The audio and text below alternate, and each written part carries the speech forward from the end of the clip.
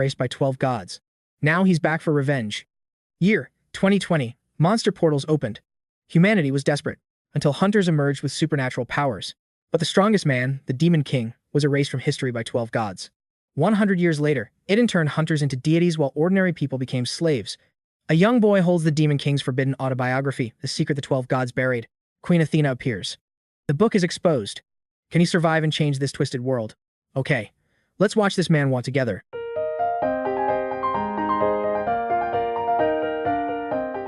The year is 2020. Mysterious portals to another dimension began tearing through our world. This shattered our peace. Nations desperately deployed their finest troops into these ominous gates. Not a single soul returned. Instead, bloodthirsty monsters erupted from those god-forsaken abysses. Our modern arsenal was child's play against their overwhelming, supernatural might. Humanity fell as monsters ravaged everything. A living nightmare consumed the earth. Then celestial patrons chose their champions. Gifted with incredible abilities, these survivors became hunters. Led by these hunters, humanity finally struck back against the relentless monster hordes. Patrons bestowed divine power upon hunters, creating legends. But one man's strength defied all logic. Commanding an undying army and wielding hellish flames, the world feared him as the Demon King. He possessed a unique player skill. In this epic *** system, Manhwa ***, only he grew stronger by hunting. Yet, the 12 great heroes men revered as gods erased his existence from the annals of history. These self-proclaimed gods founded Eden. Hunters became the peak of evolution, while others were made slaves. The hunters claimed dominion over all. 100 years passed in this new world order. A young man sprinted through the forest path. Gasping for air, he finally halted. His stamina was completely depleted. From a tree branch, a man watched him with a smirk. The boy gasped that he'd hit his limit. The man looked down, entirely unimpressed. You claimed you'd change the world. Did you think you'd become a hunter with such weakness? To catch a patron's eye, you must transcend your limits. The boy questioned Sunuan's belief. Did your patron choose you only after you broke your limits? Sunuan leaped down with grace. The young man muttered, that's just not fair. Life is inherently cruel. I am a hunter, and you are ordinary. If you can't run, quit. Sunu reached out, and a magic spear materialized. He tossed the legendary weapon to the boy. The boy was stunned. Was this truly hunter gear? The power of it left him breathless.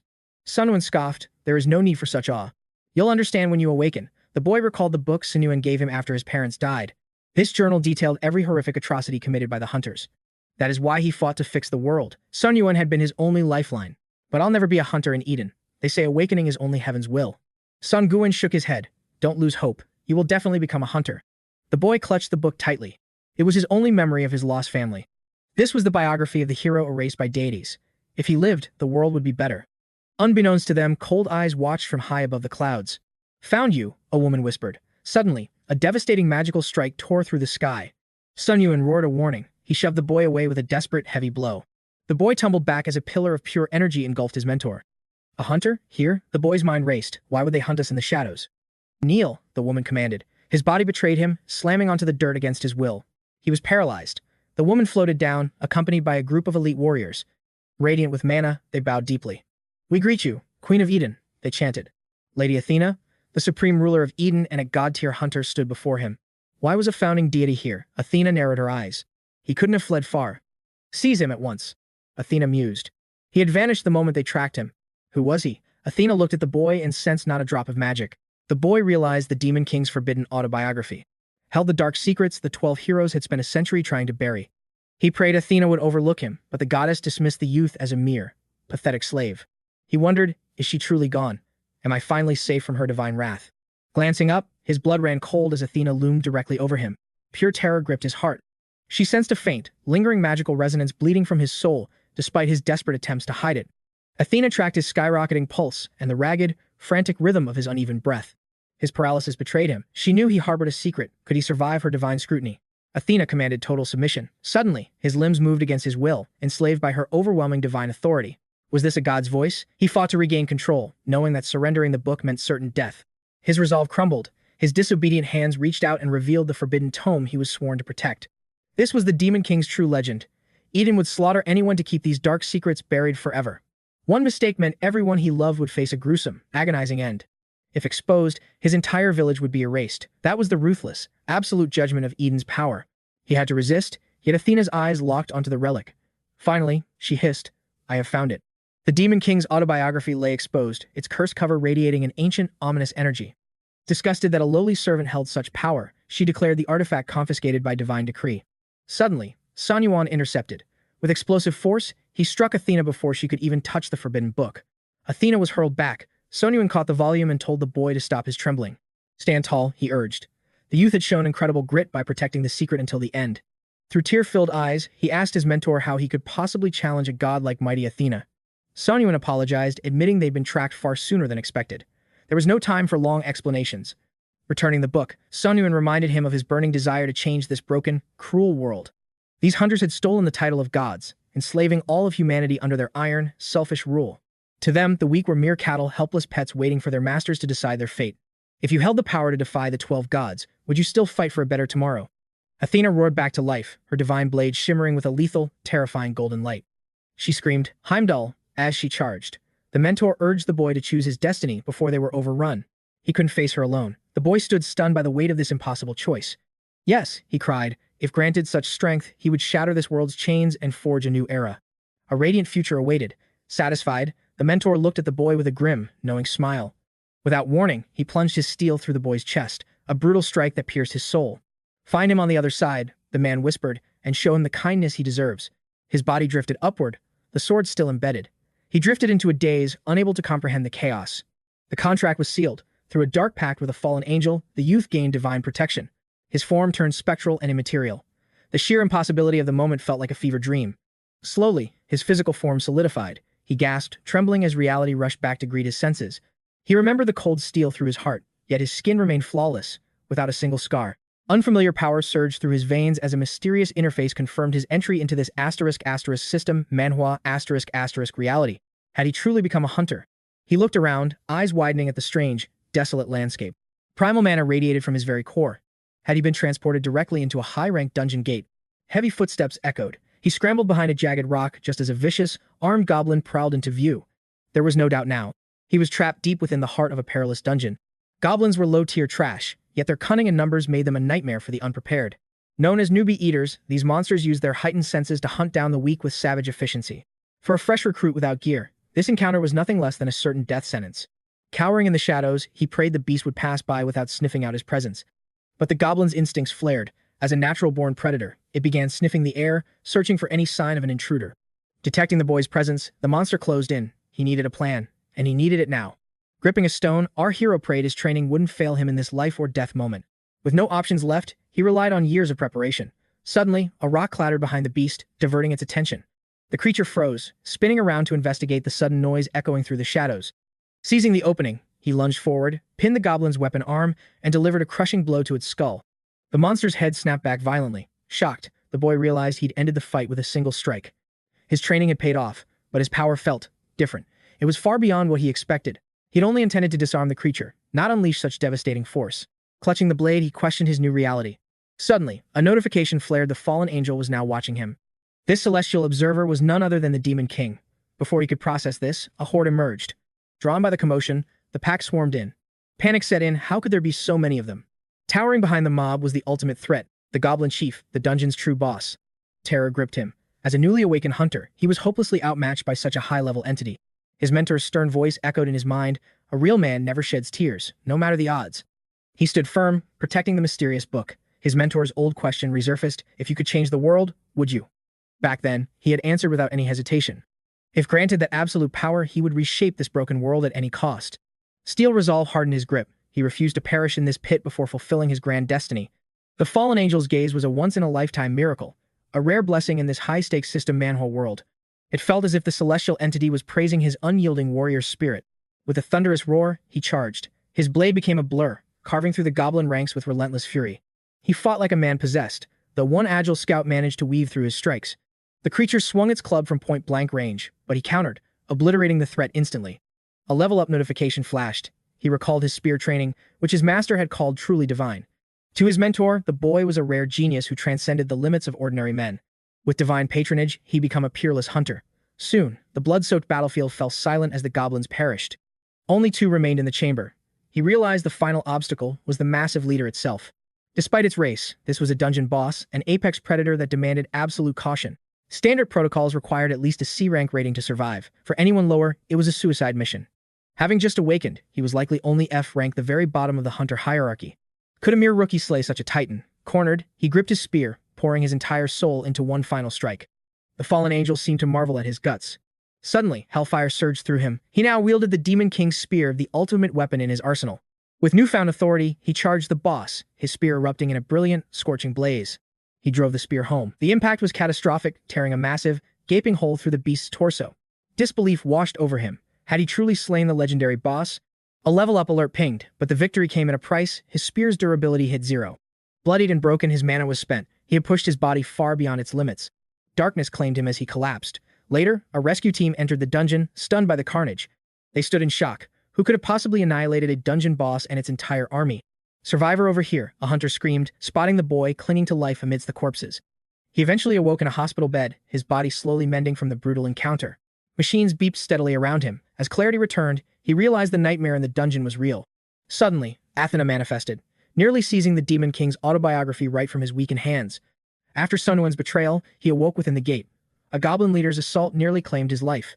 A fallen angel's hellfire saved him. Then, darkness swallowed his consciousness. His wounds were grave. Had hunters from the gate actually rescued him? A nurse ordered him to stay still. She checked for dizziness and hunger with a concerned gaze. She explained that a top-tier guild discovered him and provided immediate medical aid. Without them, death was certain. His survival, despite such lethal injuries, was nothing short of miraculous. Since he was wounded during the gate incident, association officials would arrive soon. He rested, then asked the girl for the current year. She suspected brain trauma. The nurse gently clarified that they were currently in the year 2022. Shocked, he froze. This was a century before his birth. How could he travel through time? Gates first appeared in 2020. By 2022, legendary hunters began their rise. The Age of Heroes. Sunwin once said these hunters ruled like gods over the powerless masses. The weak were treated like cattle, merely waiting for the powerful to decide their ultimate fate. In this era, hunters gained direct patronage. This was unlike the chosen Eden system of his future. He realized he had been granted this same legendary opportunity. Standing up, the protagonist told the nurse he felt great. The haze had vanished. He ate a chocolate bar from the nightstand. His strength and balance felt completely restored. In the bathroom mirror, a stranger stared back. Was this truly his own reflection? His back was broad and powerful.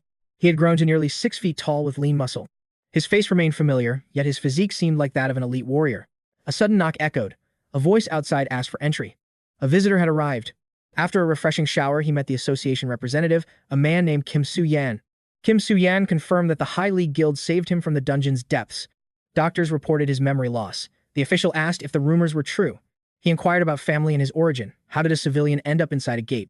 The association's background check had turned up nothing. He was a ghost in their system. He knew he must keep the secrets of the future hidden at all costs. Amnesia was a perfect cover for his sudden awakening and traumatic experience. He claimed to be 23 and used the name Ly-Jun, instinctively adopting the Demon King's moniker. Ly-Jun claimed total memory loss. Kim-Soo-Yan dismissed the concern with a shrug. The official asked about the gate. Ly-Jun mentioned a voice claiming to be his patron. Kim-Soo-Yan nodded. Mr. Lee Junyong was now officially a hunter. Did he understand? The youth replied that hunters were the chosen elite of humanity. The representative concluded the talk. The association would maintain contact for future missions. Bowing respectfully, Kim noted that while overwhelmed, Ly-Jun was now a vital asset to the world. The agent wished him luck before departing the room. Looking outside, Ly-Jun activated his status window, a unique power belonging to the Demon King. He held the player trait and Goblin Slayer title. No wonder the heroes feared him. His growth was terrifyingly fast. To control him, they erased his very existence from history. The Demon King was an anomaly. He wasn't a mere hunter, he was a player. Unlike others who needed patrons, he gained power alone through this unique system Manhwa mechanic. Lee Junyong had truly become that player. The nurse then offered her sincere congratulations. He thanked her, though he was baffled. Was awakening as a hunter truly celebratory? She confirmed that even low-rank hunters could amass wealth beyond a normal person's wildest dreams. Endless opportunities awaited them, even if they never stepped onto a battlefield. Imagine becoming a legendary blacksmith, imbuing artifacts with pure mana, or perhaps an elite bodyguard for the world's elite. Legions of the rich would beg for your services. To Ly-Jun, this future seemed all too predictable. In this world, the unchosen are doomed to weakness. Yet, despite his luck, a shadow of doubt lingered within him. Handing him a mysterious bag, the nurse mentioned it was left by Kim-Soo-Yan, an official from the Hunter Association. Inside were his blood-stained clothes from the portal incident, kept safe just in case the newly awakened hunter required his old gear. Stepping out of the sterile hospital, Ly-Jun surveyed the bustling heart of the metropolis. This was Gangnam, the epicenter of the hero age, a place he once lacked the strength to even enter alone. The city sparkled with a deceptive peace. Suddenly, Kim-Soo-Yoon appeared, greeting our hero with a smile, having anticipated his arrival. With a polite gesture, the official invited him to head straight to the association headquarters. He knew the streets were dangerous for an unranked rookie, but his concerns were quickly brushed aside by the official. Registration promised a life of luxury in high-end apartments. Kim Soo-yoon offered his congratulations on this new beginning. The results were staggering. Lee-jun was an S-rank. Such a feat was nearly unheard of in the history of awakenings. Kim Soo-yan ushered him into a sleek, luxurious car to continue their journey in style. He promised more details post-registration. Most find themselves stuck in the bottom tiers of F or E rank at the start. Rank is everything here. As you climb the alphabet, wealth, power, and societal adoration flow like an unstoppable river of influence. With the paperwork finalized, Kim Soo-yan revealed the stunning new residence that would serve as Lee-jun's personal sanctuary.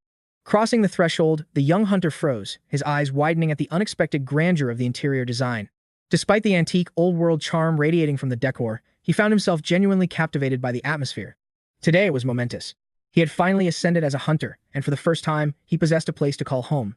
The peace was short-lived as Kim Soo-yan announced a high-profile figure was requesting a private meeting with him. Confusion swirled in his mind. Who could possibly seek him out? No one should know his secret as a time traveler.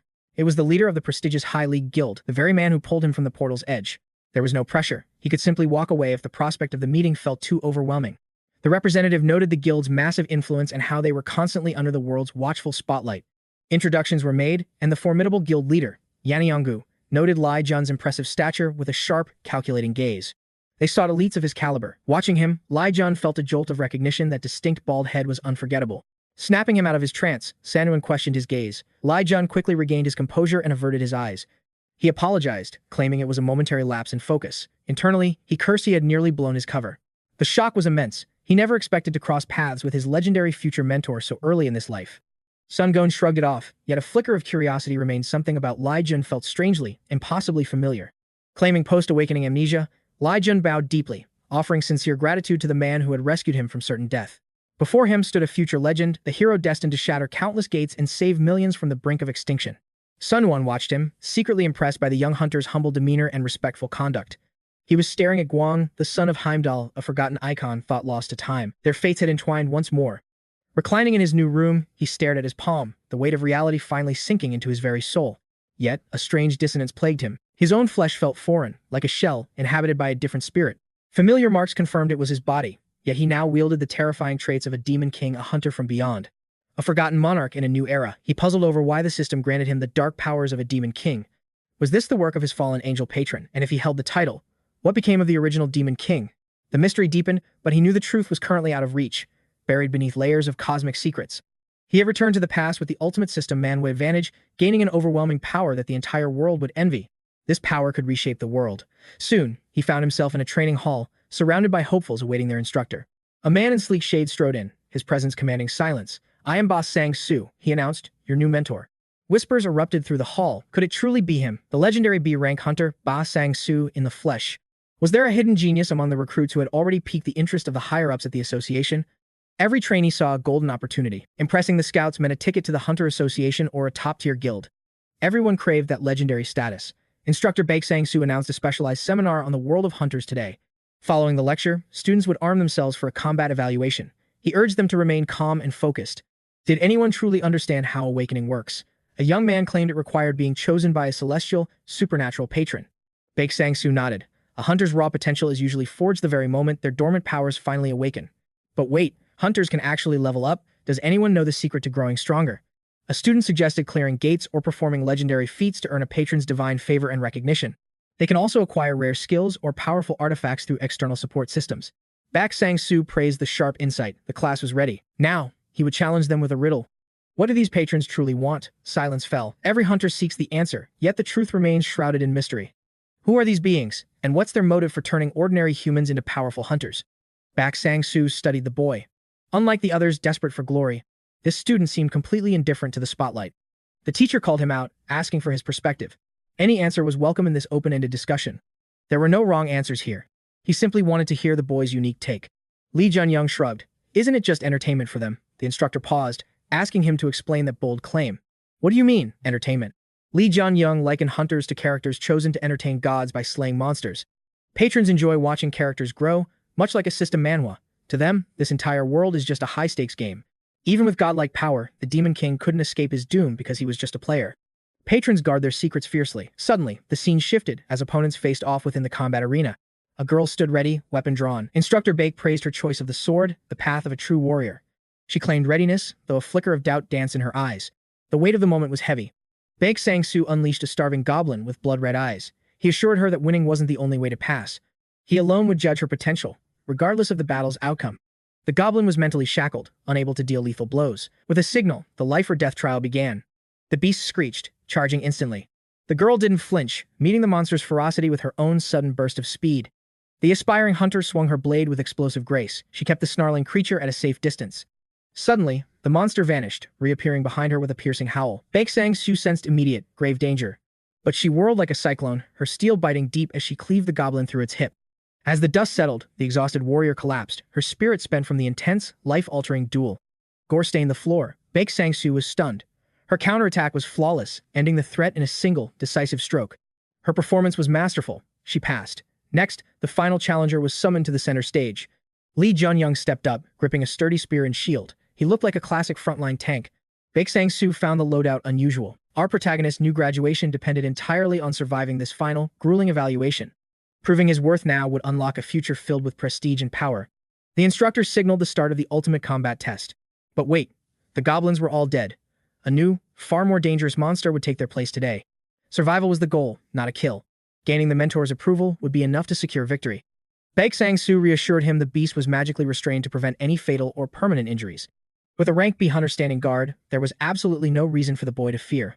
Lee Junyoung expected a 𝗕𝗲𝗄𝗧, assuming it matched a goblin's threat level. He tightened his grip, ready. The instructor nodded. In that case, let the final trial commence. He admitted he was intrigued by the boy's sharp mind and hoped his combat skills matched his intellect. The cage opened to reveal a massive orc. It possessed the strength of 2 men and terrifying resilience.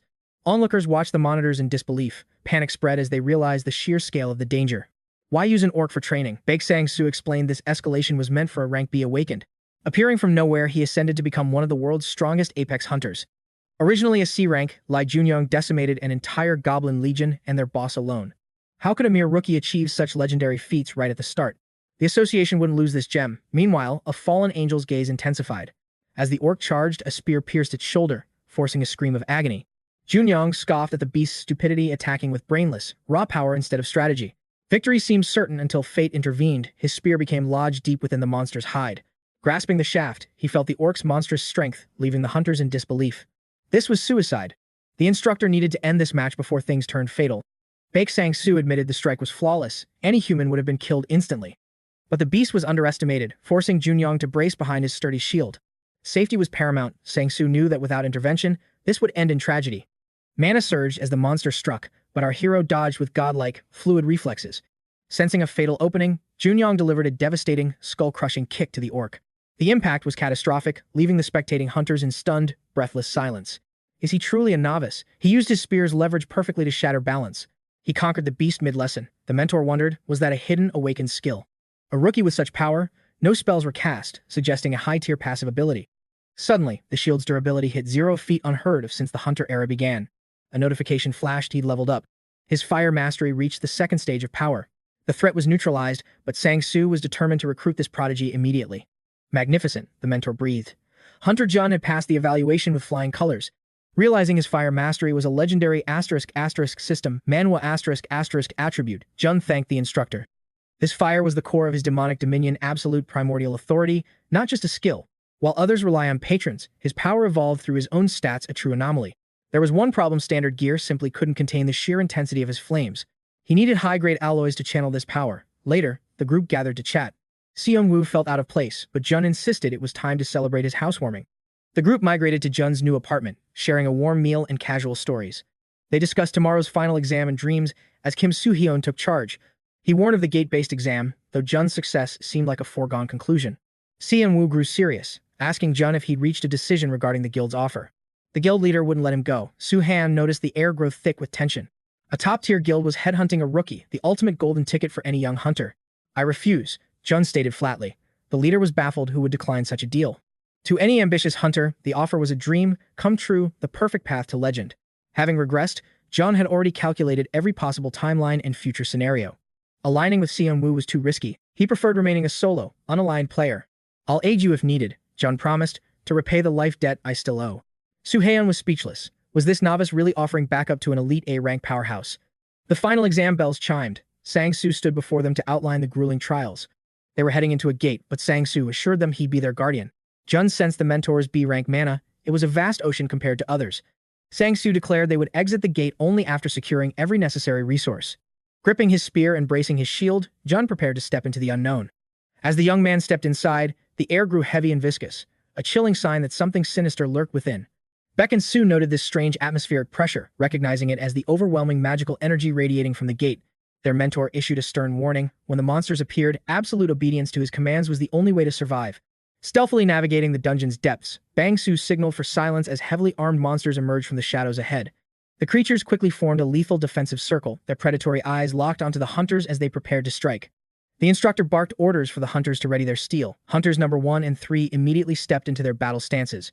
Gripping their weapons with white-knuckled intensity, the hunters met the charge, obliterating the monsters in a flurry of decisive strikes.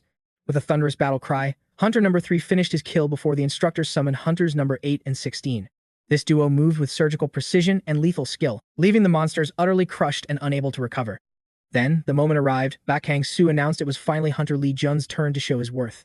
In a literal flash, our hero vanished into a blur of motion, leaving his stunned comrades unable to even track his movement. Like a gale of destruction, Lee Jun tore through the greenskin horde, each monster falling to a single, perfect strike. He only came to a halt once the slaughter was complete, leaving the other hunters breathless at his terrifying speed and grit. One hunter gasped in disbelief, questioning how a newly awakened rookie could possess such power or even need this basic training. 𝗏𝗏𝗠 watched in awe, realizing Lee Jun's weapon mastery was easily on par with a veteran B-rank hunter. He was a genius who couldn't be ignored, especially after a notification flashed showing he had just reached a new level in this system, Manhwa. The squad pushed deeper into the abyss under 𝗏𝗏𝗠's lead, the mentor warning that the boss room was finally within reach. But this boss was no mere goblin. It was a different breed of monster altogether, far deadlier than anything they'd faced. 𝗏𝗏𝗠 ordered a final check of their gear, telling everyone to consume their potions and sharpen their resolve for the coming clash. Lee Jun recalled how the Demon King's player-like power was suppressed by the 12 heroes before he could ever reach his true potential. That defeat happened only because the heroes leveled up faster, a crucial lesson that Lee Jun took deeply to heart. He realized he had to grow stronger than the legendary 12 heroes of Eden, surpassing every limit to claim ultimate power. 𝗏𝗏𝗠 signaled the group to maintain their formation as they marched toward the heart of the dungeon. Suddenly, the atmosphere shifted violently, and our hero felt an overwhelming surge of magical power that threatened to crush them. Panic flared as the senior officer screamed a desperate order for everyone to retreat immediately from the impending doom. They bolted toward the exit, but a massive fireball was already screaming through the air, aimed directly at Sang-Soo. The mentor realized he could dodge, but doing so would leave the defenseless recruits behind him to be incinerated. Gritting his teeth, 𝗏𝗏𝗠 activated his poisonous fang skill, drawing his daggers to intercept the devastating magical blast. But his poisonous fangs were barely enough to slow the impact. Terrified, he glanced back to see if the recruits were still alive. To his shock, they were untouched.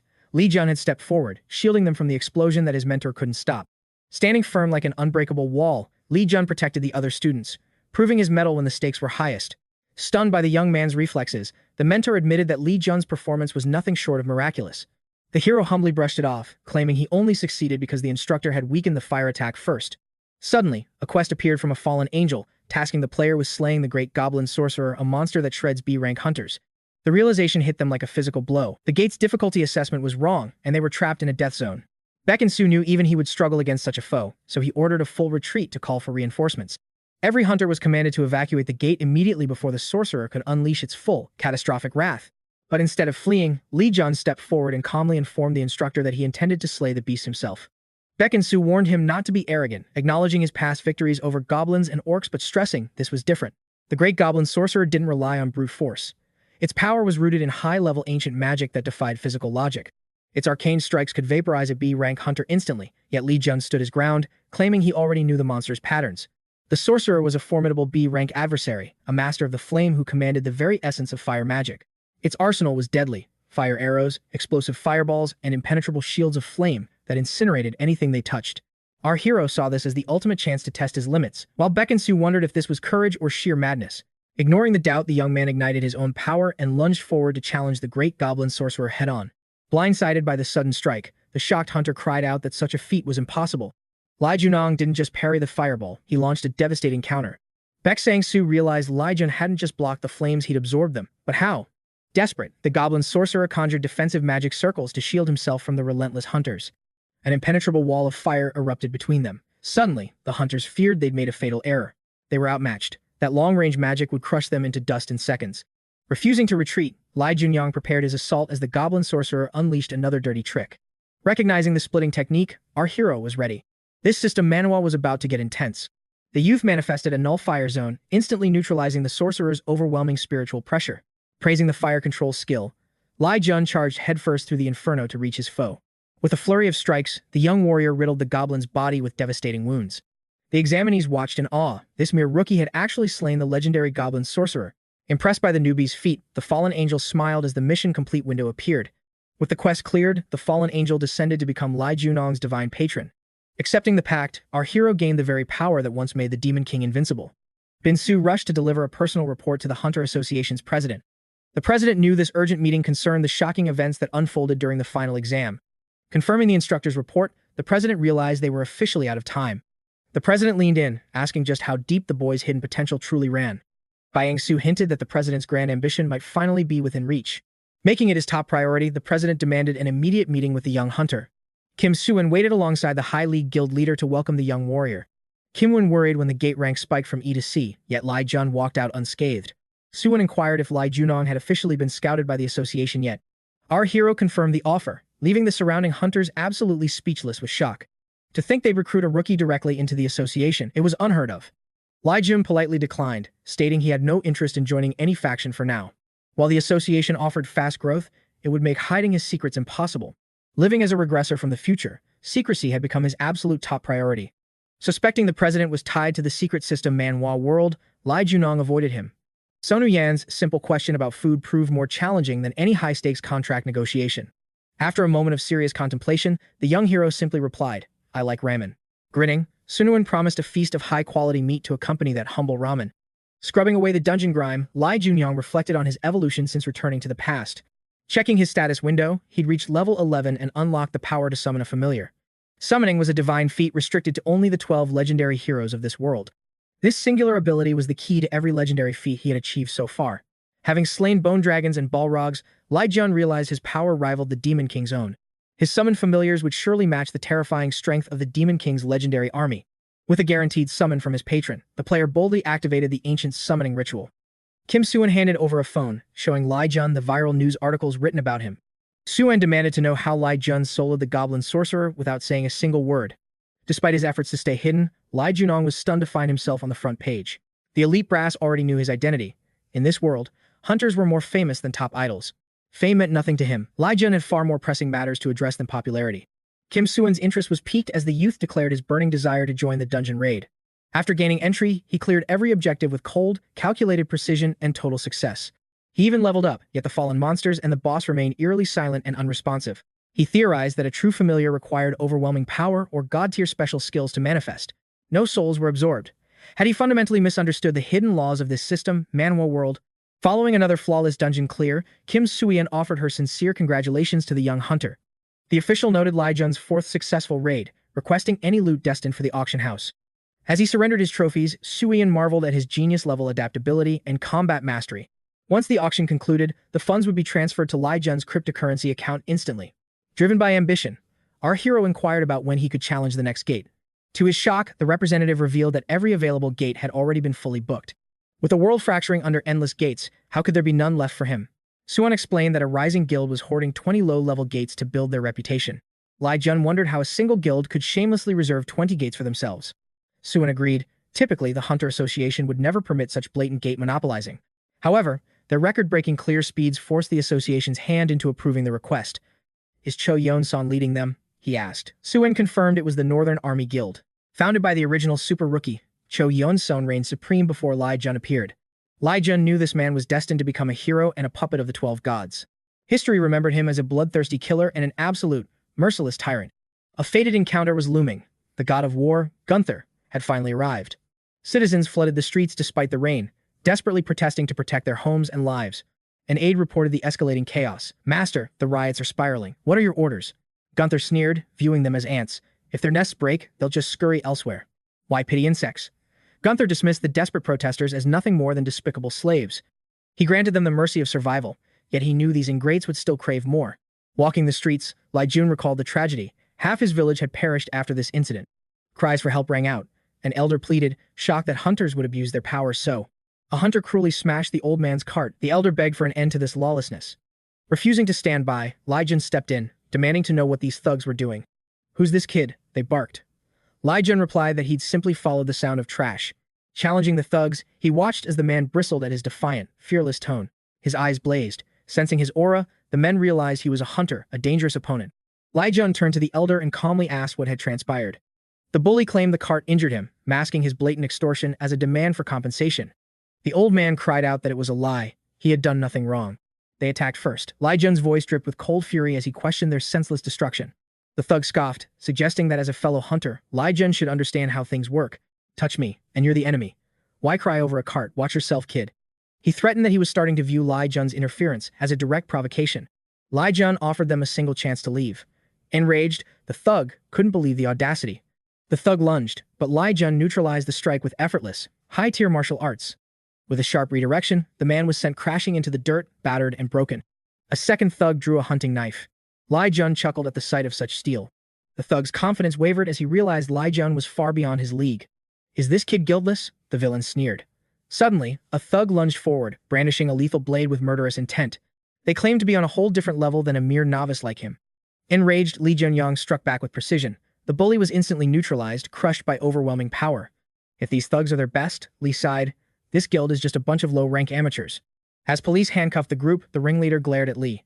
The thugs shamelessly lied, claiming the elderly man struck first. Representative Kim Soo-yoon thanked Hunter 𝗤𝗀𝗠 for handling the situation with such absolute professionalism. Lee warned that hunters targeting civilians face severe legal consequences. Such crimes are met with the law's full fury.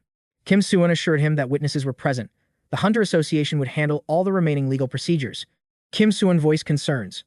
Would this guild actually seek revenge against a helpless elderly man for reporting them? The association promised protection, but 𝗤𝗀𝗠 remained vigilant. He recalled the attacker boasting about his guild affiliation earlier. Where do they hide? Kim revealed it was the Northern Army Guild, the very same organization Lee investigated earlier. Lee realized monopolizing low-rank dungeon contracts required deep-rooted corruption within the Hunter Association's own internal hierarchy. The Northern Army Guild and their corrupt association insiders were the primary obstacles standing in his way today. Lee hoped for a quiet resolution, but fate disagreed. 2 days later, he was officially recruited as an association striker. Shockingly, the elderly man Lee rescued suddenly changed his official statement just a few days after the incident. The thugs were exonerated, while 𝗤𝗀𝗠, the actual savior, was branded a criminal and the primary defendant. Though Lee saw through the scheme, the injustice weighed heavily. Kim Soo-yoon urged him to remain calm despite everything. Kim believed justice would prevail, but Lee knew better. Kim was oblivious to the true rot within the organization. As a regressor from a dark future, Lee knew the association's corruption was ingrained since its very first day. Kim Soo-yoon motioned for Lee to enter. The official questioned Hunter 𝗤𝗀𝗠 regarding his memory of the gate incident and the subsequent violent confrontation. They focused on Lee's initial report and his forceful detention of the Northern Army members during the dungeon raid. The investigator coldly asked if Lee had truly threatened the life of the elderly man he supposedly rescued. They accused him of falsifying his testimony to frame the Northern Army Guild members as the initial aggressors. Lee denied everything. The shocked official asked if he was suggesting that multiple sworn statements had been fabricated. Confrontation was inevitable. As Lee Man-soo entered, our hero realized the poor man was clearly being blackmailed by shadows. The association's corruption was absolute. Lee whispered to the old man, telling him not to fear the coming storm. To Lee's dismay, the old man confirmed the lie. Satisfied, the official thanked the victim and dismissed him. The official asked for a final defense. Suddenly, a phone rang, cutting through the heavy tension of the room.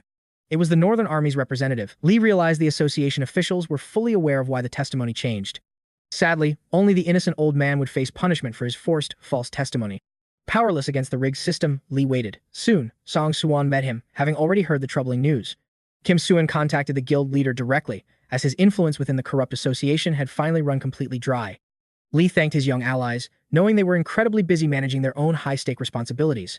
Soo-yoon praised Lee's resilience. Suddenly, the elderly man approached and fell to his knees, begging Hunter Lee for forgiveness. Weeping, the man confessed those monsters threatened his granddaughter. He had no choice but to betray his savior. He couldn't risk her life, even if it meant framing the hunter who had saved him from certain death. Kim Soo-yoon was furious. Had the Northern Army actually stooped low enough to blackmail a helpless elderly man? Why speak now? Kim asked. The man explained that his granddaughter's life would have been forfeit had he spoken. The damage was done, but he could no longer carry the guilt. He bowed his head, seeking desperate forgiveness. Guild leader Song Gwon stepped forward, promising to personally ensure the granddaughter's safety from any further threats. He told the old man to rest easy. The villains wouldn't dare touch his family under his protection. Lee had learned to record everything.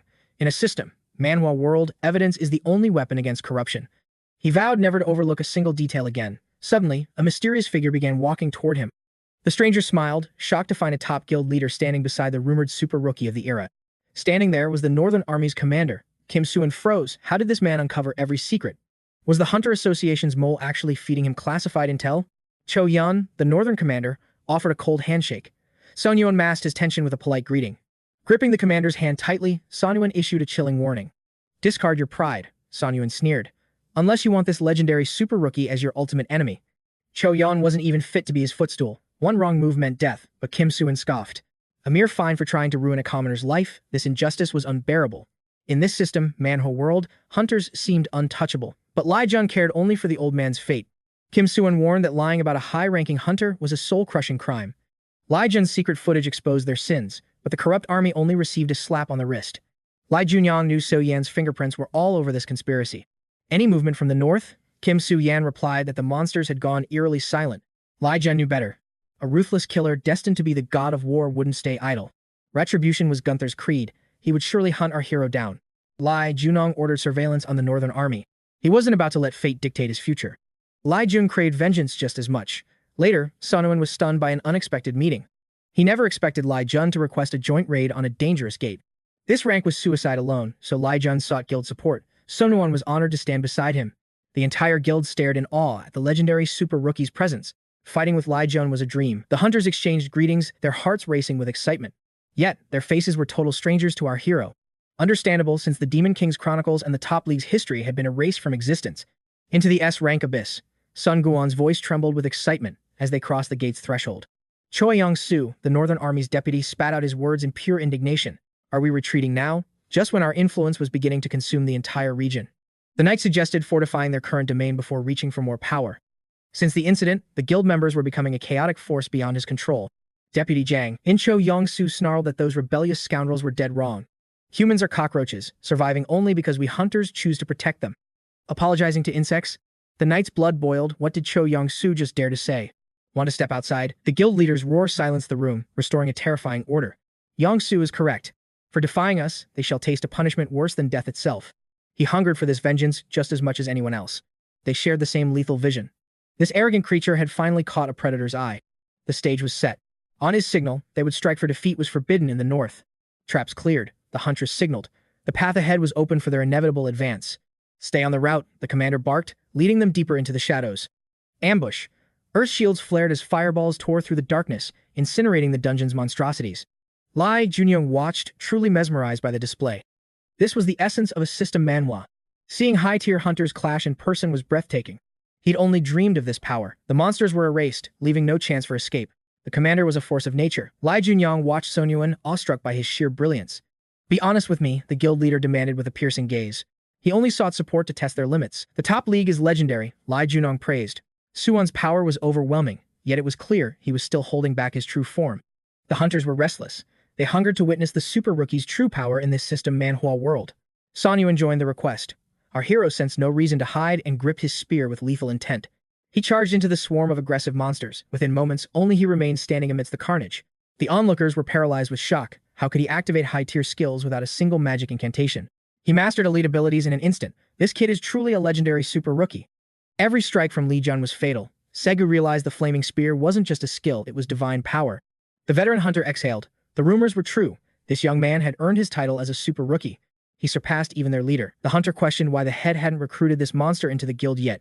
Sun Yuan remained adamant. His golden offer was still on the table. Their guild was growing rapidly, yet Sun Yuan knew the youth had survived hell to reach this level of power. 𝗤𝗏𝗠 realized the leader was right. He had accurately decoded his secret ambitions and long-term goals. 𝗤𝗏𝗯 lacked such insight. The leader warned that the Northern Army's wolves would soon come for his head. If 𝗤𝗏𝗠 joined them, the Northern Army wouldn't dare threaten him ever again. Sun Yuan urged him to join the elites, even offering to hand over the guild leader's seat entirely. The crowd gasped in disbelief. This wasn't just a deputy position, it was the absolute top rank. Our hero appreciated the gesture but firmly declined. Sun Yuan nodded, respecting the young man's independent path. His eyes were fixed on a grander destiny. Suddenly, a priority alert from the Hunters Association flashed on his phone. The association requested his aid. The Northern Army and 100 other hunters were mobilizing for war. Sun Guyan frowned. Since the Northern Army was leading, this mobilization felt like a deadly trap. Is Qiyang's son using the association? 𝗤𝗏𝗠 wondered. If so, that is exactly where I start. The Northern Army's knight read the message, stunned. Had his comrades truly fallen into such darkness? His childhood friends 𝗤𝗏𝗠 and 𝗤𝗏 were unrecognizable since they met that mysterious man. The once warm-hearted 𝗕𝗲𝗂𝗧 now viewed ordinary people as nothing more than disposable insects. The guild leader looked down on everyone, whether commoner or hunter, all were beneath his absolute authority. They sought to destroy the young hunter simply because he challenged the Northern Army's iron-fisted rule. The guild was rotting from the inside. Their honor had been traded for corruption and hollow pride. He couldn't abandon them yet. His phone buzzed with the same order. Now, he faced a choice, justice or loyalty. In a desolate industrial zone, our hero met the Northern Army's representative and declared his name. The knight remained cold and silent, refusing to offer his own name in return. This was reckless. Sensing no one else, the knight realized the boy had actually come to meet him alone. "Just the two of us," 𝗲𝗀𝗠𝗢 stated. "No traps or tricks. You can speak freely now." The knight looked him in the eye, ready to deliver one final, heavy warning. "Reject the association's mobilization order," the knight urged. "You know our whole guild is hunting you, right?" He gave a sharp, knowing nod. "You're new," the knight warned. "You don't understand the terror of a high ranker, especially our ruthless leader. Meeting him on the street was a death sentence. Entering a gate with him was even more suicidal." 𝗲𝗀𝗠 realized the truth. The Northern Army was a chaos guild, serving demonic patrons from the abyss. They were ordered to cause mass destruction. Any guild following such dark entities was branded a chaos guild. The knight's eyes widened in shock. Did this boy just speak the forbidden truth aloud? "Didn't Zheng Chang tell you?" 𝗲𝗀𝗠 asked. "Why warn me of danger if your guild isn't corrupt?" 𝗲𝗀𝗠 saw through the facade. The knight stood silent, unable to defend a guild of chaos. "Watch your tongue," the knight roared. "Do not dare to insult our guild's honor." "You already know the truth," the youth replied. "The Northern Army is nothing but a den of filth. Their leaders had become monsters." The knight couldn't believe this boy had been a hunter for only 1 month. Despite his rapid leveling, his power was undeniable. He was already as strong as an A-rank hunter. Zhang and Chang realized this kid knew he was untouchable. Was he a genius at reading people? He even knew their deep secrets. The knight questioned Zheng true identity, but standing there was Zheng Chang, the legendary dragon slayer known as Siegfried. Known to the world as the almighty Siegfried, he was the hero who single-handedly struck down the terrifying Demon King. His patron bestowed godlike power upon him, granting him eternal life for the final, inevitable war against the darkness. Following a direct and urgent request from his most trusted ally, 𝗕𝗲𝗠𝗢, fate denied him the path of a hero. After his defeat, Zheng realized he needed to bring this man into his fold. Skills and raw strength aside, it was his unwavering moral foundation that made him an absolutely essential asset. Amidst the North's decaying ranks, he alone stood firm, eventually purging the cursed undead territories with righteous fury. The youth realized his current blade was simply too weak to contain his surging, infernal flames and growing power. To lead the hunters, he needed a legendary tool. He stepped into a forge that felt pulled from a fantasy epic. A young blacksmith grunted, telling him to wait until his current work was finally hammered out. Meeting this man was surreal. He's a hunter who awakened as a dwarf, a rare occurrence in this *** system, Manhwa *** world.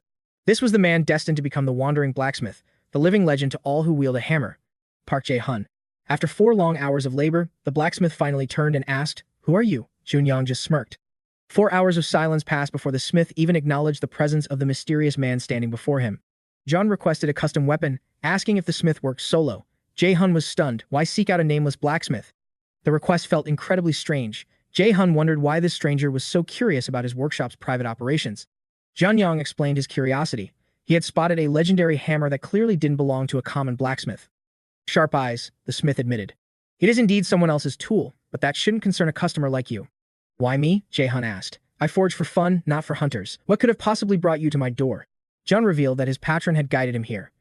Jae-hun was skeptical. Did a deity truly speak directly to this youth? It felt impossible. Yet, Zheng knew the smith had no choice but to accept this divine, undeniable truth. He felt the patron's hand in his life. Jae-hun's talent was so immense that patrons began weaving destiny around his forge. The Demon King's own memoirs recorded it. Jae-hun was the mastermind behind the Dark Lord's most catastrophic arsenal. However, after the 12 heroes intervened, those legendary, soul-crushing weapons were scattered to the corners of the earth. He forged only for the 12 heroes. The Demon King lamented, "Had Jae-hun stayed, I would have rewritten history itself." "Patrons are fickle beings," Jae-hun sighed. "I suppose I have no reason to doubt your strange story, young man. But regardless of who sent you," he added firmly, "I cannot forge a weapon for a hunter like you." Was he in a foul mood? Zheng asked why. Only for the smith to admit he wasn't friends with fire. Without fire, a smith is nothing. But Zheng simply smiled and reached out a hand toward the master blacksmith. "I will provide the heat," the young man declared. "I will give you the perfect flame for your craft." A dancing sphere of mana fire ignited in his palm. "Have you ever seen true fire manipulation?" Zheng asked. Jae-hun scoffed in total surprise. "That tiny spark? What could a little flame like that possibly control?" "This isn't just magic," Zheng countered. "It is absolute authority. I don't just use fire, I rule it completely." 1 week later, the forge finally cooled. Zheng gripped his newly birthed weapon, feeling its incredible weight. "The shield you wanted was too much," the smith admitted. A solo job has its limits, as we discussed. But the spear. It was perfect. It hummed with the power to channel pure, unbridled fire and destruction. I'm sorry, but this is the limit of my current skill. It's a level 1 Muspelheim spear. Even at level 1, its rarity was staggering. Junyoung knew he had finally found a true masterpiece of craftsmanship. To transcend this rank and reach godhood, he would need the direct, divine blessing of a celestial patron. Growth-type weapons are miracles. If Junyoung could find one, he would never need another blade for his entire life. It is incomplete, the smith whispered. The man meant to finish this weapon has not arrived here yet. Despite the flame's intensity, the spear stayed low tier. Junyoung had to move fast, time was running out for everyone. Jae-hun's eyes suddenly locked onto the visitor's wrist. That bracelet. Is that a divine gift from your patron?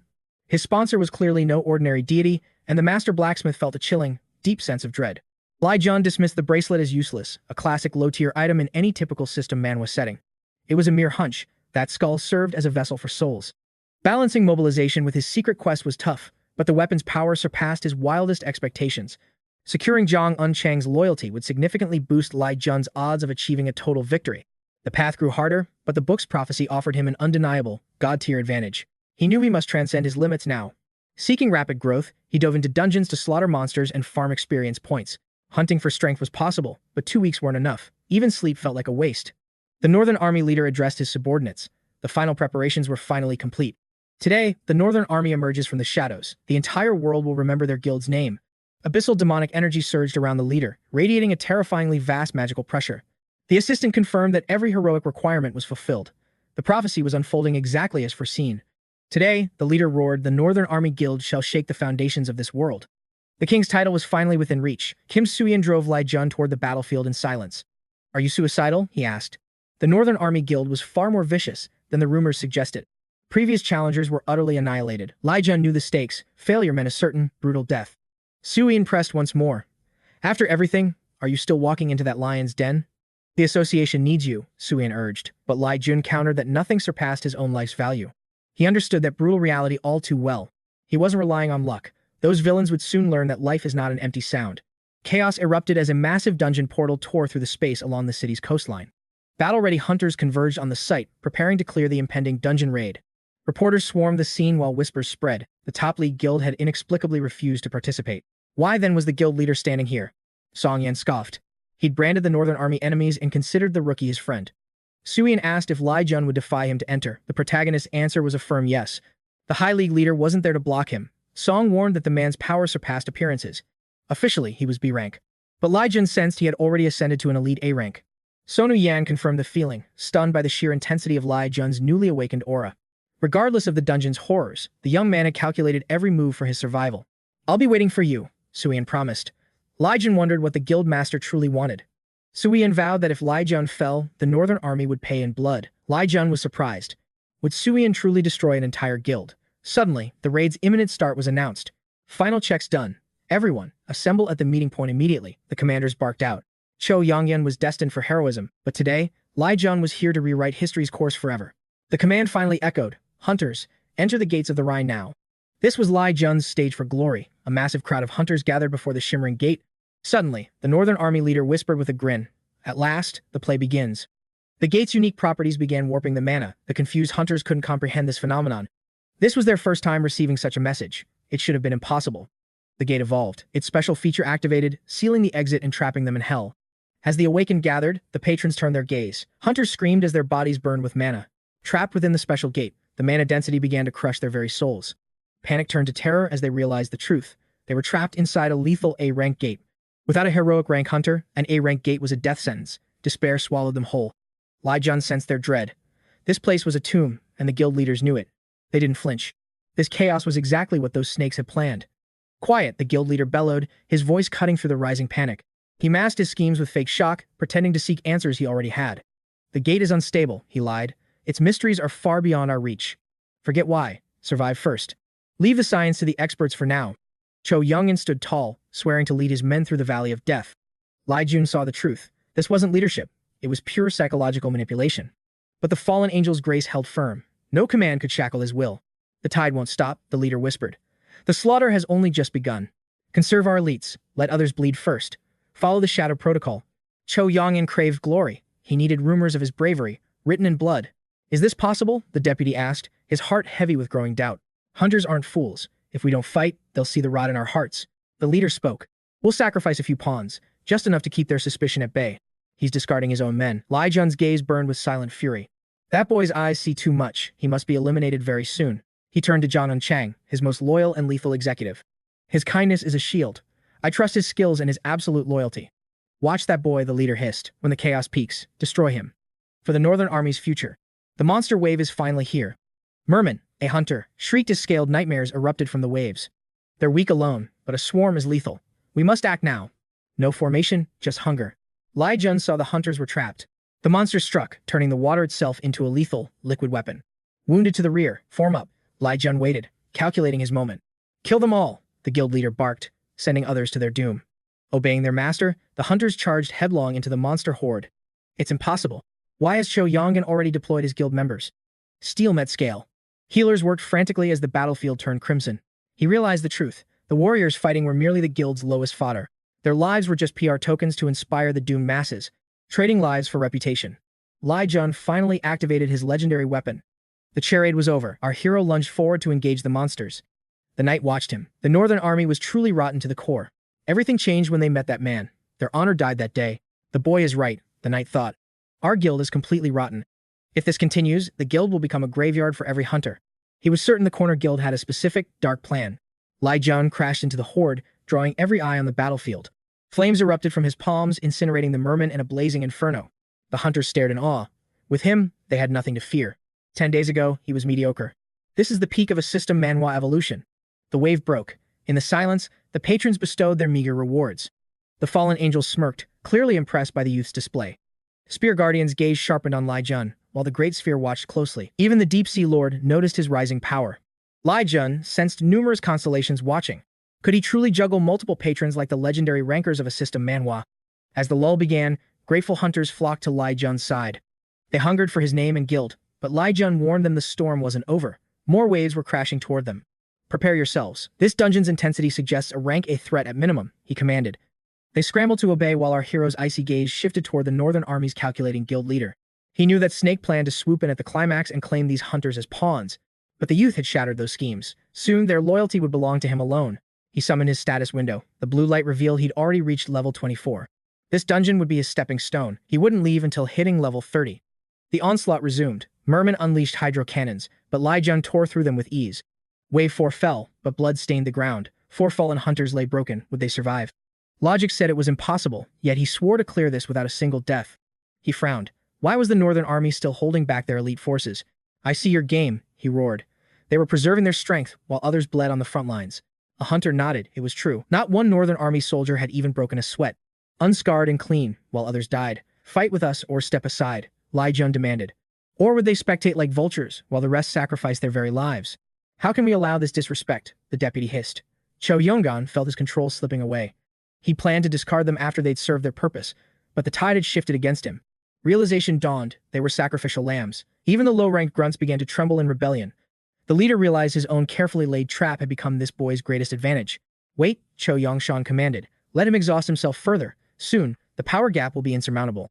Crushing him would be child's play then. He keeps burning mana on the front lines. Soon, it will be time to orchestrate his end. As Wave 5 died, a massive aquatic titan emerged. A water golem, a hunter screamed, charging headlong.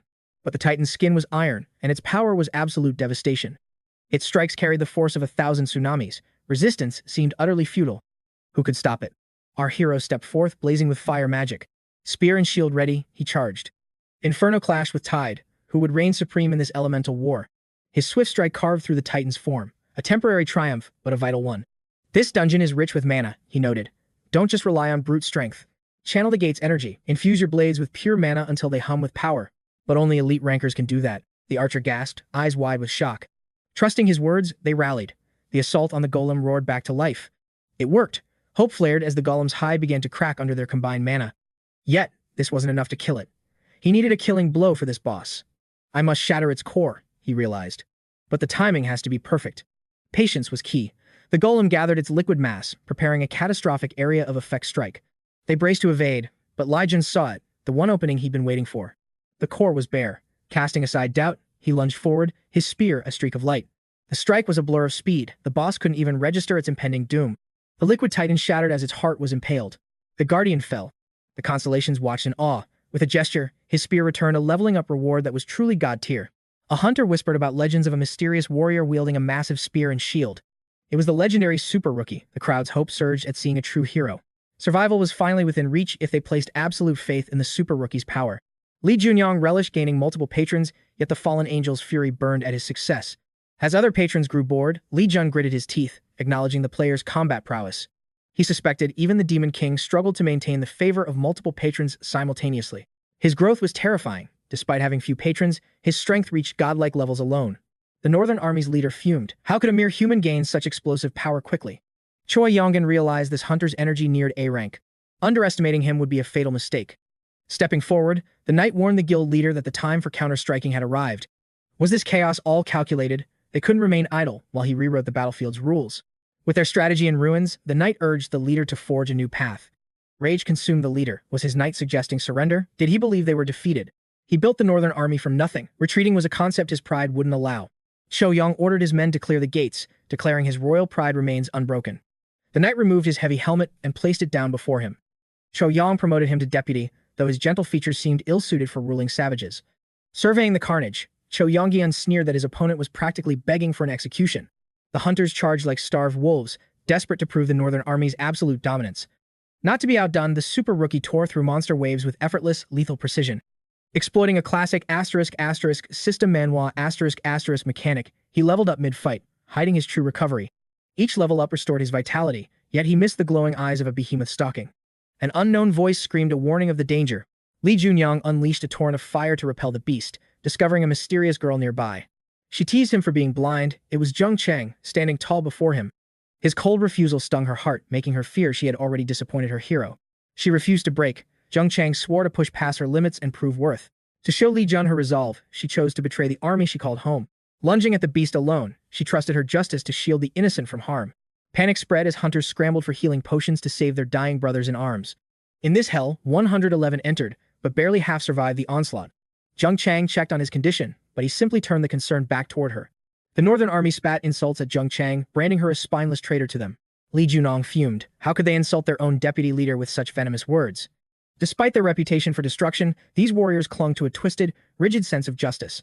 He declared loudly that her status as deputy leader was a fact no one denied. Since she had already forsaken her past, he offered her a place by his side. Zheng Cheng stated that saving people was the only reason she rebelled. She chose Li Junong to save those she loved from their own self-destructive paths. She refused to watch silently as her comrades spiraled into the dark, bottomless abyss. The protagonist knew the northern leader would strike soon, even if it meant exceeding limits. She was ready for the final wave. The earth shook as the boss emerged. Li Jun breathed. This is pure madness. Zheng Cheng suspected the leader held a secret weapon from An to slay the beast. He possessed a secret technique to slay such a colossal titan. Before Cho Yong begins his hunt, he must purge those who oppose him. The traitors must fall first. Lai Junong and Zhang Unchong stood defiant against the crowd. The hunters were lost in total confusion. The girl's voice rang out, revealing the Northern Army had played them all for fools.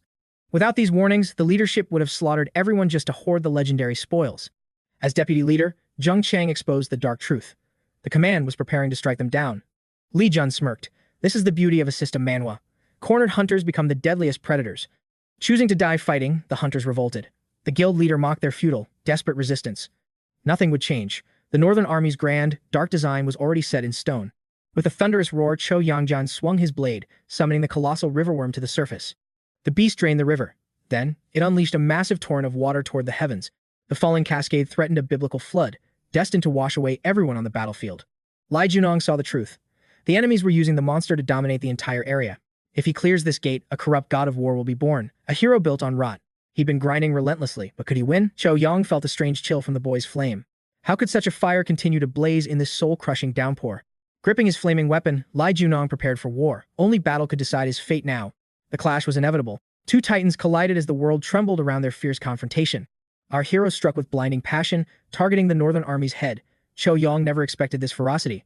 How could a mere novice exert such overwhelming pressure? Where did this incredible power come from? The guild leader believed his own strength was supreme, especially after finally reaching such a high rank. Lai Junong admitted he entered the gate weak, but he wasn't the same man anymore. Cho Yong's voice trembled with anxiety. Had a hidden patron granted the boy such divine support? I wasn't just hiding, the hero replied. I've been leveling up while you were playing king. But those details were irrelevant now. He wasn't there to talk, he was there to end it. The temperature of the flames soared. Soon, no amount of water could extinguish this blazing wrath. Realizing brute force was failing, the guild leaders searched for a tactical opening to survive. 𝗤𝗏𝗧𝗏 screamed for the riverworm, commanding the beast to shield him from the heat. The villain sneered, claiming the boy's support was nothing compared to the absolute power he held. He wielded a crushing strength that existed on a level far beyond any novice's comprehension. He would hammer that reality into the boy's head. Suddenly, the riverworm's protective instincts flared. The beast coiled around him like a guardian. 𝗤𝗏 stood tall against the massive monster's silhouette. It's now or never. Without a hint of fear, 𝗤𝗏𝗃 charged directly at the guild leader. 𝗤𝗏 scoffed at the display. He didn't believe the boy possessed enough courage to succeed. A massive strike landed, but the monster's shimmering barrier absorbed the impact, saving the leader. Bolstered by the beast, 𝗤𝗏 swung his sword in a devastating, heavy-handed counterattack. "Kneel and beg for your life," the villain hissed. "Only then might I show you mercy." The Northern Army's victory seemed certain until 𝗤𝗏𝗃 stepped into the fray. "What about your oath?" she demanded. "Where did your great ideals for humanity disappear to?" As the leaders argued, the tension reached a breaking point. 𝗤𝗏 gasped in sudden shock. Why would the boy leap toward the monster's maw? "You've got it all wrong," 𝗤𝗏𝗃 laughed. He was waiting for the worm to strike. When protecting their own, these beasts swallow them whole. And regardless of the species, it is always bone dry inside a riverworm's stomach. In that dry heat, your waterlord's power drops to zero. But my fire, it will explode. "That's impossible," 𝗤𝗏 barked. "I was chosen to be the king of this era." The guild leader approached the hero, his voice shaking. "Just, who the hell are you?" 𝗤𝗏𝗃 unleashed his blazing fire magic, revealing his true strength. Suddenly, the Soul Guardian's skull pulsated, devouring the fallen hero's essence. He realized the Soul Keeper's skull ignored mere monsters. It hungered for something far more potent and divine. It demanded the refined souls of masters, those legendary heroes who spent decades honing their power to perfection. The fallen angel struck down the River Lord, severing all divine protection and support in an instant. Shock gripped 𝗤𝗏𝗃. Had his divine patron truly fallen before the overwhelming might of a fallen angel? Yet, the Demon King's grimoire claimed patrons were eternal. Suddenly, a raven materialized from swirling abyssal energy. The bird croaked, demanding his response. What was the final answer to the riddle of his destiny? Recalling his clash with the guild leader, 𝗤𝗏𝗃 stated firmly he hadn't slain a beast, but a man. Walking the tyrant's path, he embraced the Demon King's legacy. Yet, even that dark power felt insufficient now. To reshape this world, he'd bear any sin. He would transcend even the Demon King's legendary status. Amused, the raven took flight, whispering that they'd meet again soon to witness his inevitable growth. He watched as the creature dissolved back into a cloud of shadowy mist, vanishing into thin air. 𝗤𝗏𝗃 challenged the bird to report everything to its master. Meanwhile, the Rivergate's monstrous boss lay dead. Trapped in a hellish inferno, the beast had absolutely zero hope of surviving his wrath. As the MVP, he claimed the water essence, while his *** system Manhwa *** interface announced another massive level up. The raiding party stood paralyzed in awe. The super rookie had actually soloed the terrifying river worm. Distracted by the frantic shouts of his allies, 𝗤𝗏𝗃 sensed a lethal ambush coming from behind him. Moving with supernatural speed, he blocked the strike. The enraged deputy leader screamed, demanding justice for his brother. "Why ruin our plans?" the man roared. 𝗤𝗏𝗃 calmly parried every desperate blow without even attempting to strike back. Once his foe collapsed from exhaustion, our hero leveled his cold spear directly at the man's heart. He reminded them that awakened power wasn't a toy, it was a sacred duty to shield humanity. Absolute power demands an even greater sense of responsibility. Cowards who prey on the weak aren't hunters, they're monsters. He had seen enough meaningless slaughter for one day.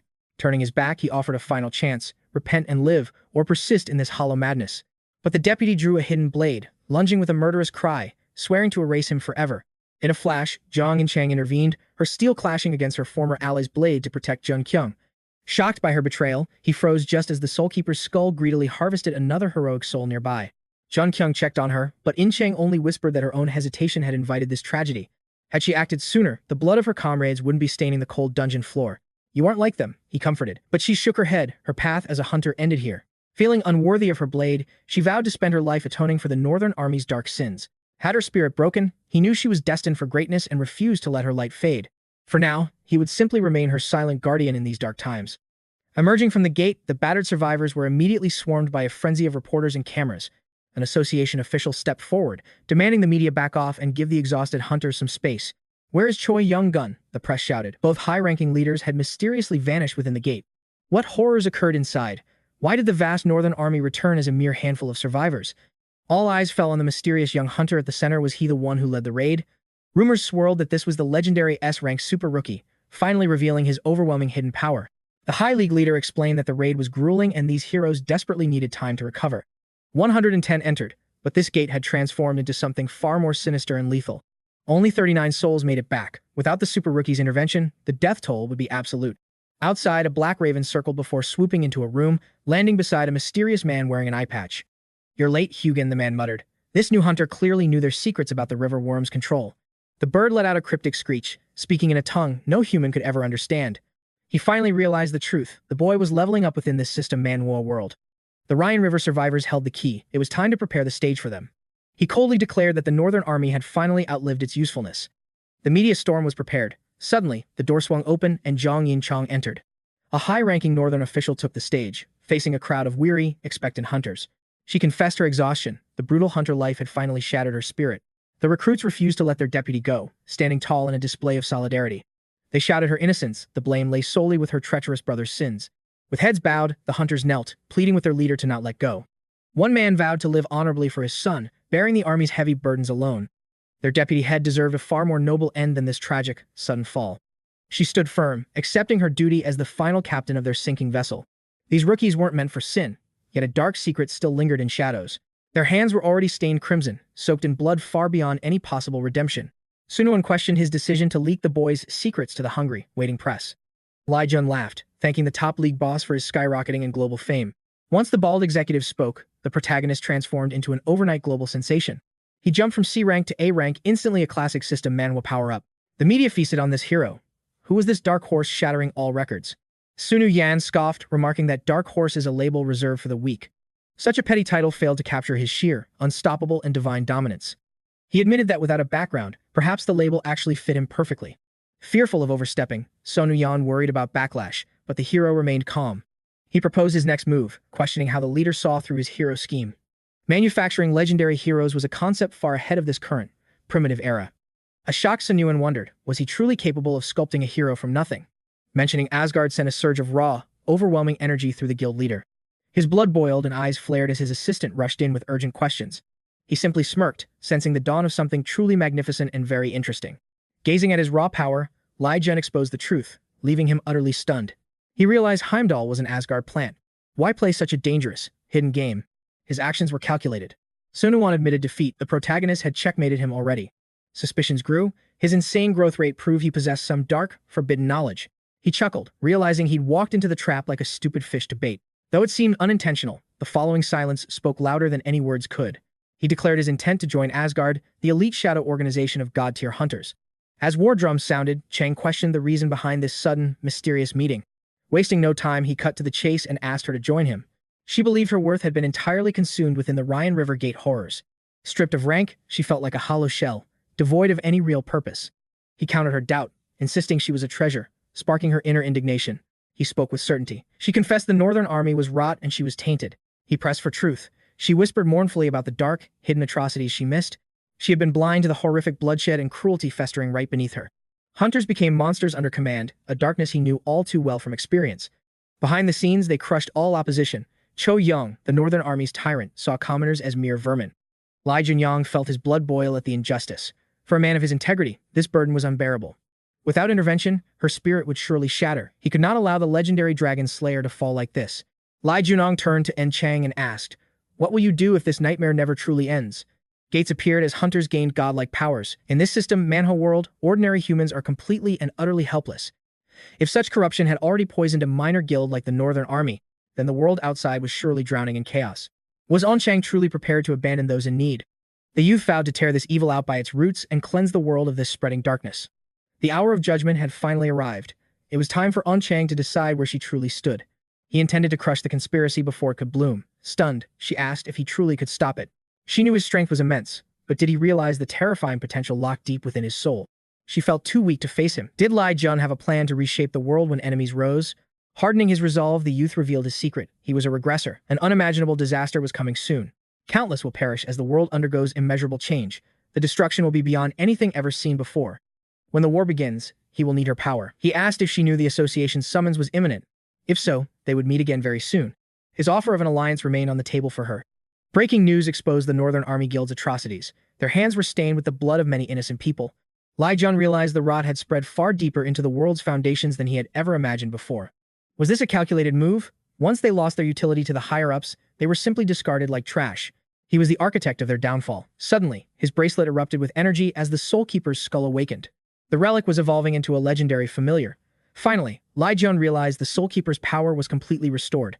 It feasted on the souls of the fallen leaders and the elemental cores of the water beast and golem. The system identified the familiar as 𝗤𝗏𝗏. To summon this spectral beast, one must call its name. He marveled at its strength. A massive skull manifested before him, asking if its master required its immediate service. Ly Junyoung remained calm. Could this bone dragon actually speak? To him, magic was as natural as breathing air. Mana was everywhere. As he meditated in the lotus position, a fierce aura of flames erupted, engulfing him. He began to wonder if humanity was only scratching the surface of magic's true, untapped potential. He desperately sought a method to tap into the absolute core of the mana flow and extract more power. The Demon King's ancient techniques were cryptic and vague. Mastering them would be a grueling, near-impossible challenge for him. The young man knew the point of no return was near. The hour of his final decision was approaching. Elite A ranks will soon fall to CA rank. In this system, Manhwa reality, I must level up before that happens. A notification on his phone signaled his next move. An escort was waiting to take him to the association. He realized the moment of their fated meeting had finally arrived at last. The association representative remarked that he had never seen a young man so full of intense, quiet anticipation. Kim Soo-won noted his calm even in the Ryan River dungeon. Only the president seemed to rattle his nerves. Indeed, the president was not a man who tolerated casual conversation or any form of perceived weakness. Kim Soo-won reassured him there was no cause for alarm. The super rookie wasn't summoned for some mistake. He was there to be honored for his achievements and to discuss his promising future within the organization. 𝗤𝗏𝗀 pointed out that 50 hunters perished at those gates, including the elite leaders of the Northern Army. He doubted they summoned him just for a friendly chat or to congratulate him on surviving that deadly ordeal. This was an interrogation. Sunwon then asked if Ly Junyoung truly desired to join the powerful ranks of Asgard. Our hero was well aware of the simmering friction and deep disagreements between the factions of Heimdall and Asgard. Once noble protectors of humanity, they had fallen into darkness. Meeting the Demon King only deepened his doubts. His association with the Demon King within the halls of Asgard had been fleeting but extremely eye-opening for him. He would reach Asgard before the Demon King, exploiting their resources to level up until he bled them dry. Entering the sanctum, our hero finds the association's leader perusing his vast library. Turning slowly, the president admits he completely forgot their scheduled appointment. Though drained by work, the leader welcomed the mysterious young challenger. This was the apex predator of hunters, the formidable association president, Jang Hyo-jin. Lee Jun recalled his bloody history with the Northern Army from the Demon King's chronicles, a titan whose presence commanded absolute and terrifying respect. Shedding all formalities, Jang Hyo-jin demanded to know the hero's true identity. Since they both held hidden cards, he suggested they stop these pointless mind games. Lee Jun knew his secrets. The forbidden text warned that Odin's words were poison. Every syllable was a deception. Hyo-jin sighed, noting their paths would never align. To the association's master, this young man was becoming a fascinating enigma. Since awakening, he'd cleared lethal gates and slaughtered the fearsome goblin monarch. Scouts failed to recruit him after he soloed an elite A-rank riverworm. Such rapid growth defied logic, even for a high-tier system Manhwa protagonist. The president questioned why he killed Cho Yongman, his own hand-picked protege. Junyoung countered, knowing the president's crow had witnessed the entire bloody execution. He merely crushed those who dared to hunt him. Knowing he'd killed a prize pawn, Junyoung asked to finally discuss their real business. He firmly declared his intention to join the legendary Asgard. Amused, Hyo-jin asked if he truly grasped the weight of Asgard's name, humanity's shield, forged by the very first generation of hunters. Facing the king, Junyoung reiterated his burning desire to join their ranks. But the book revealed Odin's kindness was merely a mask for a ruthless god. Shock hit the president.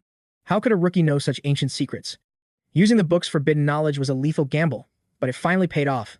Consumed by curiosity, Hyo-jin admitted his mystical eyes couldn't pierce the boy's soul. Junyoung asked if he meant the fabled Eye of Truth. His fallen angel patron had completely shattered the president's mental invasion. Hyo-jin chuckled, offering a chance at Asgard if he survived the trials. A strict gag order was imposed on everything discussed within these walls. Secretly, his patron nullified the gaze and the magical vow. Odin remained oblivious to his hidden resistance. If his patron could deflect such divine authority, his power was truly broken. Was this power too broken? Later, he met with Chang. He asked why she was here. With hollow eyes, she confessed her inability to even question his motives. Junyoung guessed the president left her alive simply because she knew too much. Was it simply her innocence? She countered that the president merely invents sins to crush the helpless. Coldly, Junyoung revealed she lived only because she was deemed completely worthless. To him, her life or death changed nothing. He'd used the Northern Army's fall as a bloody warning to others. That's why Junyoung needed her. He planned to flip the entire world. Call him arrogant, but she had nothing left to lose. Their pact was sealed amidst the rusted shadows of an abandoned factory. Zhang and Chong pressed Junyoung for his next move, sensing she'd secured a powerful patron within the Rai River gates. Which high-ranking patron chose her? She revealed a crimson stone, admitting she lacked the skill to wield its true power. Her mysterious benefactor, known as Prince Charming, had bestowed upon her the legendary Dragon's Blood Stone. According to the Demon King's records, this mystical artifact has manifested only 3 times in history. This stone is the key to Siegfried's immortality. When 𝗔 offered it to Junong, he was visibly stunned by her generosity. Did she truly grasp this item's astronomical worth? Her only response was a knowing, confident smile. Seeing his shock, she realized he understood its power perfectly. Naturally, our hero yearned for such a rare treasure. But could he accept it so freely? Junong questioned if parting with a patron's gift was a wise choice. She insisted it was a tribute to the only one who truly recognized her potential and believed in her. She eagerly anticipated their upcoming partnership. Junong nodded, finally accepting her resolve. He contemplated the grueling trials typically required to obtain a dragon's bloodstone in this system Manhwa world. Yet, the reality was surprisingly simple. He wondered if 𝗔 was truly as pure-hearted as she seemed. Do such selfless souls still exist? Soon, Junong returned to the blacksmith, noting their long absence. The smith was stunned. What business did Junong have in the forge today?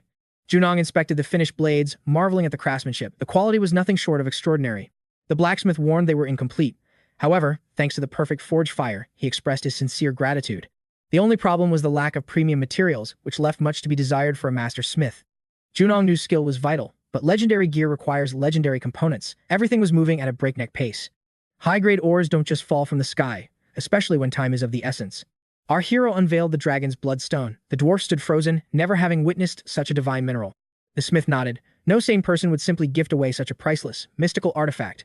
Suddenly, Junong grabbed a heavy hammer from the wall, claiming he needed to borrow it. The smith watched in horror as Junong placed the stone on the anvil and swung with full force. "Watch closely," Junong commanded. The dwarf screamed for him to stop before he destroyed the treasure. With a thunderous strike, the stone split. To the smith's shock, it instantly regenerated into 2 perfect gems. The young man stared in awe. Was this violent method the only way to unlock its potential? His ancient texts revealed that if the stone holds enough blood, it can replicate itself infinitely. Junong embedded 1/2 into his spear, warning that this was no mere toy for experimentation. He already had a grand design for the remaining half of the dragon's essence. His eyes fell upon a 𝗕𝗂𝗧𝗏, an exact match for the legendary blade of Siegfried mentioned in the lore. The second fragment would be slotted there. After leaving the forge, Junong's combat efficiency reached terrifying new heights. The stone hungrily drank the blood of fallen orcs as the duo tore through the dungeon with ease. 𝗔 marveled at her new one-handed sword, feeling its immense power coursing through her. The blade felt like an extension of her soul. Junong knew no one could rival 𝗤𝗚𝗏𝗧𝗏's forging genius. Junong checked in on their progress, asking how much energy the dragon stone had harvested. She reported it was at 2%. In this system Manhwa, every kill brought them closer to awakening it. 𝗔 was stunned. She never imagined the artifact possessed such versatile, game-changing properties. A single stone doubling into many, she knew then that giving it to Junong was her best move. Their peace was shattered by a monstrous roar, a beast intent on crushing the hunters. Junong danced away from the strike, retaliating with a devastating burst of searing fire magic. The gate's boss was a formidable ogre warrior. Where did such a low-level beast gain this monstrous power? Scanning the chaos, he saw 𝗔 standing her ground, blocking the ogre's massive assault head-on. Siegfried's legendary great sword was forged to withstand the fury of 1,000 dragons. The beast froze in shock. How could a mere human repel its overwhelming might with pure physical strength? Seizing the opening, she swung the holy blade, slaying the beast instantly. Junong felt a rare sense of peace. 2 days remained. The countdown had begun, and 𝗔 felt the crushing pressure of the looming deadline. 𝗔𝗀 declared they would spend those 48 hours grinding to perfect their synchronized combat maneuvers. Every stat boost counted for survival. The young man knew Odin's ultimate trial was finally at his doorstep. He had pushed his limits to the absolute edge, maximizing every second before the coming reckoning. 𝗔's rise to legendary status would come in time. Rushing destiny was a fool's errand. The High League's master summoned our hero to discuss the dark shadows moving behind the scenes. Song issued a dire warning. Tomorrow's mission was a death trap, far deadlier than the Ryan River gates. 𝗔𝗀 sensed no deceit. The guild leader's words echoed with the cold resonance of genuine dread. After questioning his hidden motives, Song chose to place his absolute faith in 𝗔𝗀's mysterious path. Our hero was stunned. Why would a powerhouse like Song gamble everything on a rising star like him? Song attributed it to pure intuition while pleading with the young man to stay far from tomorrow's storm. It was becoming clear that the godlike Odin had already locked his sights onto 𝗔𝗀. Admission to Asgard was guaranteed, yet the young man still lacked a legendary title to command respect. Charging in tomorrow meant receiving a hero's title, but only as a tragic, posthumous honor. 𝗔𝗀 expressed his gratitude but stood firm. He would return alive to finish his grand quest. The duo reunited, and our hero offered his sincere congratulations to Kim Soo-an for her recent promotion. A successful hunter meant a thriving curator. Soo-an was deeply grateful for their lucrative and growing partnership. Representing their nation on a global expedition was an honor that most elite hunters only dreamed of. 𝗔 saw a kind soul, while 𝗔𝗀 noted her heart remained untainted by her newfound power. Reality rippled as a shimmering portal materialized, beckoning the warriors toward their next life or death trial. The representative announced the London gates were active, praying for the hunters' safe return from the abyss. Foreign officials gathered, eager to meet the mysterious dark horse who was shattering the world's balance. They offered a formal welcome to London, the grand stage where new legends are forged or buried. The young duo responded with professional grace, standing tall as the chosen representatives of their homeland. 𝗤𝗏𝗠 and his companion stepped forward, their presence radiating a quiet and lethal confidence. 𝗤𝗏𝗠 was amazed. 𝗤𝗏𝗠's multi-language fluency felt like another hidden skill in his legendary arsenal. To our hero, English wasn't just a skill, it was a basic survival requirement in the brutal era of Eden. Exhausted from the soul-draining dimensional travel, the hunters were led to their quarters to recover their strength. A grand banquet awaited them tonight to honor the elite warriors summoned for this perilous global expedition. 𝗤𝗏𝗠 felt isolated by the language barrier, wondering what secrets the murmuring crowds were hiding. 𝗤𝗏𝗠 filtered the noise. While some looked on with awe, others harbored ugly, venomous prejudice. The crowd scattered as a massive brute entered the hall, utterly disregarding the formal dress code. The giant sneered at the young pair, disappointed he wasn't facing the Korean fools he had expected. He sized up our hero with pure contempt, doubting the boy could even land a single punch. He loudly questioned if the Korean Association had become a breeding ground for nothing but pathetic weaklings. Though the words were foreign, the brute's murderous expression told 𝗤𝗏𝗠 everything she needed to know. Asgard, the legendary secret organization pulling every string within Korea while remaining hidden in the shadows. Across the globe, similar secret cabals vied for total control, each leading their own army of hunters. They regularly bled for gate authority, turning every dungeon raid into a battlefield for supreme global dominance. The noble mission of saving humanity was long dead, replaced by a toxic struggle for absolute power. 𝗲𝗏𝗧𝗏 barked a taunt, mocking the silent hunter for his perceived lack of spine and backbone. 𝗤𝗏𝗠 realized this man was a relic. This dungeon battle originally belonged to another timeline's hero. The legendary Gunther was meant to be the star here, basking in glory after the Rhine River victory. But our hero's interference shattered destiny's plan, sending Gunther to an early grave and rewriting history. With his original plans in ruins, Odin was forced to deploy 𝗤𝗏𝗠 into this chaotic system, Manhwa. 𝗤𝗏𝗠 wondered, had his regression truly terrified the bully? He wasn't even compared to Gunther anymore. A youth intervened, ordering the bully to back off. He offered a friendly smile and a handshake. Meeting the rumored dark horse was a true honor. The thug stood frozen in absolute terror. Was this kid really the dark horse? He sighed, noting Demetrius was being far too aggressive. Apologizing for the scene, he told him to ignore that mindless, stupid mountain of muscle. The young man introduced himself as George, though his legendary title was Odysseus. 𝗤𝗏𝗠 recognized him. Odysseus, the hero destined to be destroyed by his partner, Hercules. 𝗠𝗏 shook his hand, claiming he'd heard much. George blushed, seemingly embarrassed by the praise. George denied being a dark horse. Meanwhile, Demetrius offered a handshake as a forced peace offering. He revealed his title, Hercules. Had they heard of his glorious, legendary homeland, Greece? Demetrius pressured the young man to accept his insincere, forceful apology immediately. In the lore of this system Manhwa, Hercules was a monster whose aura alone inspired primal dread. 𝗤𝗏𝗠 stepped forward, crushing Demetrius's hand. She told the giant her friend wouldn't accept him. The massive warrior gasped. How could this girl dare to treat him with such coldness? 𝗤𝗏𝗠 squeezed with terrifying force. George watched the display, unable to believe his own eyes. She was effortlessly restraining Hercules' brute strength. Hercules laughed, thrilled to find a worthy rival. Impressive, the giant grinned. He promised their paths would certainly cross again very soon. George bowed deeply, offering a final apology before they vanished into the crowd. 𝗠𝗏 checked on her. She sighed, realizing they'd eventually have to defeat that monstrous Hulk.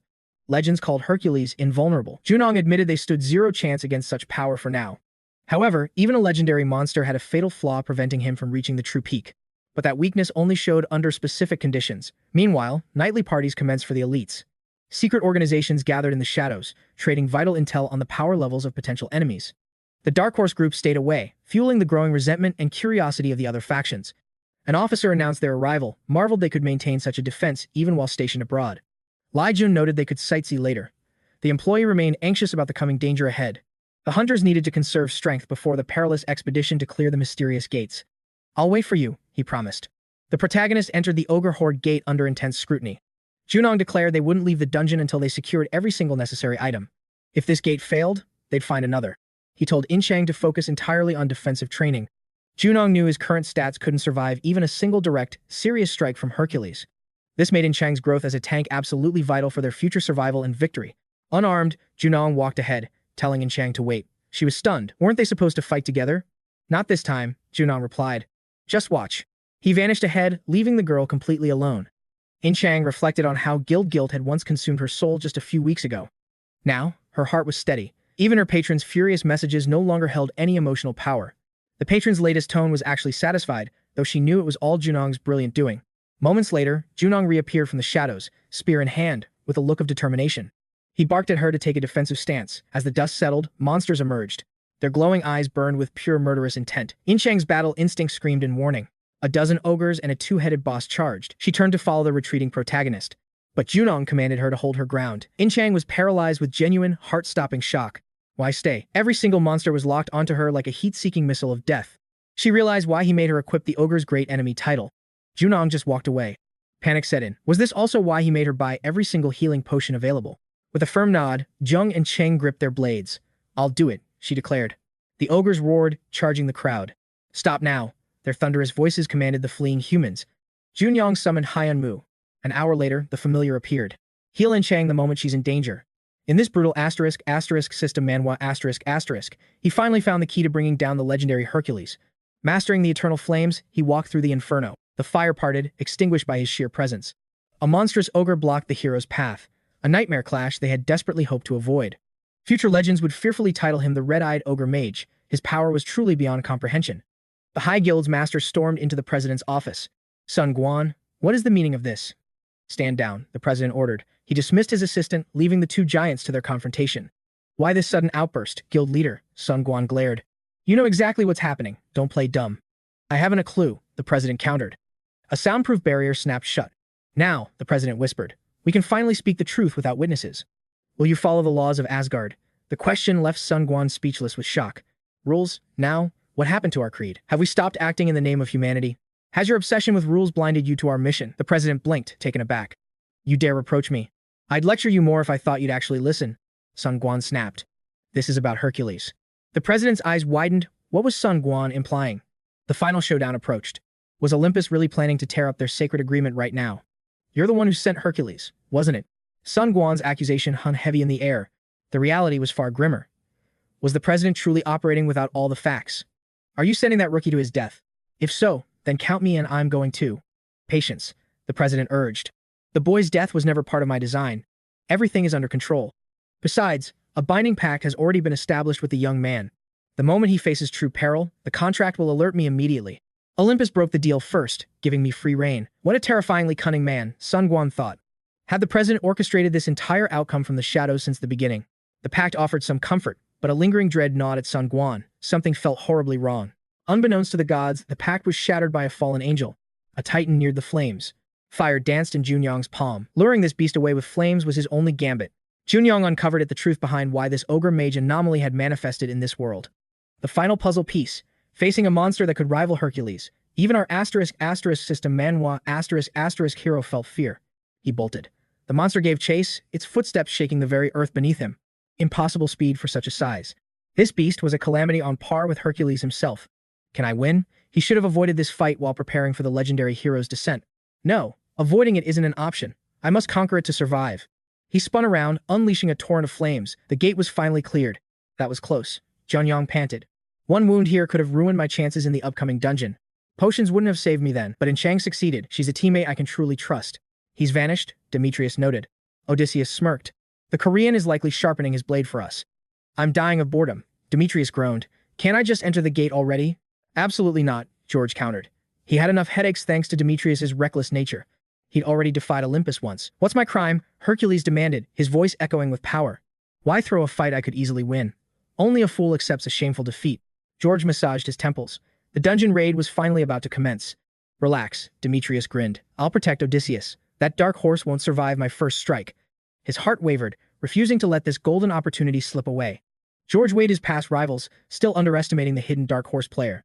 A primal instinct warned of chaos. Inchang asked if the hunt began anew. She stood prepared, but Jun noted her fatigue, stalling her eager advance. Inchang demanded answers for her condition, yet Jun saw a silver lining. This system Manhwa trait granted her a skill, boosting her physical limits. Jun ordered her to recover, opting to conquer today's trial solo. Stepping onto Alchemy Street, Jun knew his target was lurking nearby. Massive mana saturated the air as he entered his shop with apologies. A clerk greeted him from the booth. Jun's intuition confirmed his success. She remarked on the rarity of seeing a Korean player in these parts, seeking potions or forbidden tools. Jun countered by calling her Park Eugene. The owner questioned his identity and his suspicious timing at her opening. Shocked by his knowledge, he wondered if she'd abandoned her legendary smithing. As Hephaestus's kin, she reigned as the world's second smith and top alchemist. She suspiciously asked if Park Jae-hoon was the one who sent him. 7 days later, Eugene finished the red ore coating. She demanded his identity. She'd never witnessed such a fusion red ore merged within a spear's core. Did he cross oceans for this? Even Olympus lacked such divine minerals. How did he find them? Jun simply urged Eugene to return home. He insisted Korea offered better loot than this distant, foreign land. Was he promising her materials that even the gods of Olympus couldn't obtain? His audacity was amusing. She eventually admitted the prospect sounded thrilling. Reporters announced the imminent start of the high-stakes dungeon raid. Global hunters gathered as Chang questioned the coming free-for-all massacre. Not everyone seeks blood. Some only care for the dungeon's ultimate rewards. Their goal was simple, survival and victory. Chang felt momentarily relieved. Jun wished more hunters shared her pacifism, but reality was far crueler. Yet, his conviction remained unchanged. Demetrius sneered, mocking the sea of nameless weaklings, clogging the entrance. Dread filled the air. His reputation promised nothing but mindless slaughter. Hercules barked at the onlookers while George checked his volatile temper. Catching Jun's gaze, Hercules locked onto him with predatory intent. Jun's stare ignited Demetrius's bloodlust as the gate finally opened. As hunters swarmed inside, Jun ordered her to escape immediately. Confused, she wondered why he'd send her away at 𝗲𝗏𝗃𝗏𝗏. A blinding blast rocked the mountainside, followed by echoes of agony. Chang scanned the chaos, her mind reeling from the sudden violence. Fleeing as told, she stumbled upon a dying warrior on the path. Driven by mercy, she administered a recovery potion to the desperate victim. Between breaths, she demanded to know what caused such devastation. Steel flashed as Demetrius emerged, impressed she survived his hidden strike. His power dwarfed any boss monster she had ever faced before. He smirked, recognizing her as the 𝗲𝗂𝗃𝗧𝗏 fragile companion. Relishing the fight, he prepared a strike to crush her completely. She narrowly evaded, but the Titan's sheer destructive aura was terrifyingly real. Hercules pressed his attack, demanding why. Her voice had suddenly vanished, paralyzed by terror, Chang's legendary blade, sang as it parried the crushing strikes. Demetrius's power was suffocating, her bones groaned, yet this agony was the ultimate training. The blows were held. Finding her balance, she prepared her own devastating counterstrike. Hercules grinned, admitting he had heard many tales of this mysterious huntress. An untitled warrior with elite instincts, honored to witness his godlike strength. Demetrius unleashed his wild beast skill, pouring every ounce of rage into one blow. Junyoung saw the overwhelming power gap and signaled his partner to retreat immediately. Without a second thought, she vanished after him, seeking refuge in the safe zone. Chang reported that a massive explosion rocked the gate upon their arrival. Hunters were vaporized instantly. Chang gasped, asking what madness was unfolding here. This was a trap, and she suspected Demetrius played a key role in it. Junyoung disagreed, stating the intruders had actually ambushed the giant first. Their foolishness triggered his berserker rage. Did Junyoung foresee this chaotic outcome? This nightmare is far from over. The real battle has just begun. Chang breathed, lucky to have escaped that world-shattering strike. Survival was the mission inside these lethal rank A system Manhwa gates. From the forest, cattle and lions emerged, proving Demetrius wasn't their only enemy. Junyoung summoned Skull, who reported no other hunters were in the vicinity. Stay alert, Junyoung commanded. Report any approaching threats immediately. Time to advance, but the girl hesitated, needing a brief moment. While Hunmu scouted, Chang began, solemnly burying their fallen enemies. 2 paths to victory. Chang recalled Junyoung's calculated strategy for battle. Face the boss, or dive into the chaotic melee of the dungeon. The boss was terrifying, but was he truly more dangerous than Demetrius? Junyoung smirked. He intended to crush both objectives at the same time. Haeunu returned, reporting 3 hunters with skull tattoos hiding nearby. The true culprits, Junyoung realized these were the rats fueling this fire. They were the ones who goaded Demetrius into his destructive rampage. Better to avoid them, Chang suggested, rather than risk a direct confrontation. Junyoung had a plan. Soon the 3 tattooed hunters were bound to a tree. Demetrius's massive shadow loomed as he tracked the 𝗲𝗏𝗃𝗧𝗏's fiery trail. Who are these idiots? George noted their ties to the infamous Borgin Syndicate. Borgin was a shadowy organization dealing in darkness across North Africa. They were the ones who dared to ambush Demetrius at the gate. The criminals shrieked, begging for mercy, claiming it was a terrible mistake. Hercules respected those who did whatever was necessary to claim victory. But rules were sacred. He rained down pulverizing blows upon the captives. Ambushing entrance was strictly forbidden by the ancient laws of dungeon war. Follow the rules in your next life. Hercules growled as he ended them. The Borgin filth were purged, and the monster trampler patron nodded in approval. George wondered what rules a man who defied Olympus truly followed. Perhaps he spoke those words only to himself. The dark horse was full of surprises, a gift for the journey ahead. A squad of armed hunters blocked the path of Hercules and Odysseus. Demetrius stiffened. Were these his hidden allies? He wasn't the only one buzzing with bloodlust. The brute grinned, admitting he was starting to enjoy this. In a flash, the hunters were annihilated. 𝗕𝗲𝗠𝗧𝗜𝗍 muttered that this guy had one hell of a twisted hobby. George asked if Demetrius would at least draw his blade for appearance. He was a fighter class, after all. George's loathing for Demetrius went far deeper than just his overwhelming combat power. The bruiser spat back that real hunters feel the crunch of bone with their bare hands, weaklings like George never would. Demetrius was a born warrior, with an unquenchable thirst for slaughter and conquest burning in his veins. On the battlefield, he became a total maniac. George dreaded the inevitable collision between Demetrius and the Dark Horse. 𝗏 and 𝗏𝗀 advanced cautiously, sticking strictly to their planned infiltration route. Nearing a small ridge, a massive wave of mana hit them. They had likely stumbled into the boss monster's den. Beyond the hill, they spotted more hunters. 𝗏 quickly realized these weren't enemies they needed to fight. No bloodlust lingered in the air. The strangers smirked, asking if the Dark Horse was finally showing his face. They'd been waiting ages. 𝗏 was stunned. One hunter asked if Asgard had officially deployed the Dark Horse yet. 𝗏 nodded. The man introduced himself as 𝗕𝗏, a powerful hunter hailing from the Nile lands. They were here to assist the young man, though it seemed he was completely oblivious to their support. This dungeon raid was already rigged for an Asgardian victory. 𝗏 wondered if the Egyptian Nile was involved. Could a global guild like Olympus be pulling the strings? 𝗕𝗏 wasn't sure if Olympus caused this specific mess. But his arrival shifted the balance. They were stationed here solely to ensure the Dark Horse claimed total victory. 𝗏 finally understood the hidden system Manhwa mechanics behind 𝗤𝗏-𝗧𝗜𝗍's sweeping wartime triumph. 𝗕𝗏 urged them to move. They needed to blitz the boss monster before their window of opportunity closed. Defeating such a beast alone was suicide, but 𝗏 refused, determined to settle scores with Demetrius himself. If he just followed the script, he'd be nothing but Odin's puppet. He wouldn't blindly obey the god's orders. Zhang and Chang were puzzled by the shock on these strangers' faces.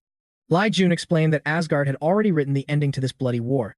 Their entire strategy relied on securing a win by assisting in the final boss encounter. Avoiding Demetrius to kill the boss was the safest path to victory. The girl agreed, insisting on staying by his side. She vowed to follow 𝗏's lead, no matter how dangerous the path became. 𝗏 met her gaze, knowing he could trust her. Nearby hunters decided to stay out of the fray. They weren't about to risk their lives against a monster like Demetrius without a reason. The hunters mocked Asgard for sending a fool. They just wanted to escape this gate as fast as possible. 𝗕𝗏 identified the boss as a massive, empowered lion. He refused to fight Demetrius but offered vital tactical intel. 𝗕𝗏's partner also bowed out. Soon, every other hunter chose to watch from the sidelines. They would spectate from the shadows. Zhang and Chang realized they were back on their own. The girl asked 𝗕𝗏 what happens now. He warned that the challenge ahead would be grueling. But his track record was insane. This mysterious rookie had cleared the special Rin River gates against all odds. This legendary super rookie had decimated the entire Northern Army guild single-handedly. Despite their strength, this hunter was dangerously close to Heimdall, the linchpin of Asgard's power structure. Just one fleeting look was enough to capture the undivided attention of All-Father Odin. 𝗕𝗏 noted that his raw potential rivaled even the masters of the world's most elite shadow organizations. That was why everyone was staying back. They wanted to witness the full extent of his god-tier abilities. 𝗏 and Zhang Chang finally faced the boss, a colossal beast resembling a lion from a nightmare. Bracing for the clash, our hero ordered his partner to lock down the entire left flank. She moved to secure the right. They had to manage their mana carefully for the long haul. Zhang Chang nodded, her resolve hardening as she prepared to unleash her full power. Their familiar promised to guard their rear. This wouldn't be easy, requiring every ounce of their combined strength. Li Junong urged the girl to conserve mana. The second phase loomed ahead. Demetrius could strike at any moment during the sudden stage transition. Elsewhere, Demetrius slaughtered hunters while hunting for that mysterious, legendary flame. George cautioned him to rein in his savage, reckless aggression. The fated clash was near. Shut up. Demetrius growled, surprising the youth. Had bloodlust finally consumed him, power demanded a heavy, soul-crushing price. Did the Dark Horse predict this madness? Was this his master plan? This secret was hidden even from the mighty gods of Olympus and Asgard. Are you still sane? George asked. The Titan just scoffed with cold indifference. He had evolved. He would no longer lose his mind to bloodlust. The main course was ready. An S-class owner backed by Olympus's might. Crimson flames locked the boss in place, sealing its movements completely. Success. The first hurdle was cleared, leaving them in absolute shock. Conquering the first stage so easily, it defied every logic of this world. Lions circled as demonic energy pulsed. Usually, hunters strike during the stun phase. Why stop? The air grew heavy with a suffocating, demonic pressure. Was this part of the strategy? Could they really survive this chaos? Everything is going perfectly. 𝗏 muttered. He's finally arrived. Demetrius grinned. Was the next phase of the battle finally beginning? Why was the Dark Horse idling? George appeared, ready to join the fray. Demetrius focused his killing intent, preparing to face the elusive Dark Horse. But the target fled. 𝗏 and the girl bolted without hesitation. Hercules roared in fury, baffled by their sudden and cowardly retreat. They gave chase, closing the distance on the fleeing duo instantly. Why wasn't the monster attacking Demetrius? It made no sense at all. Lee Junong explained they held aggro, but soon, everyone would be a target. They needed time. The rookie was leading a parade of absolute death. A roar shattered the air. The boss's rage was now universal. Every hunter became a target as monsters descended in a bloodthirsty frenzy. The boss went berserk, but Demetrius only felt pure, unadulterated joy. Cackling, he unleashed his full power upon the oncoming monster swarm. Demetrius bought us time, Lee Jun said, but the clock is ticking.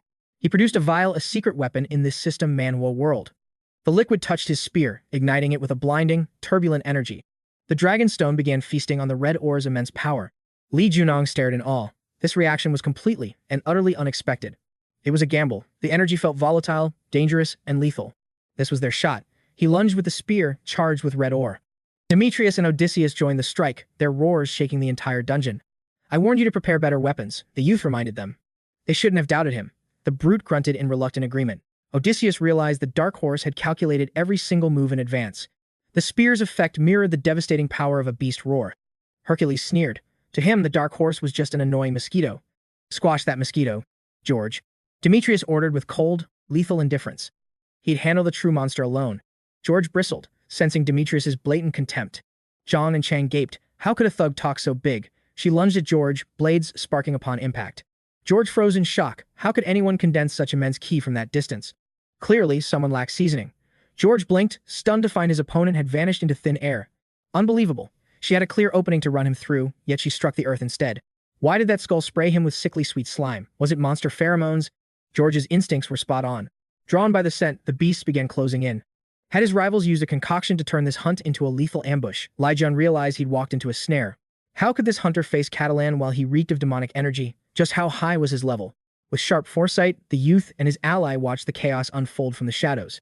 He praised her for handling Odysseus so cleanly. Chang admitted Hunmu's support was the key. Lee Junong warned they had to wrap this up before Odysseus returned. Chang nodded in grim understanding.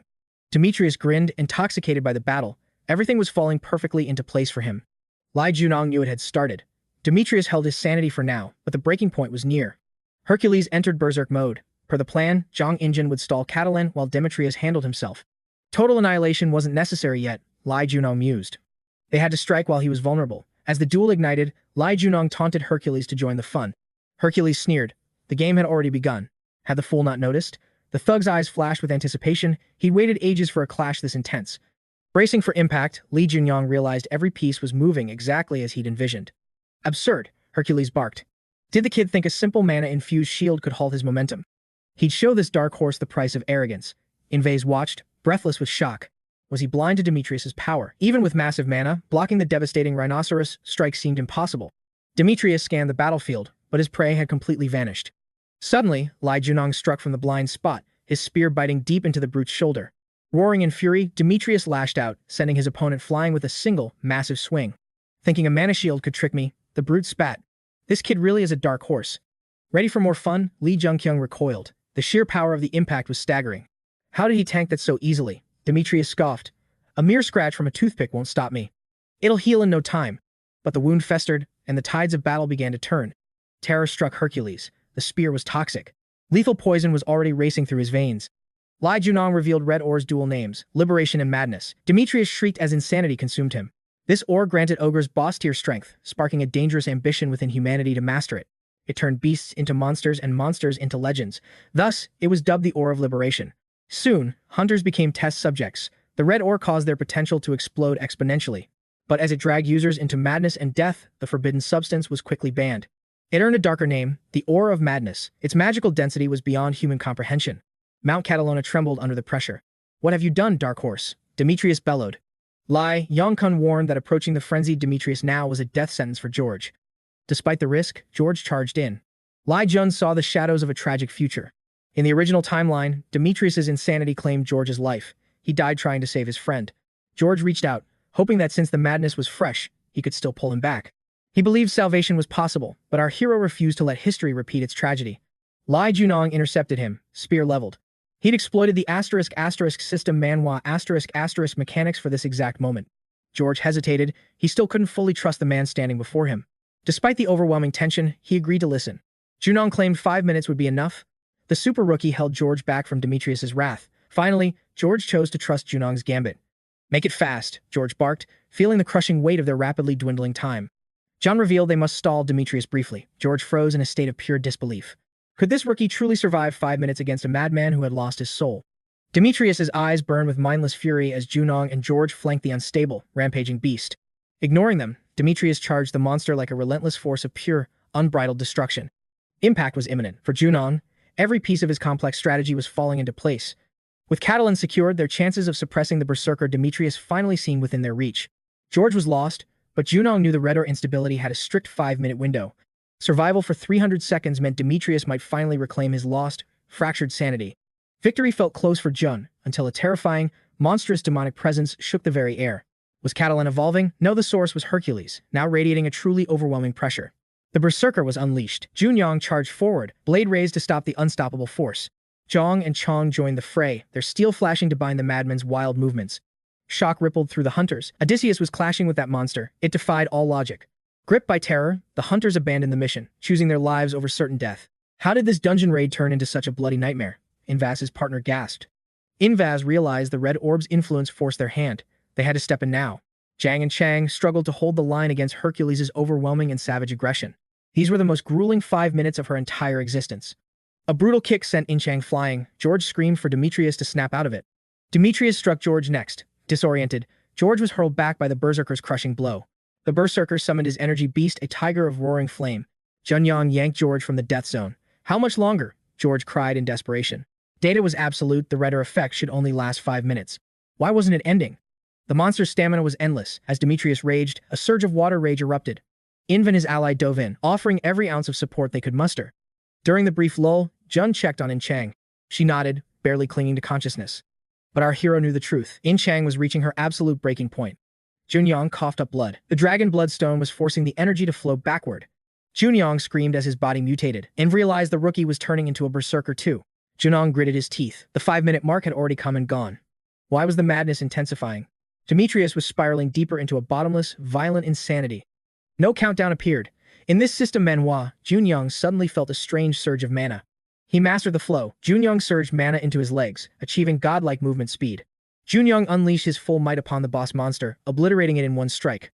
A new achievement unlocked, Beast Enemy, but the demonic backlash began eating his body alive. He had to purge the energy. Suddenly, a colossal pillar of fire erupted from 𝗏𝗏. Infernal flames engulfed the entire 𝗕𝗏𝗠 mountain in a blazing hellscape. Hunters fled, their mana drained by the heat. Then, Demetrius's silhouette emerged from the smoke. Enveloped in fire, he advanced. His arm, George yelled. It's been completely destroyed. But Demetrius triggered a unique skill, forging a new arm from the roaring flames. Was he regenerating through pure mana? George wondered what horror the 𝗕𝗏𝗧 felt now. 𝗏𝗏's body fully restored itself, yet the violent regeneration process showed no signs of stopping. George suspected the azure blaze was responsible. Despite his lethal wounds, our hero regenerated faster than Demetrius.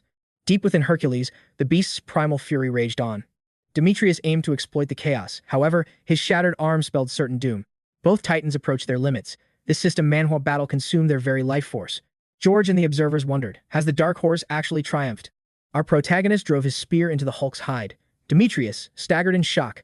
Hercules collapsed to his knees. Next to him, a system message warned 𝗏𝗏 was fading. The crimson ore reacted violently with the legendary dragon bloodstone.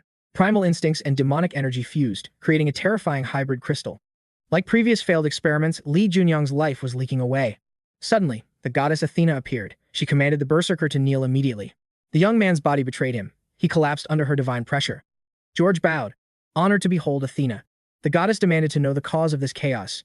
Now indebted to Zeus, Athena glared at the kneeling warrior, demanding his name. George identified him as the 𝗕𝗏𝗧. Athena sensed his influence over the gate. How did he breach her shield? Did he truly coat Mount 𝗕𝗏𝗠 in sinister flames? Athena naively dismissed it as luck. She believed immortals shouldn't enter Asgard. He defeated Hercules in raw strength. Athena decided to execute him right there. Her spear manifested for the kill. Suddenly, a mysterious voice commanded her to stop. Athena turned in shock. What was Heimdall doing in a place like this? Heimdall countered with his own questions, having followed her divine lightning trail. Standing before 𝗏𝗏, Heimdall shielded the fallen warrior with his own body. The guardian declared that harming this man meant absolute war against Asgard. The goddess was stunned. Was this human truly that vital to Heimdall? She believed nothing mattered to him. Then, 𝗕𝗏 asked to join the conversation. Hailing from the Nile, the Egyptian leader introduced himself to the Greek goddess. 𝗕𝗏 expressed it was a supreme honor that Athena recognized his name. The Nile requested protection for the 𝗕𝗏𝗧, revealing the Eye of Osiris. This mark represented the Nile's will. He expected Athena to guarantee his safety. Junyoung awoke in a soft bed. Jung and Chang immediately rushed to his side. The girl wept, explaining that his body was in a truly catastrophic state. She hurried to find help. The young man tried to speak, but his voice was gone. Seeing the swords above the door, he realized he was with the Round Table. Not all powerful organizations sought to rule the world from the shadows. Many secret societies held noble ideals. The Knights of the Round Table were such men. Junyoung felt bitter. The knights had merely watched from the shadows while he bled. Their blades only unsheathed when England sat on the very brink of destruction. Despite their legendary power, they remained passive. Junyoung felt his body was utterly destroyed. His legs were unresponsive stone. Even his familiar, 𝗓𝗎, remained in a deep slumber. He checked his system Manhwa status. His level had plummeted all the way to 50. The Red Ore's corruption was temporary, but his ability to speak remained lost. In exchange for the tragedy, our hero gained unique tier skills of immense power. Heimdall hoped they would walk beside the Lord. Demonic energy was rotting Junyoung's flesh. This rare decomposition had no known cure or method of rehabilitation. However, observing his undying spirit, perhaps there was no cause for alarm. Lee Junong believed the fallen angel's influence within the mana current would make purging demonic corruption easy. Heimdall insisted the youth focus solely on his healing for now, leaving the questions for another day. The envoy from Olympus branded Lee Junong's erratic power as a lethal anomaly that demanded immediate scrutiny. They requested an investigation into his stats, but Heimdall refused to expose his hunter's private abilities. Instead, he suggested Olympus examine the suspicious events that transpired at the gate first. Baldwin questioned if Olympus had discarded their secret pact with Asgard, which guaranteed an Asgardian victory. Had they known Hercules would shatter every agreement, they never would have deployed Lee Junong there. Under those dire circumstances, the hunter merely executed what was necessary to survive and succeed. Heimdall stood firm, refusing to explain himself while demanding Olympus justify their own treacherous actions. The envoy warned that Lee Junong's volatile power was a grave threat to everyone. He had engulfed the entire battlefield in azure flames and drained the mana of every hunter present. She demanded the immediate custody of this unpredictable dark horse to prevent further chaos. She threatened total war against Asgard if they refused, knowing how dangerous mana-stealing flames truly were. It was an unprecedented skill, yet Heimdall asked if Olympus simply feared any powerful hunter.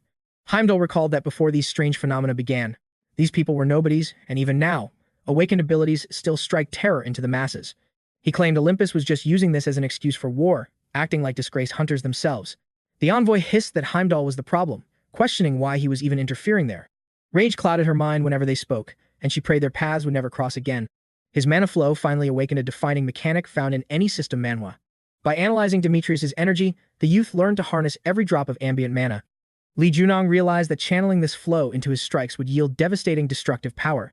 Channeling it for defense granted an ironclad shield, proving the flow's true power. He prioritized internal recovery, as the synergy with his regeneration skill accelerated his healing tenfold. But his body reached its limit, and he suddenly began coughing up dark, visceral blood. He realized these were toxic impurities from the dragon blood stone being purged from his system. Using the refined mana flow, he began mending the internal pathways that the impurities had once choked. He located a black sphere within his back that was stagnating his mana flow. While he redirected his core, George and the others grinded through intense combat drills. George praised her, noting her combat skills were sharp.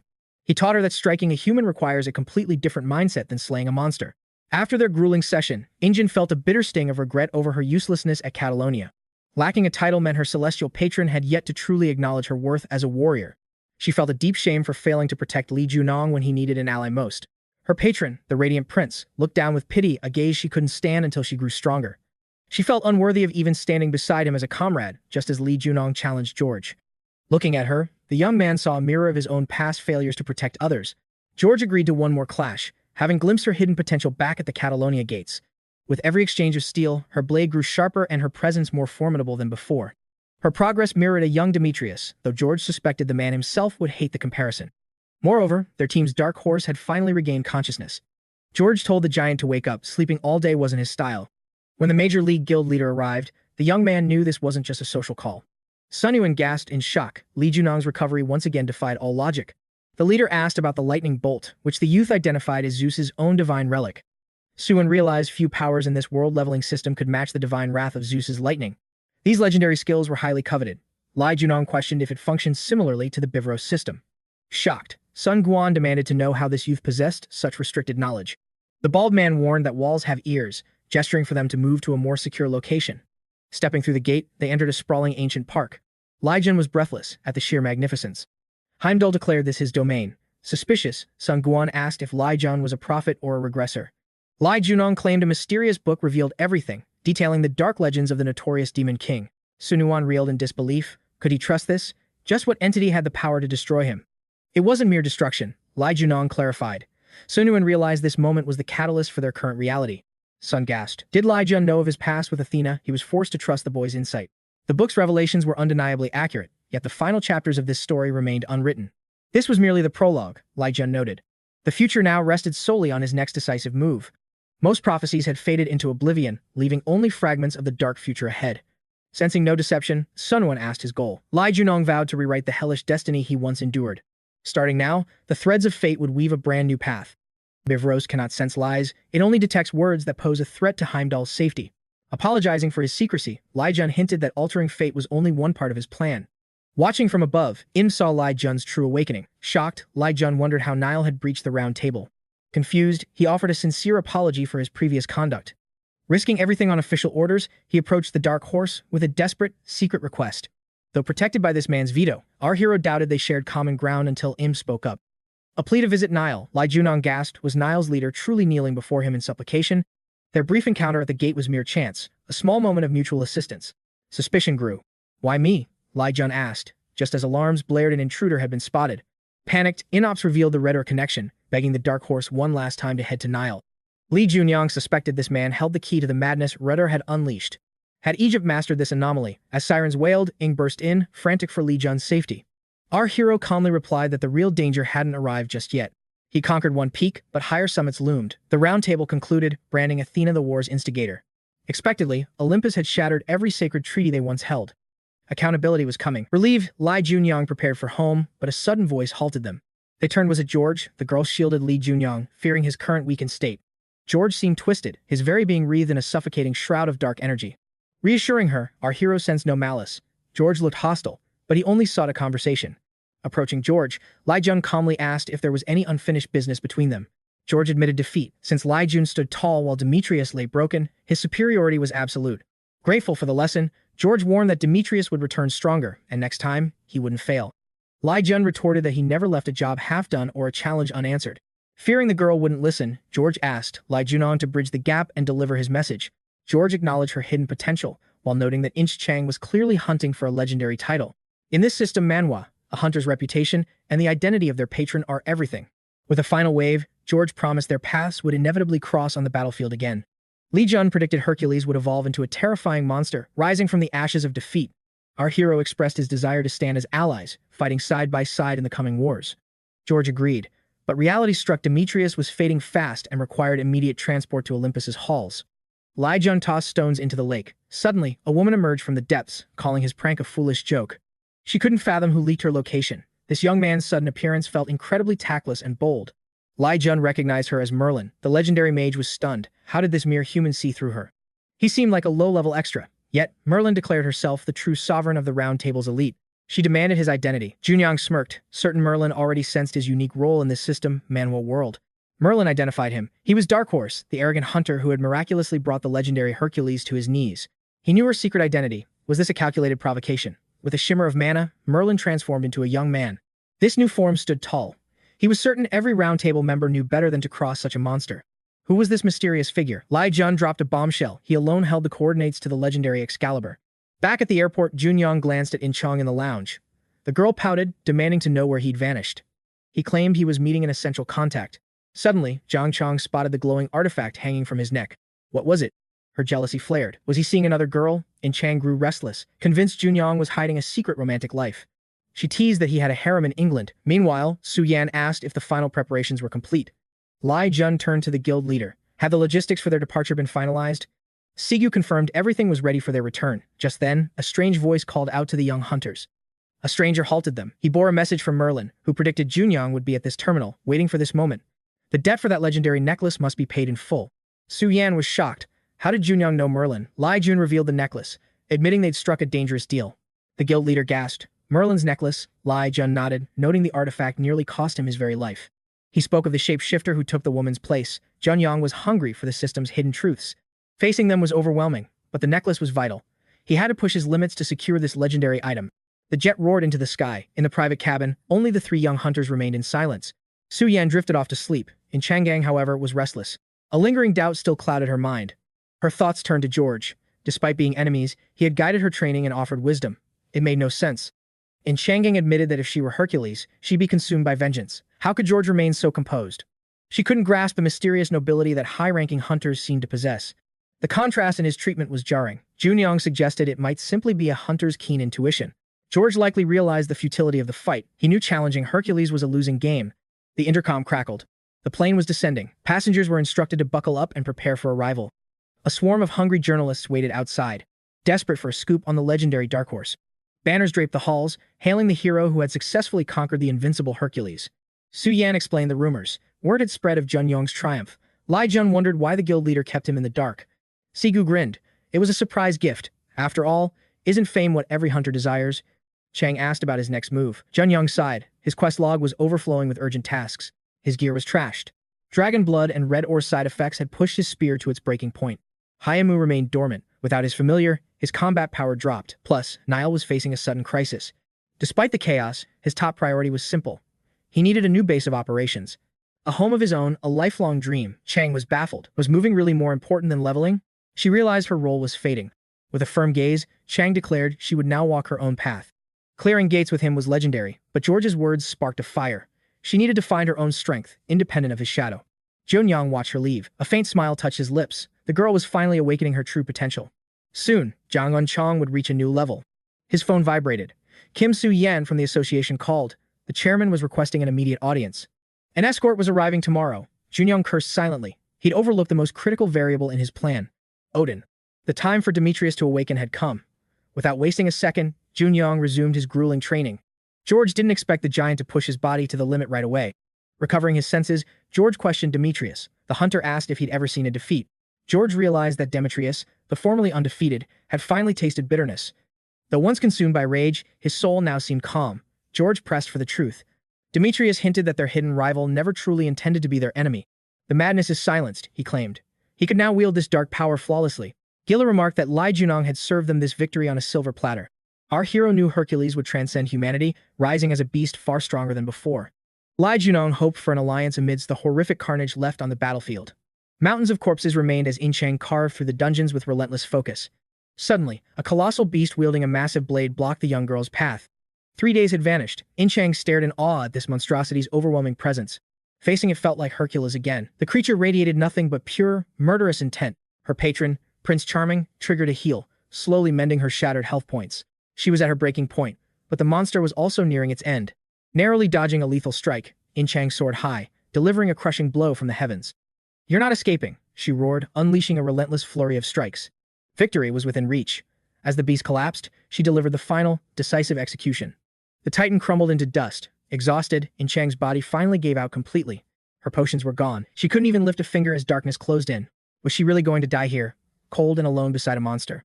A cloaked skeleton materialized, offering a vial. 𝗕𝗏𝗄 blinked in sheer disbelief. Who was this mysterious dark warrior? Suddenly, her system granted the title, Siegfried. Waking up, she saw Li Junong. He confirmed they were still within the gate's threshold. Her strength had returned. How did Li Junong obtain such a legendary elixir? Congratulations, Li Junong stated simply, leaving the young hunter utterly bewildered. Confused about her sword, he explained he nearly finished the beast himself but stopped. He added that he merely considered it, but he wasn't a monster who steals kills. 𝗕𝗏𝗄 thanked him. She had finally secured her legendary title in this system Manhwa. Suddenly, a pillar of emerald light descended, bathing them in a celestial glow. Her patron revealed herself, the ogre prince Siegfried, now perched on her shoulder. Li Junong noted the bond. 𝗕𝗏𝗄 felt awkward with a royal ogre as a companion. Like a true black warrior, she had finally evolved into a genuine hero. Looking at the little creature, she realized she had grown attached during the chaos. Protect your princess, Li Junong joked, finding the little prince surprisingly adorable. When asked for a name, 𝗕𝗏𝗄 hesitated. The situation was far too confusing. A prince. A princess, the little one chirped gong, and so his name was set. Her patron smiled with pride, while the fallen angel laughed at the absurdity. Li Junong marveled at her solo victory against the ogre mage. She followed him closely. When she asked how he arrived, he simply replied that it was a long story. 3 days had passed longer than her usual clear time. He had grown worried. We have more to discuss, Li Junong said, sensing a threat from the northwest. A twin-headed beast emerged. The mission to clear the gate was still active. They needed to ensure every lingering shadow in this dungeon was extinguished. Mana surged through her veins as the new title awakened her latent heroic potential. Facing the village's two-headed ogre chief, the girl smirked, eager to test her heroic might against a worthy foe. Without a moment's hesitation, Zhang and Chang charged, their weapons thirsting for the blood of the approaching beast. Gan launched herself from 𝗵𝗂𝗍𝗠𝗢 shoulder like a shooting star, her blade gleaming as she soared toward the monster. The two-headed monstrosity couldn't even blink before a whirlwind of Gans descended upon it with lethal precision. Before anyone could react, both heads were severed. Zhonong realized then that this girl was no ordinary damsel. With the gates cleared, the veterans turned to the youth, demanding to know what business brought him here. Destination, China, Zhonong declared. Having passed Odin's trial, he now sought brave companions for the journey ahead. Curious if the ancient taboos would hold, our hero relied on Merlin's pendant to bypass the mystical restrictions. Infiltrating Asgard, the young man began hunting the shadowy organization that pulled the world's strings from the dark. Meanwhile, Hunmu's body had evolved into a vessel of pure martial perfection through rigorous training and growth. While not yet an undead king, mastering 7 skeletons felt like a milestone in his system, Manhwa journey. A new skull flared on his bracelet. As the soul remained dormant, Park Jun successfully reforged the legendary spear. However, the weapon was now a cursed demonic spear, possessing a hunger that could eventually consume its own master. Thus, Lai Junong was forced into China, one of the most treacherous and monster-infested regions on the planet. Overwhelmed by endless gate outbreaks, the entire nation of China had devolved into a lawless kingdom of savage beasts. Within that hellscape lived the only master capable of purifying the corrupted energy of the mysterious black marble. At the northern front, the epicenter of catastrophe, organized legions of monsters marched toward the human defense lines. Hunters watched in horror as a massive horde of snow orcs approached, their presence haunting the frozen tundra. Suddenly, a sea of fire erupted. As the orcs burned, the confused hunters searched for their mysterious savior. Emerging from the ridgeline, Lai Junong and Zhang Unchang appeared like phantoms against the harsh, snowy landscape. Song Gian led the delegation forward, thanking the youths while questioning if they truly intended to enter that hell. "Savior thanks for those protecting this land," Junong replied, his eyes fixed on the mission ahead. Rumors swirled of the man who defeated Hercules, but a far more daunting challenge awaited them beyond the horizon. An ancient barrier blocked the path, a mystical wall that no ordinary human could ever hope to penetrate. "Don't worry," Junong smirked. Song watched, wondering how they would travel without the aid of the legendary 𝗵𝗡𝗧. When asked about their plan, Lai Junong simply pointed toward the horizon and whispered a single word, "Gate." The territory of China was now one massive, continuous gate. He promised she would understand once they stepped inside. Sun Yan signaled his companions to retreat, his expression grim as they reached the edge of the abyss. Standing at the gate, he warned them that his help ended here. He promised to wait every 2 months. The guild leader added a solemn vow. If they failed to emerge by the deadline, he would stay. He would return month after month. Junong noted that if things went well, he'd find his own way out. With a hopeful heart, the leader watched as the young warriors vanished into the shimmering depths of the portal. Knowing the burden Junong carried, Song Yan resolved to lighten the young hero's path as much as possible. The cold was soul-piercing. Despite her gear, Zhang and Chang shivered, wondering if anything actually lived in this wasteland. Junong's eyes narrowed. The temperature was dropping significantly faster than the original time formation had once predicted. This shift meant disaster was accelerating. Suddenly, a pack of snow orcs emerged from the blinding white blizzard. Igniting her blade, the girl stepped forward. "I'll handle this," she declared. "I need to warm up anyway." Swinging her sword in a deadly arc, she engaged the beasts, showcasing the overwhelming mastery of a true warrior. The orcs attempted to surround her, but the girl's intensity only rose as she scattered their ranks like dust. The battle blazed hot enough to kill the chill. Soon, every orc lay dead at the sword saint's feet. Junong noticed something chilling. The snow orcs weren't attacking, they were running away from a much greater threat. Massive ice trolls appeared, boasting high regeneration and immunity to the cold. Junong warned her to be extremely careful. Together, they decimated every monster that dared to enter their dangerous range with lethal precision. "What's happening here?" Zhang and Chang gasped, her heart racing as everything felt strangely ominous. Junong felt the heavy pressure as his mana began to flicker and fail under the oppressive atmosphere. Chang saw the monsters using human-like tactics, a detail Lai Jun agreed was far too dangerous to overlook. The gate's absorption speed was accelerating, defying every law of the system Manhwa world. Pushing forward, Chang questioned the distance. At this pace, reaching the peak would take 1 full month. Time was a luxury they lacked, making reliable transportation their most immediate and desperate priority. Their goal, Heavenly Lake atop Mount 𝗵𝗃𝗚. They huddled around a flickering blaze to survive the biting cold. While Gans savored the warmth, Lai Junong slipped into the shadows to scout the treacherous path ahead. Chang remained by the embers, but our heroes summoned 2 reindeer to quicken their grueling mountain pace. Mounting the beasts, they surged forward, cutting many weeks off their arduous and icy journey. As the incline sharpened, Chang wondered if they were truly scaling the legendary 𝗵𝗃𝗧𝗏 peak. Instead of freezing, the air grew strangely warm, and no monsters dared to cross their path. Lai Jun claimed a protector watched over the peak. Was this mysterious ruler a mere human? The mountain's sovereign wasn't human, beast, or monster. It was something far more ancient and powerful. The truth was beyond words. Lai Jun insisted she see for herself, leaving the animals behind. Now, they had to shatter the mystical barrier standing in their way to the summit. High above the city, the association president watched the world descend into gate-induced, chaotic madness. Awakening a power beyond all human limits. He sought Asgard to save humanity, but his absolute power revealed a bitter, hidden reality. The weak were discarded, leaving only elite hunters for him to protect in this cruel world. He felt betrayed that 𝗤𝗚𝗀𝗡 had abandoned his expectations by fleeing to the lands of China. Nature warped as monsters ravaged the country in a relentless tide of blood and destruction. Yet, this absolute chaos did not satisfy him. He hoped this boy, who somehow crushed Hercules, could find the secret he once failed to grasp. A dark smile formed. The game was finally becoming quite interesting for the president. He would savor this. 𝗤𝗚𝗀𝗡 was the perfect appetizer for his eternal, gnawing hunger. Reaching Heavenly Lake, they were met by a wall of armed hunters, shocking Chang to the core. Did people truly survive in this monster-infested wasteland? Did 𝗤𝗚𝗀 know about this settlement? They were ghosts of the north, survivors from a land long thought dead and buried. A hunter demanded their secrets. 𝗤𝗚𝗀𝗡 simply stated his need to face the mountain's ruler.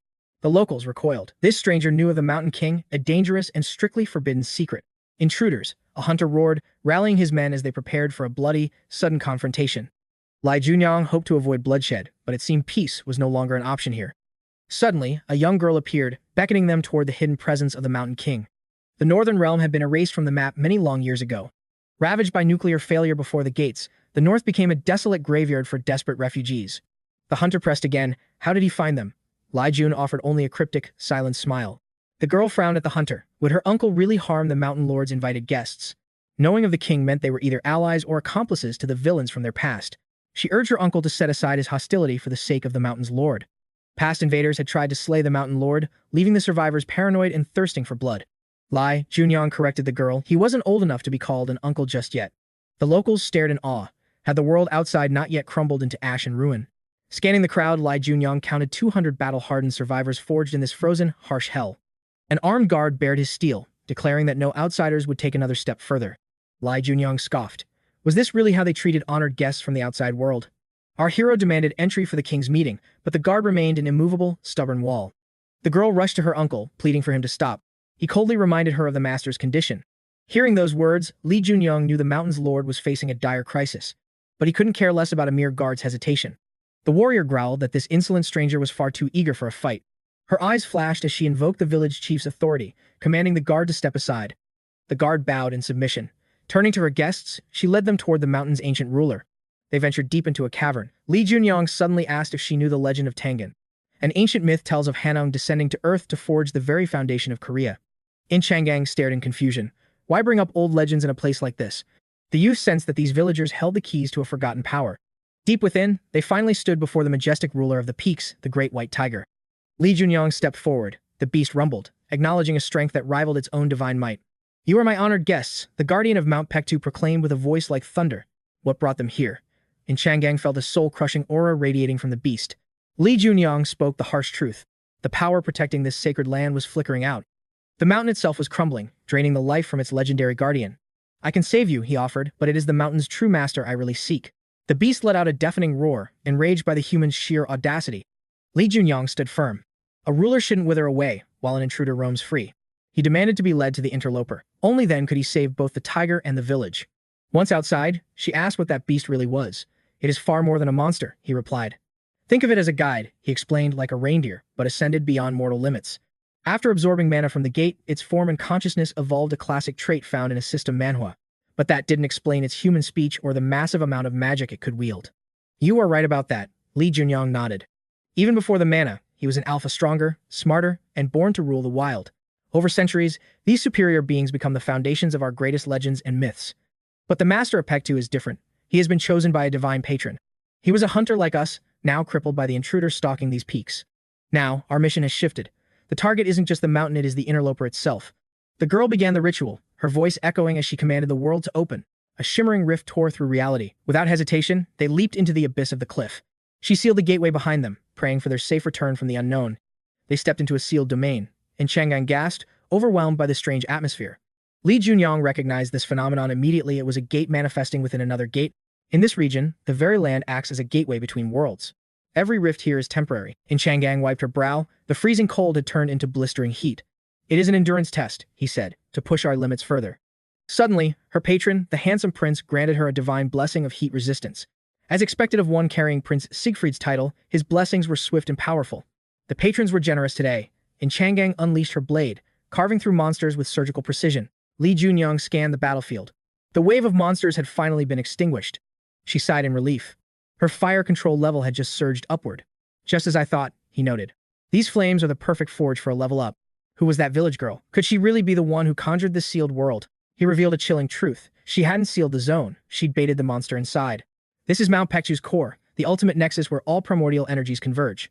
The Mountain Lord's power originates here. This girl is the legendary bear, wielding the mountain's essence. She is the sovereign source, bestowing divine authority upon the Mountain Lord himself. 𝗏𝗏𝗏 realized the truth. The true apex predator wasn't the beast, but the village chief, 𝗤𝗏𝗏𝗏. 𝗏𝗏𝗏𝗏 warned that the intruder's power level surpassed any nightmare or high-rank monster they'd ever faced. 𝗏𝗏𝗏 questioned the name 𝗤𝗏𝗏's authenticity, but 𝗏𝗏𝗏 admitted it was merely a mysterious alias, a mere pseudonym for a hero. Ancient records prophesied 𝗕𝗏𝗏𝗏 as the ultimate cradle for rapid growth. Everything was unfolding perfectly, just like the classic progression in a dark system Manhwa story. Premium hunting grounds were rare. He needed to maximize his stats to survive the coming apocalypse. As his fire affinity skyrocketed, 𝗏𝗏𝗏𝗏 gasped at the sheer scale of his patron's divine favor. The volume of blessings granted to 𝗏𝗏𝗏𝗏 signaled a patron of astronomical power levels. He praised the girl's benefactor, but knew his growth stemmed from his unique player trait. Approaching the great beast, the girl inquired about the state of his fading essence. The ancient tiger groaned, claiming his condition remained unchanged despite her divine concern. The Lord was dying, his life force sacrificed to seal the intruder and shield the village. They needed to mobilize the mountain's power, but the Lord's wounds were far too deep. She offered to reclaim her divinity, but the tiger fiercely rejected the notion of such sacrifice. The great beast acknowledged their potential, sensing the raw strength within these young challengers. Yet, the invader was a different breed. Why did he send them into this chaos? It wasn't their strength he noticed, but the shadows, the same darkness trailing the intruder. They entered a realm of blistering heat, where volatile mana crystallized in the air. A lone child appeared. Was this tiny figure really the world-ending threat they feared? 𝗏𝗏𝗏𝗏 shook his head. Don't be fooled, he warned. That thing isn't even human. Appearance is a lie. Suddenly, a colossal spectral beast materialized behind the small child. The world trembled under its pressure. Can we even kill a god like that? She cried. The child bared its fangs. Blades were drawn as the party braced for the coming impact. 𝗏𝗏𝗏𝗏 lunged forward, her blade gleaming with the intent to strike the unnatural foe. A violent mana burst erupted, sending 𝗏𝗏𝗏𝗏 flying like a leaf in a storm. She gasped at the overwhelming power. Now, our hero prepared to enter the fray. Spear in hand, 𝗏𝗏𝗏𝗏 charged. His strike carried enough force to shatter the bedrock. The child evaded with supernatural speed, but 𝗏𝗏𝗏𝗏 was already priming his next skill. Igniting his mana, the hero vanished into a blur of flames, turning the battlefield to hell. 𝗕𝗏𝗏𝗏𝗏 village trembled. This wasn't a mere earthquake, it was the aftershock of gods clashing. Evacuate everyone now, she screamed, desperate to save the weak from the collapsing world. A terrified hunter sought reassurance. She forced a smile, masking the dread in her heart. If their plan failed, she and the Mountain Lord would hold the line until the end. They had to move fast. Without these warriors, the mountain's defenses would surely crumble. The destiny of 𝗕𝗏𝗏𝗏𝗏 now rested entirely upon the shoulders of these young legends. Survival was paramount, but as the dust settled, 𝗤𝗏𝗏𝗏𝗏 lay motionless, his life force flickering. 𝗏𝗏𝗏𝗏's stamina was empty. She struggled to stay upright as her vision began to fail. With a flick of its wrist, the child unleashed a binding spell that paralyzed him instantly. The child's aura radiated pure malice. His combat power was off the charts, defying all logic. 𝗏𝗏𝗏𝗏𝗏 fought the pressure, but in this system, Manhwa reality, his mana was being suppressed. Thankfully, his levels had spiked earlier, but would this newfound strength be enough to survive? His mana circulation remained stagnant at level 1. In 𝗕𝗏𝗏𝗏𝗏, his flames refused to flicker higher. Driven to the edge, our hero ignited every remaining drop of his internal energy reserves. Yet, even in this desperate state, the mysterious child landed strikes with devastating precision. Clutching his chest, he gasped. That strike had come dangerously close to ending it all. Evolution in a system Manhwa triggers at death's door, a sensation previous foes never provided. 𝗏𝗏𝗏𝗏𝗏 summoned his spear again. This boy was unlike any monster he'd ever faced. Realization came too late as mana began surging through every individual cell in his body. It felt like a rebirth. Across from him, the boy seethed with malevolent dark energy. 𝗏𝗏𝗏𝗏𝗏 swung his blazing spear. A notification flashed, massive experience points gained for the achievement. Sunburst activated. 𝗏𝗏𝗏𝗏𝗏 stood frozen, mesmerized by the young warrior's sudden, explosive power. Space warped as his spear drained the air. His fire mastery reached level 10. Unleashing a sea of flames, our hero finally suppressed the child's raging energy beast. Through the swirling tongues of fire, our hero marched toward the fallen creature. The beast's defiance crumbled. Its eyes, once burning with rage, now reflected only profound sorrow. A reunion with its master drew near. Above them, the fallen angel observed the player intently. 𝗏𝗏𝗏𝗏𝗏 approached. With the fallen angel's blessing, he placed a steadying hand on its head. The monster grew still, closing its eyes in a moment of unexpected, silent submission. Despite this docility, this creature once plunged the entire world into ruin alongside the Demon King. The Demon King's own son, the legendary Snow King and Beast God, now stood defeated. 𝗏𝗏𝗏𝗏𝗏 named him Fenrir, sealing their bond. Nearby, the girl noticed the earth stop trembling. Was the nightmare finally over? She watched as the young men emerged from the dust unscathed. Seeing the child in his arms, she panicked, summoning the mountain lord against the intruders. A massive tiger materialized, stalking behind her as she demanded an explanation for their presence. 𝗤𝗏𝗃 claimed the promise was kept. The tiger growled had these humans dared to deceive him. They were tasked to stop the intruder, but 𝗤𝗏𝗃 never promised he would destroy him. His goal was to save the village and its lord. This boy was no longer a threat. The child leaped to the ground, offering a respectful bow to the stunned and confused girl. Stunned silence followed. 𝗤𝗏𝗃 simply smiled, letting the results of his gamble speak for themselves. The protagonist tried teaching the boy his name, but the child's voice remained locked away. His attempts resulted in broken sounds. It became clear that the boy lacked the gift of speech. 𝗏𝗃 spoke the name clearly. Fenrir bristled at the girl until 𝗏𝗃 calmed the young beast. Fenrir's attention shifted to the little ogre, rushing forward to scoop him into a tight embrace. Though 𝗤𝗏𝗃 chided him, the boys ignored him. They were just children, after all. 𝗏𝗃 sighed. The girl turned to 𝗤𝗏𝗃, demanding to know why she had been summoned. He'd promised to handle the intruder and assist the mountain lord in restoring their sacred home. He added that upon his success, he would finally be able to take her with him. It wouldn't be today. He vowed to return once his business in the neighboring lands concluded. She needed to prepare for the grand destiny awaiting her. 𝗤𝗏𝗃 drove his blade into the soil, entrusting her with its safekeeping until his return. He requested a ritual be performed here, intending to gift this legendary blade to a worthy soul. Descending the narrow mountain path, the group was greeted by the gathering of local villagers. The hunters apologized, admitting they'd mistaken them for the greedy scavengers who had robbed them. 𝗤𝗏𝗃 offered his forgiveness. Sadness touched the girl's eyes as she realized they were departing. Time was short, but he promised to return soon to fulfill his vow and claim her. Her confused look troubled him. Had the side effects worsened, erasing their conversation from her memory? The young man urged her to seek aid from the mountain's guardian. Our hero also warned the mountain master to preserve his failing health. Returning to the frozen wastes, 𝗏𝗃 felt a heavy weight pressing upon her heart. Leaving was agony, but 𝗏𝗃 swore they would one day return to this place. He marveled at the girl's deep well of compassion. Once their mission abroad was complete, 𝗏𝗃 promised a swift return to the village. Surprised, 𝗏𝗃 asked if he wasn't here to clear the gate and travel by sea. She noticed his godlike feats, slaying Hercules and even taming the legendary Fenrir. Wasn't his goal to dismantle the gate threatening the neighboring country? 𝗏𝗃 knew no mortal could solo that gate. It was a feat beyond human limits. Why return then? Mount 𝗂𝗃𝗚 was beautiful, but its icy bite was becoming unbearable. With Lena gone, they were stranded. In desperation, 𝗏𝗃 summoned Fenrir for aid. He asked the beast for a favor, and suddenly, a massive frost beast towered before them. "We ride," he commanded. They gripped its fur tight as the beast lunged forward. Soon, the creature halted atop a high, windswept ridge. Below, orcs clashed with trolls. 𝗏𝗃 ordered Fenrir to end the skirmish instantly. Sensing Fenrir's hunger, he also decided it was time to awaken the girl's potential. Intrigued by her hidden speed, he offered to teach her the secrets of mana flow. This would allow her to level up independently, a rare feat in any system, Manhwa. Could a hunter truly level up without a god's blessing? That was his secret to power. 𝗏𝗃 sensed a tiny spark of mana flow already flickering within her. Hope flared in her heart. In his palm, a radiant core of pure mana materialized. She was a natural genius. If she focused, the invisible mana became visible. He explained that true masters feel the mana's rhythm and pull it into their core. Hard to grasp, easy to mirror, she noted. He told her not to think, but feel. It was a power that defied logic and mere human intellect. He prepared to forcibly anchor the mana flow inside her, warning of the excruciating pain ahead. She didn't flinch.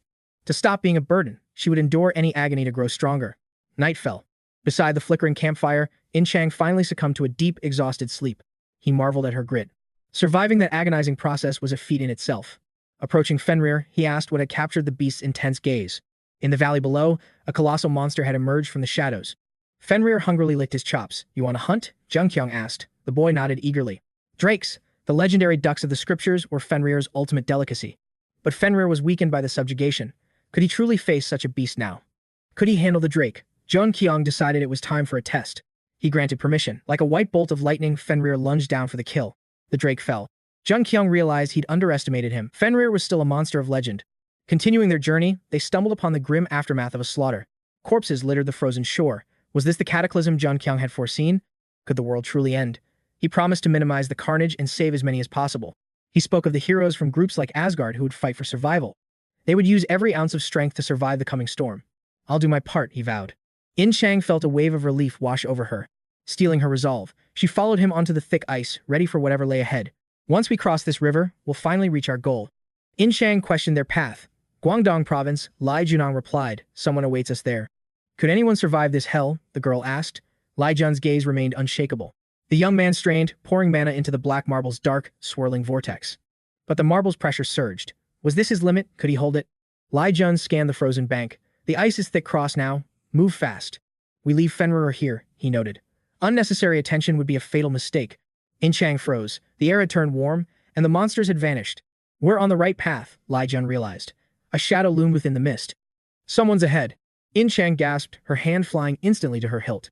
Draw your blades, he warned. In this system, Manhwa, no encounter is ever random. A heavy silence fell over the wasteland. Something was deeply, horribly wrong.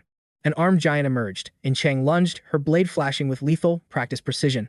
He looked human, she panted, but he attacked like a starving, mindless beast. 𝗤𝗀𝗠 knelt by the fallen titan, an outcast, separated from his pack. Here, the weak are expelled to rot alone in the frozen, desolate wastes. If he was a weakling, imagine their army. 𝗤𝗀𝗠's voice trembled with fear. Their eyes pierced the fog. Countless massive silhouettes were crawling on the horizon. No time to breathe. Giants on monstrous waterfall were charging straight for our heroes. Ice geese riders, yin gasped. State your names. A titan's voice boomed. 𝗤𝗀𝗠 glanced at Fenrir. Really? You're actually hungry for drake meat right now? Suddenly, a massive net shadowed the sky. 𝗤𝗀𝗠's instincts screamed in warning. Hold, 𝗤𝗀𝗠 commanded. I feel no bloodlust. Put your sword away now. Ensnared in the massive mesh, they heard a rumble. You're coming with us. The giant squadron turned, escorting their new prisoners along the established trail. Locked in a massive cage, the giant asked, Are you dwellers of these lands? We're travelers from afar, 𝗤𝗀𝗠 said. Fear not, the special one is captured. These weren't the mindless beasts from the legends. These giants possessed an ancient wisdom. They weren't just myths. Are you taking us to 𝗏𝗏𝗏? The young man asked. The titan flinched in surprise. How does a tiny stranger know our hidden city? I am 𝗏𝗏𝗏, he declared. We have no intention of harming innocent travelers. A proud warrior of the great ice giant tribe, 𝗏𝗏𝗏 announced with honor. Names were exchanged just as 𝗏𝗏𝗏 expertly crushed a sudden, lurking threat. I have questions, 𝗏𝗏𝗏 stated. Answer truly, and your freedom shall be returned. 𝗏𝗏𝗏 promised them a choice. No harm would come to them, regardless of their decision. 𝗤𝗀𝗠 smirked. This giant's path was a shortcut to their intended destination. 𝗏𝗏𝗏. 𝗏𝗏𝗏 roared as the massive gates groaned open to thunderous, local cheers. It's like the Middle Ages, 𝗤𝗀𝗠 whispered, awestruck by the Titan's grand city. Had they crossed through time? The locals crowded around, whispering at the cage.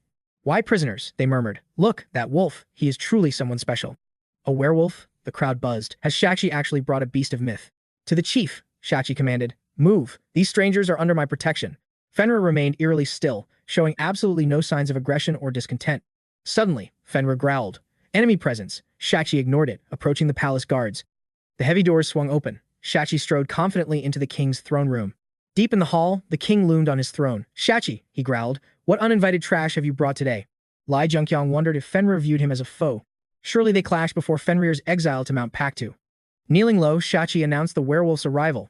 My chief, I have brought the wolf and his strange party. The wolf seeks refuge with us. The chief's eyes narrowed. How could mere humans tame such a beast? 𝗏𝗏𝗏 nodded. The chief's voice went cold. Leave these intruders with me and return to your post.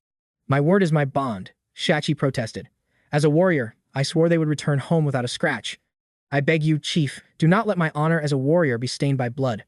𝗤𝗏𝗏 gripped the iron bars, her strength surging. I could rip these off like paper if I wanted, she muttered. Easy now, 𝗤𝗀𝗠 cautioned. If you act, the entire giant tribe hunts us. We are in their heartland. 𝗏𝗏𝗏 gasped, her eyes wide with fear. Aren't we already walking on thin ice? That chief smells like trouble, especially after seeing how Fenrir bared his teeth at him. Fenrir felt his crushing pressure. What's our move? Nearby, Fenrir and Gan sat silently by the flickering flames. Relax, 𝗤𝗀𝗠 whispered. If things turn south, we can vanish from this place in a heartbeat. For now, we rest. This long journey drained us. We might be staying here quite a while. A grim vision flashed before him.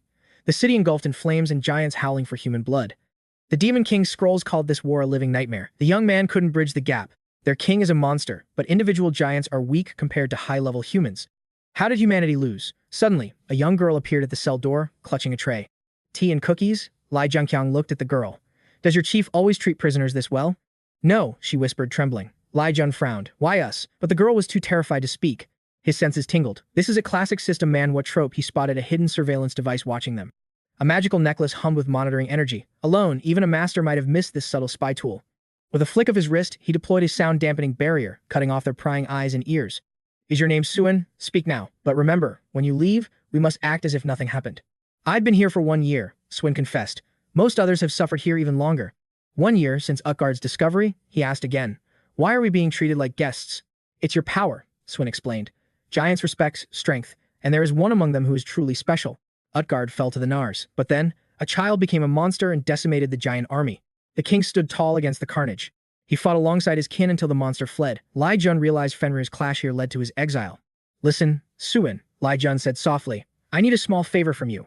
I'll pay you in sweets, chocolate, milk, or dark, whatever your heart desires most. I don't need sugar, she sighed. My teeth can't take it. But some iron, I'd take that. Iron is worth a fortune. If I sell it, I can finally buy my mother's medicine. Deal. 𝗤𝗏𝗀 agreed. Find a man named Manhwa. Days bled into weeks at 𝗤𝗢𝗏 Castle. Their routine was a golden cage. They did nothing but eat the food brought at sunrise. Occasionally, they were granted the privilege of walking outside under the giant's watchful gaze. Why this charade? Chang muttered. If they don't want us, why not just open the gates? It's a chance to train, 𝗤𝗏𝗀 shrugged. Chang groaned.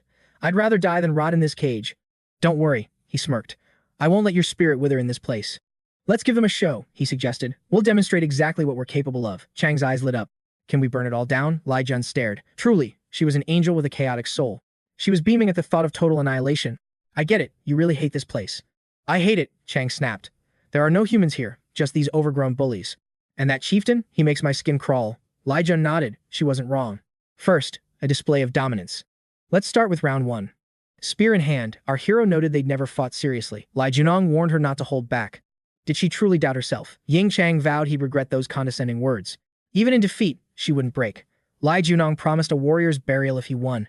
Blade met air as giants laughed, swapping stories of their legendary past exploits. Suddenly, the castle lay in total ruin. Shachi's laughter boomed. His men had decimated the gardens. He relished seeing the chief's reaction. Bringing these warriors here was definitely the right move. Shachi saw the chief changing. He now demanded the title of king. With iron mining underway, he built a secret army for an unknown war. Honor drove Shachi to fight noble battles. The chieftain's motives remained a dark mystery. Watching from afar, Shachi hoped the chieftain chose his enemies with care. The path was closing fast. Meanwhile, the giant enjoyed a relaxed chat with the duo. They sat across from each other at the table. The giant admitted destroying the gardens was a sin, yet blamed their ignored rights. Apologizing, In Chang'an explained their forest training traditions to the curious giants. In Chang'an expressed deep regret for the ruined castle gardens. They promised to be much more careful now. Seeking atonement, the girl offered compensation. The giant requested knowledge about humanity instead. It was clear the giants lacked vital intelligence regarding the human race. In Chang agreed. Training resumed as our hero used fire magic, defying logic like a system Manhwa. Yin Chang saw no openings in him. She needed absolute speed and lethal accuracy. During the next clash, the protagonist's power overwhelmed her once again. A fine duel, Lai Junong remarked before asking her for a crucial favor. The girl agreed. Lai Junong tasked her with spying on the giant's secrets. Suddenly, the giants noticed the castle gardens were engulfed in flames. Lai Jian was clearly responsible. They needed a doctor to treat him immediately. The physician arrived. Despite his battered body, Lai Junong could still speak. The doctor found only minor scratches, seeing through the dramatic act. Lai Junqiang knew the doctor doubted him. He begged for treatment to fool the giants. After a quick check, the doctor fully sealed his wounds with miraculous speed. He thanked him. Honored to meet the legendary 𝗬𝗧𝗏. Suin smiled nearby. The doctor was stunned the boy knew his name. The doctor assumed Suin had leaked his secret identity. Lai Jun suggested they bond further. Hua turned toward the exit. Thinking the boy was dim, the doctor left. Lai Jun claimed he was still sick. The doctor scoffed, calling his claims of illness pure lies. My wounds are internal, the hero argued. Why skip a full diagnosis? 𝗬𝗧𝗏 apologized and grabbed his wrist to check his pulse. Finding no issues, the doctor left. Lai Jun sensed a powerful magical aura from him. He was a hunter. Yet, his latent abilities hadn't awakened yet, shocking Lai Junong. After checking his vitals, the doctor missed everything. Could this truly be 𝗬𝗧𝗏? 𝗬𝗧𝗏 was China's last hunter, the one who healed the Demon King. The Demon King had unleashed mana here, triggering a massive spiritual surge. Like the Dragon Bloodstone side effects, 𝗬𝗧𝗏 had somehow survived it. Lai Junong wondered if he'd regressed too early. Perhaps 𝗬𝗏𝗏 hadn't reached his peak power yet. In Chang approached him. He feared the garden incident caused trouble, but surprisingly, everything seemed perfectly fine. In Chang reported her success. She'd even been scouted to join the mercenary ranks as a player. She revealed the Nar's vicious ice giants were building a nearby city to launch an assault on 𝗏𝗏𝗏. Locals were desperate to defend 𝗏𝗏𝗏 and its resident monsters from this looming threat. Short on warriors, they begged for aid. Lai Jun noted the giant population was smaller than anticipated. Constant Nar's attacks thinned their numbers, making them less of a threat to human civilization for now. In Chang investigated the outside world's population, culture, and military strength to gain a tactical edge. Lai Jun praised her. She gathered vital intel for their survival in this system Manhwa world. She thanked him, seeking updates. He hadn't found anything yet, but the real mystery was just beginning. He remarked they should have left once they located their targets. Why linger in this frozen fortress? 𝗫𝗀𝗃 explained the giants weren't oppressors, but leaving 𝗤𝗏𝗏 meant certain death for the human refugees. They were trapped. Driven by compassion, she vowed to find a way to save them all. His original plan was simple: find 𝗤𝗏𝗏 and flee 𝗤𝗏𝗏 with the chosen few as quickly as possible. 𝗫𝗀𝗃's kindness eclipsed his own. He lived by cold logic, sacrificing the minority for the majority's sake. Yet, following that path meant becoming the very heartless monster he despised most in his past. Signing a mercenary contract bought him time. Nearby hunters whispered, wondering if he owned that legendary wolf. What's he doing here? They clearly harbored a deep, burning distrust for outsiders like him. 𝗫𝗀𝗃 agreed they were unwelcome. Then 𝗤𝗏 appeared, thanking him for saving her mother's life. Her mother was recovering. Suddenly, Dr. 𝗏𝗏 approached, asking about the young man's physical health. He credited the doctor for his recovery. 𝗏𝗏𝗏 insisted he return if his condition took a turn. Secretly, he'd masked his mana flow, hiding his true stats and power from the mysterious doctor. Yet, 𝗏𝗏𝗏 noticed nothing. A master should have sensed it. Something was definitely wrong here. Had he misjudged 𝗏𝗏𝗏? 𝗫𝗀𝗃 checked on him again, but he simply shook his head in silence. We'll find him, she promised. He agreed, focusing on gathering vital intel within this system. Manhwa. A hunter smirked. You really want to know the giant's true numbers within the walls of 𝗤𝗏𝗏? Maybe 1,000, one guessed. Another barked that tens of thousands roamed these frozen lands. He asked about the 𝗕𝗏𝗏s. Originally, 𝗤𝗏𝗏's population was many times larger than it is now. Then, a tribal schism occurred. A rebel chief led a massive faction away into the frost. They became the 𝗕𝗏𝗏s. He wondered what happened to the loyalists who stayed behind in the city. They perished in civil war or succumbed to a strange rotting plague. They couldn't adapt. He asked if other outsiders had visited. To his surprise, the answer was a definite yes. Was it the Demon King? The legendary diary placed him right here, in the City of Giants. He hoped for traces of the king's presence, but the man claimed they'd already departed. No human had seen them. These were merely whispers passed down by the giants themselves. Giants found intruders who vanished instantly. He needed to interrogate the giants for the real truth. In exchange, he offered valuable intelligence about the changing world beyond their frozen, isolated borders. The meeting was productive. Someone here possessed the divine power to halt the giant's deadly infection. A mysterious figure frequently summoned to the royal castle. It had to be the doctor, 𝗏𝗏𝗏. He ran into 𝗏𝗏𝗏. The giant eyed him suspiciously. Was he the one who torched the gardens? Surprisingly, 𝗏𝗏𝗏 thanked him. Unlike the human-hating dwarves, this giant showed rare, genuine gratitude. 𝗏𝗏𝗏 was heading out. 𝗕𝗏𝗏's incursions were escalating, threatening the very gates of the city today. He invited 𝗤𝗏𝗏 to join. They marched out, only to encounter a terrifyingly unexpected guest. It was 𝗲𝗏𝗏, the 𝗕𝗏's warlord. The two titans dismounted, facing off in a tense standoff. 𝗲𝗏𝗏 and 𝗏𝗏𝗏 locked eyes, trading heavy words. 𝗤𝗏𝗏 realized this situation was becoming lethal. The titan 𝗲𝗏𝗏 was no mere monster. He radiated a suffocating, demonic pressure that chilled the very air. Our hero instantly sensed it. 𝗲𝗏𝗏's power far eclipsed 𝗏𝗏𝗏's raw strength. Was he equal to the giant king? To survive this system, Manhwa world, learning their ancient tongue was now vital. Their guttural speech was a mystery until a fallen angel's blessing granted him the language of giants. 𝗲𝗏𝗏 demanded why 𝗏𝗏𝗏 clung to his path. 𝗏𝗏𝗏 spat back, refusing to heed a traitor's words. 𝗲𝗏𝗏 laughed. Was 𝗏𝗏𝗏 truly pathetic enough to serve that foolish, weak king? How tragic, 𝗲𝗏𝗏 sneered. Your tribe has fallen, and you're dragging a warrior's honor through the dirt. They weren't traitors, just no longer 𝗤𝗏𝗏's slaves. 𝗏𝗏𝗏 roared, commanding the turncoat to shut his mouth. Patience snapped. 𝗏𝗏𝗏 summoned his axe as 𝗲𝗏𝗏 smiled. Blood was the only language they both understood. 𝗲𝗏𝗏 readied for slaughter but paused, eyeing the protagonist. Does the special one truly follow a human? A wicked grin spread across 𝗲𝗏𝗏's face. Interesting. Let's finish this next time. He vowed to return, hungering to face 𝗏𝗏𝗏, the special beast, and that mysterious man again. The assistant urged a pursuit, but 𝗏𝗏𝗏 hesitated. Against 𝗲𝗏𝗏, a direct clash meant certain death. Throwing lives away was pointless. The chief's orders were clear: avoid senseless skirmishes at all costs. Li Junyang saw the warriors crush spirits, yet he knew 𝗏𝗏𝗏's caution was the only choice. These giants lived for the thrill of battle, but the gap in their power was simply insurmountable. Li Jun sensed a deep history between the two leaders, a bond like brothers, now shattered by war and betrayal. Nearby, a lone man stood ignored by the giants. Li Jun wondered what a mere human was doing there. 𝗏𝗏𝗏 introduced him as 𝗲𝗏𝗏, a mercenary for 𝗤𝗏𝗏 who was currently out searching for rare medicinal herbs. The youth nodded. 𝗏𝗏𝗏 warned him that 𝗕𝗏𝗏s were prowling nearby. It was far too dangerous to linger. 𝗏𝗏𝗏 offered a safe escort back, but 𝗲𝗏𝗏's gaze shifted curiously toward the new face beside them. This is Li Jun, our newest recruit, 𝗏𝗏𝗏 explained, formally introducing the legendary healer, 𝗲𝗏𝗏. A doctor and a warrior. Li Junyang's eyes narrowed. Finally, he had found the man he needed. 𝗫𝗀𝗃 greeted him, noticing his bright mood. She boasted of her own success on the battlefield today. She had survived a 𝗕𝗏𝗏 ambush, sending them fleeing, but Li Jun had witnessed a much darker reality. He hadn't fought, but he'd felt the enemy leader's terrifying presence. That monster was on another level. 𝗫𝗀𝗃 brushed off his concern as fatigue, noting that some humans were actually aiding the 𝗕𝗏𝗏's attacks. One Chinese warrior had even parried her blade with ease, standing as a shield for the enemy.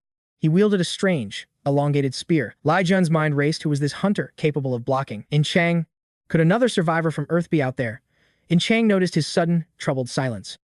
𝗤𝗀𝗠 wanted answers, but feared the risk. He turned to 𝗤𝗀𝗠, asking if she'd join his investigation. She agreed, though the language barrier remained a problem.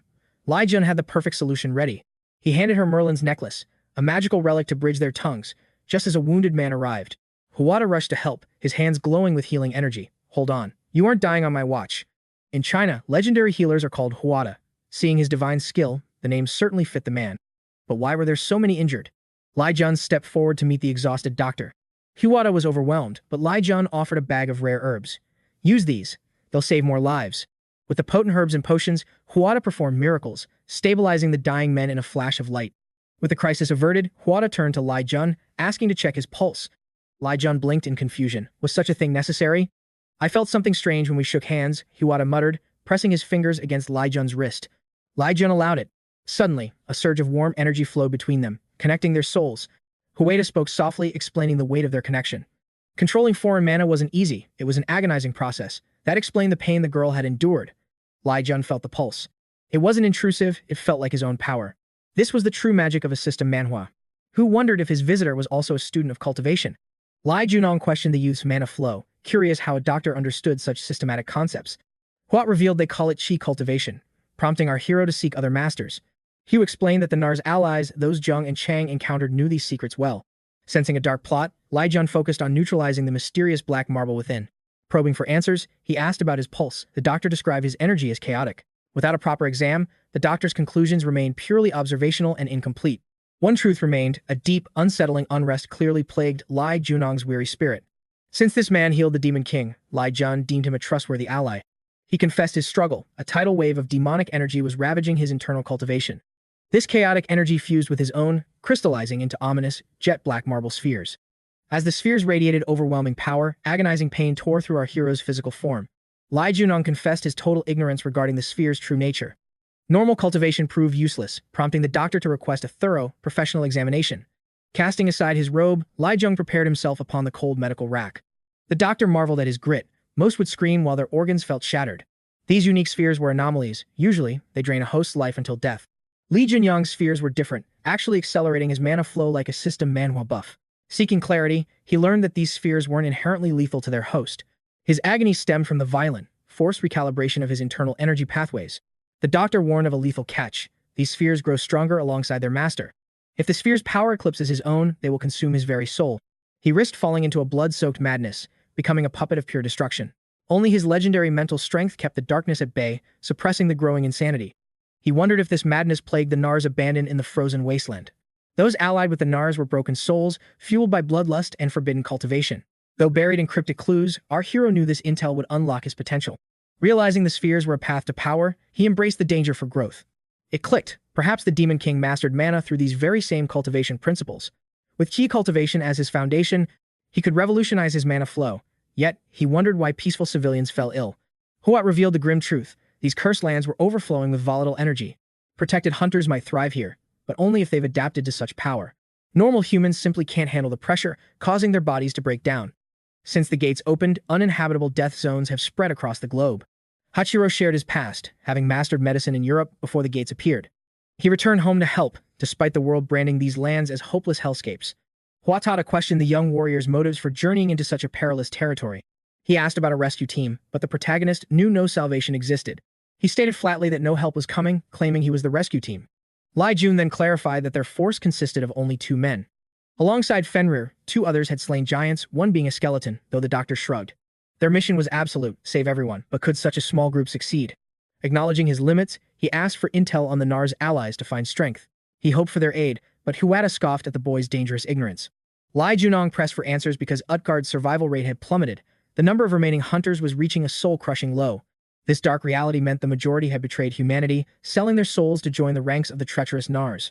𝗕𝗏𝗏 reported that most hunters fled 𝗏𝗏𝗏 during his herb gathering. 𝗤𝗀𝗠 wondered what powerful figure could lead such a massive exodus. No name surfaced in his mind, but escaping with an entire population would require a hunter's elite guidance and strategic strength. To survive the approaching cataclysm, he needed to break his limits. 𝗤𝗀𝗠 stepped forward with a desperate, fate-altering request. He sought the secrets of chi cultivation, knowing this system Manhwa progression was his only path to seizing the Demon King's throne.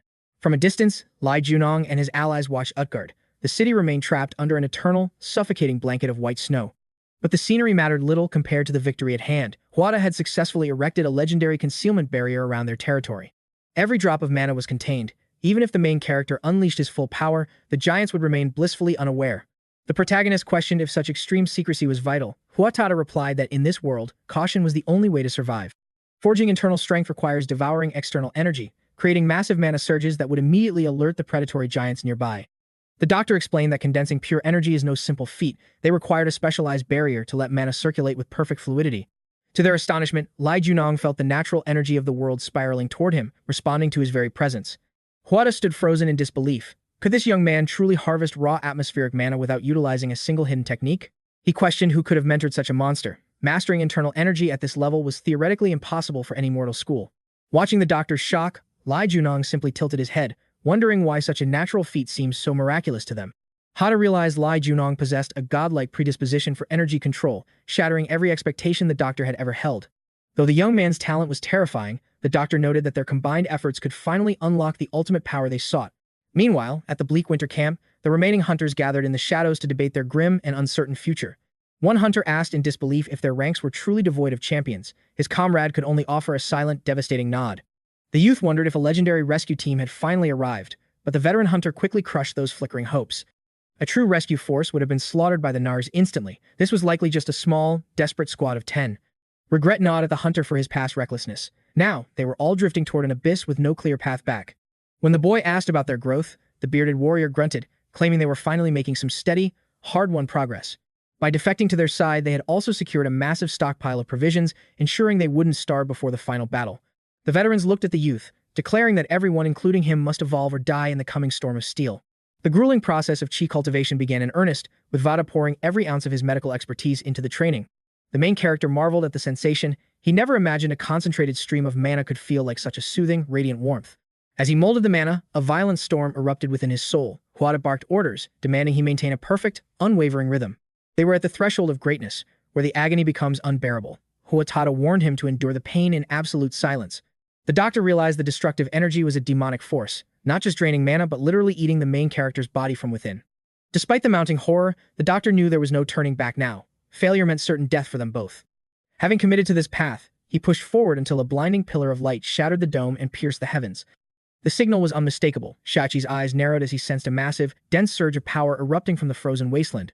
Neither 𝗕𝗏𝗏𝗏 nor the other chiefs possessed such raw potential. Only the legendary 𝗕𝗏𝗏𝗏 could release a mana signature of that magnitude. Suddenly, 𝗕𝗏𝗏 materialized from the frost, flaunting his newfound, overwhelming abilities before his stunned and former brother-in-arms. Shachi saw the truth and roared a command for every warrior in 𝗲𝗏𝗏𝗏 to sharpen their blades for an immediate, bloody conflict. The soldiers hesitated, fearing the High Chieftain's wrath, but Shachi's voice thundered, questioning how long they would live as cowards. He asked how many more years they would spend trembling in the shadows waiting for orders while their enemies prepared to strike. He challenged the very soul of the ice giants, declaring that he alone would shoulder the heavy burden of this unsanctioned war. Today, we reclaim our glory, he screamed. Moved by his conviction, the giants bowed, swearing their lives to Shachi's command. 𝗕𝗏𝗏𝗏 heard the war horns blast and scoffed. Shachi was too weak for such defiance. Was the great chief himself finally intervening? He knew the chief was occupied with higher matters, leaving him to wonder what madness was currently unfolding within 𝗲𝗏𝗏𝗏's walls. If this was a trap, it was a welcome one. 𝗕𝗏𝗏𝗏 grinned, realizing this was the perfect moment to seize everything he desired. A grand assembly was called, and 𝗕𝗏𝗏𝗏's voice echoed across the ice. Today, 𝗲𝗏𝗏𝗏 would fall, and a new era would begin. Hostile forces closed in on the barrier. Shachi gave a grim nod of understanding. It was 𝗕𝗏𝗏's handiwork, a mirror of fate. 𝗕𝗏𝗏 asked himself the very same question. Sensing the leader, Fenrir stood at the barrier's edge, ready for a bloodbath. Jung and Chang read the signs. Fenrir's stance meant Lai Jun was inside. 𝗕𝗏𝗏𝗏 spat on the truce. His only regret was that the leader wasn't there. Time to end this, Shachi muttered. Every giant stood armed for the slaughter. With a roar, the giants charged. A wall of warriors crashed into the enemy. Suddenly, Lai Junong bolted upright. 𝗤𝗏𝗏𝗏 cried. The young man had finally regained consciousness. The doctor saw more. A terrifying surge of energy and technique radiated from him. Rushing to the medic, the youth checked his pulse. He's alive. He'll be fine. 𝗤𝗏𝗏 had sacrificed his very youth for this miracle. A glowing fruit appeared. Lai Junong vowed he wouldn't let the doctor die. The elixir was gone. Only the apple of Eden, the elixir of 𝗲𝗏𝗏𝗏, remained. He'd taken it from Odin. Now, he would drain its energy as instructed. Pressing the fruit to the chest, he commanded the divine energy to be absorbed. Mana flooded his body. Outside, 𝗤𝗓𝗠𝗢 dove into the giant's war. She analyzed 𝗏𝗏𝗏. He was strong, yes, but he lacked the explosive power needed. A giant loomed over her. "We meet again, little girl. You're as ferocious as ever." 𝗓𝗏𝗡𝗄 saw his strength. Sensing danger, the ogre 𝗙𝗂𝗧 charged to her aid. 𝗙𝗂𝗧 grew into a towering mountain. The giant realized he faced a true monster. "Stay back, 𝗙𝗂𝗧," Yin-Cheng ordered. "Ensure no one interferes while I fight him." The ogre obeyed. She drew her blade, ready for this thrilling dance of death. Her opponent grinned with satisfaction. "I think I'm really going to enjoy this girl." Sh felt the pressure. 𝗏𝗏𝗏's strength had evolved far beyond their previous encounter. "I've trained for this," 𝗏𝗏𝗏 spat, though the gap between them still remained. Just as expected from the giant's strongest warrior. "Why betray us?" 𝗏𝗏𝗏 roared. Sh couldn't tolerate the chieftain playing king anymore. 𝗏𝗏𝗏 was blind. The chieftain had destroyed everything Sh ever held dear. The revelation cut deep. The chief murdered 𝗏𝗏𝗏's own father, the great 𝗕𝗲𝗀𝗀. 𝗏𝗏𝗏 froze in shock. Sh hissed the truth that bastard Loki destroyed 𝗕𝗲𝗀𝗀. Lai Junong watched 𝗕𝗲𝗀𝗀. He was improving, yet things weren't going as planned. The apple of Eden was a supreme treasure, yet it looked withered and drained. The mana flow was non-existent. Lai Junong realized the fault lay within himself. Like a classic system Manhwa, he'd unconsciously drained the apple's essence during mana collection. A wave of power surged through him. He felt capable of shattering even Hercules. He stood amidst a mana hurricane. 𝗤𝗓𝗡𝗏 approached, her eyes wide with shock. She asked if he was okay. However, the fallen angel's gaze radiated pure contempt. The hero was stunned. His enemies saw an opening to them. He was just human. "Attack," they cried. But from the shadows, 𝗲𝗏𝗀's skeleton rose, awaiting his master's word. "Command me," 𝗲𝗏𝗀 rasped. He possessed the power to turn these giants to dust. Lai Jun noted 𝗲𝗏𝗀's change. "Get 𝗏𝗏𝗏 to safety," he commanded, his voice cold. With a sinister grin, the loyal summon moved to carry out his master's orders. He could focus now. As Sh lunged to strike, the hero moved like lightning. Lai Junong was faster. His fist collided with the giant's jaw, a strike of force. The impact was massive. 𝗏𝗏𝗏 watched the hero, wondering who Li Jun truly was. The youth's power had ascended since they last met. Nearby, the Titan representatives clashed in a brutal, gore-soaked spectacle. 𝗙𝗂𝗧 charged into the fray while Junyong unleashed Fenrir. Suddenly, a colossal frost beast manifested behind our hero, radiating absolute cold. Then, the main character proposed a sudden truce. Enemy mercenaries lowered their blades, weighing their options. Was this the desperate chance they had been praying for? "Don't let your guard down, these men are heroes," Junyong mused. He then asked a piercing question. "Who exactly are you?" A mercenary stepped forward, identifying himself simply as 𝗬𝗎𝗐. No such name appeared in the system Manhwa records, yet his power was undeniable. "𝗬𝗎𝗐, why did you betray your people?" "Because they aren't hunters? I betrayed no one," 𝗬𝗎𝗐 roared. This was simply their fated destiny. It was for the greater good. Junyong lunged, his spear flashing. "Those are nothing but the lies of a coward. What good justifies such betrayal?" Junyong spat. 𝗬𝗎𝗐 countered, revealing a secret blood pact made with the giant, Sh. They sought to rebuild China after 𝗏𝗏𝗏's fall. "You could have struck that same deal with King 𝗏𝗏𝗏 himself," Junyong challenged. Moving like a blur, the hero closed the distance, his spear tip whistling through the air. 𝗬𝗎𝗏 knew 𝗏𝗏𝗏 was no ally. The king had purged thousands using a horrific, supernatural infection. Cooperation was impossible. Junyong realized 𝗬𝗎𝗏 was referencing a classified tragedy known only to high-ranking hunters. After Manhwa fell, the slaughter began. That's why 𝗏𝗏𝗏 is a graveyard, and why his hunters turned. "You speak of rebuilding our nation," Junyong observed, "yet you paved that path with the lives of innocents." "I did not betray them," 𝗬𝗎𝗏 screamed. Junyong frowned. Too many pieces of this puzzle were still missing. First, he would break their resolve. Only then would the true story finally be told. Sh revealed that 𝗏𝗏𝗏's father sensed the chieftain's treason, Loki's ultimate goal, transforming these human lands into 𝗤𝗏𝗀𝗻. "What do you mean?" 𝗏𝗏𝗏 gasped. Shrim's voice turned cold, a total purge to create a giant's paradise. Every living soul was to be erased except us. 𝗕𝗲𝗀𝗀𝗀 died trying to halt that madness. 𝗏𝗏𝗏's teeth ground together in fury. "Why tell me now?" he roared, launching a desperate, rage-fueled assault. "Why keep this secret?" Sh parried easily. "Because I couldn't afford to lose a warrior like you." 𝗏𝗏𝗏's loyalty was legendary. Could he truly turn on his leader, even knowing that monster murdered his father? Shrim's counter was swift, neutralizing 𝗏𝗏𝗏.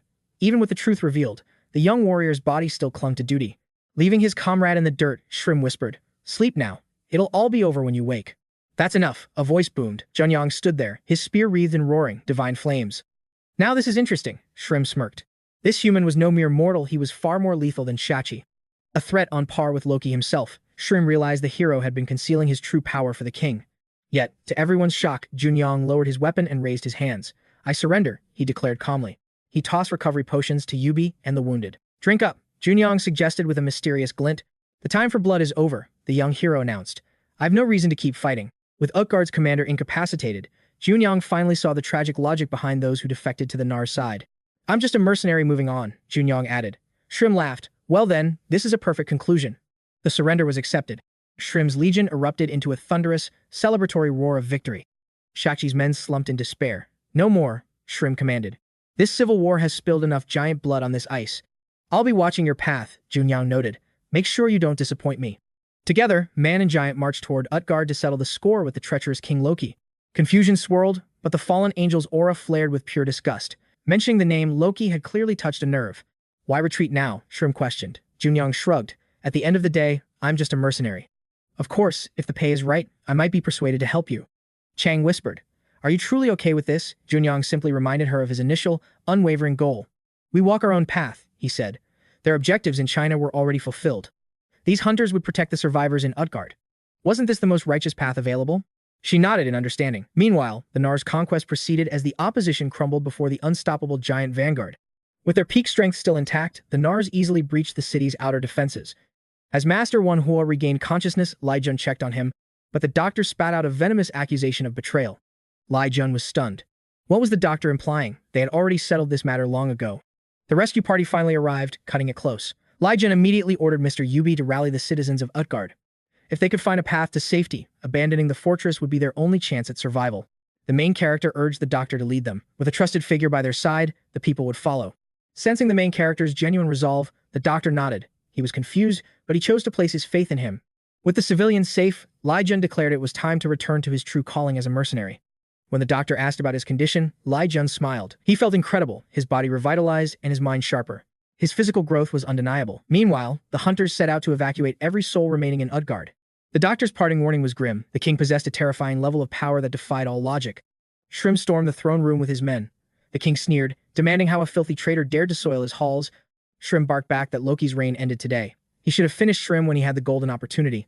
𝗤𝗏𝗀 noted the king's eerie calm against 100 foes.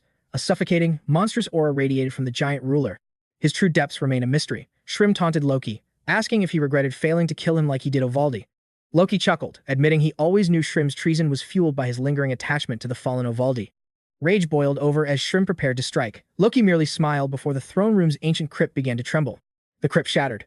A crimson giant emerged with eyes ablaze, its face a mask of cold, murderous determination.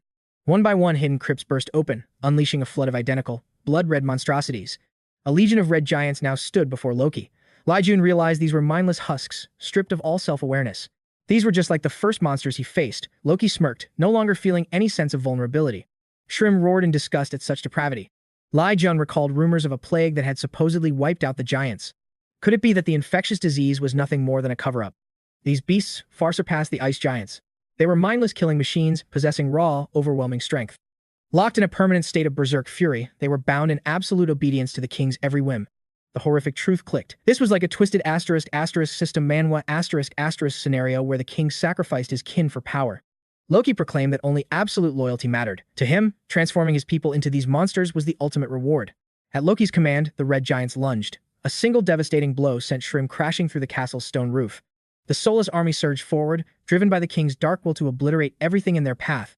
Panic spread among the 𝗏𝗏𝗏 warriors. With their leaders seemingly defeated, hope began to wither in their hearts. But 𝗔 wasn't finished. Rising from the rubble, he rallied his troops, shouting for them to put up a worthy resistance. Their morale reignited.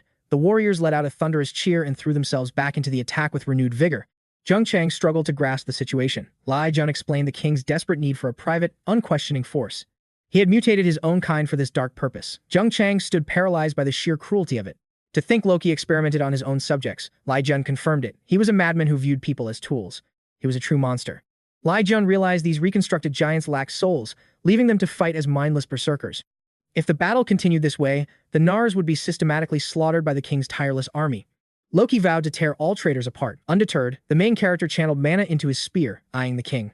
Gripping his weapon tight, the young warrior declared his intent to bring the Mad King's reign to a violent end. Loki admitted he'd been tracking the boy's growth. Recognizing a true threat, the king finally prepared for battle. 𝗏𝗏𝗏 realized dodging was impossible. Loki gasped in shock. Had this human been suppressing his true power release? Just who was this boy? Suddenly, 𝗏𝗏𝗏 burst in, his heart burning with an intense thirst for the king's blood. 𝗏𝗏𝗏 shouted a warning, but 𝗏𝗏𝗏 was blinded by rage, vowing to set the giants upon the tyrant. Loki struck 𝗏𝗏𝗏 down instantly. He sneered at the fallen warrior, mocking him for relying on a mere human strength. Loki planned to turn him into another soldier. Desperate, 𝗏𝗏𝗏 summoned Fenrir, and the ice beast roared into existence. Loki sensed his icy monstrosity fading, yet Chang'e saw the foe's stubborn refusal to fall. Junsong pleaded for 60 seconds. 𝗲𝗏 let out a primal roar, charging straight toward Loki. 𝗲𝗏's solo assault was suicide. Junsong demanded Jung and Chang'e's immediate tactical support. She promised an hour of stalling. Junsong cursed they needed far more time for this gamble. A strike drew Loki's blood. The spear's heat surged, yet our hero sensed it still lacked power. One killing blow was his only chance. The spear's metal groaned at its absolute thermal limit. Fractures appeared as Junsong unleashed a desperate, full-power throw at the monstrous king. Quest complete. The fallen angel smirked at the massive hole carved through Loki's chest. Allies stood in awe. For the first time since China's frost began, sunlight bathed Utgard's ruins. Under the sun's incredible light, Loki's dark soul finally perished. The tyrant's fortress crumbled to ash. Without their king, the giants fell before the Nar warriors. Amidst the smoldering debris, the four leaders including Shachi and 𝗲𝗏 finally reconvened. Yubi and Junsong joined them. Tension lingered as 𝗲𝗏 handed the traitor's fate to Shachi. 𝗲𝗏 spat that Yubi's betrayal was soaked in the blood of their slaughtered kin. Vengeance was served. 𝗲𝗏's final request was mercy for the Nars who simply followed orders. Shachi gave his word. Nearby, Junsong wondered if the giant harbored any lingering hatred.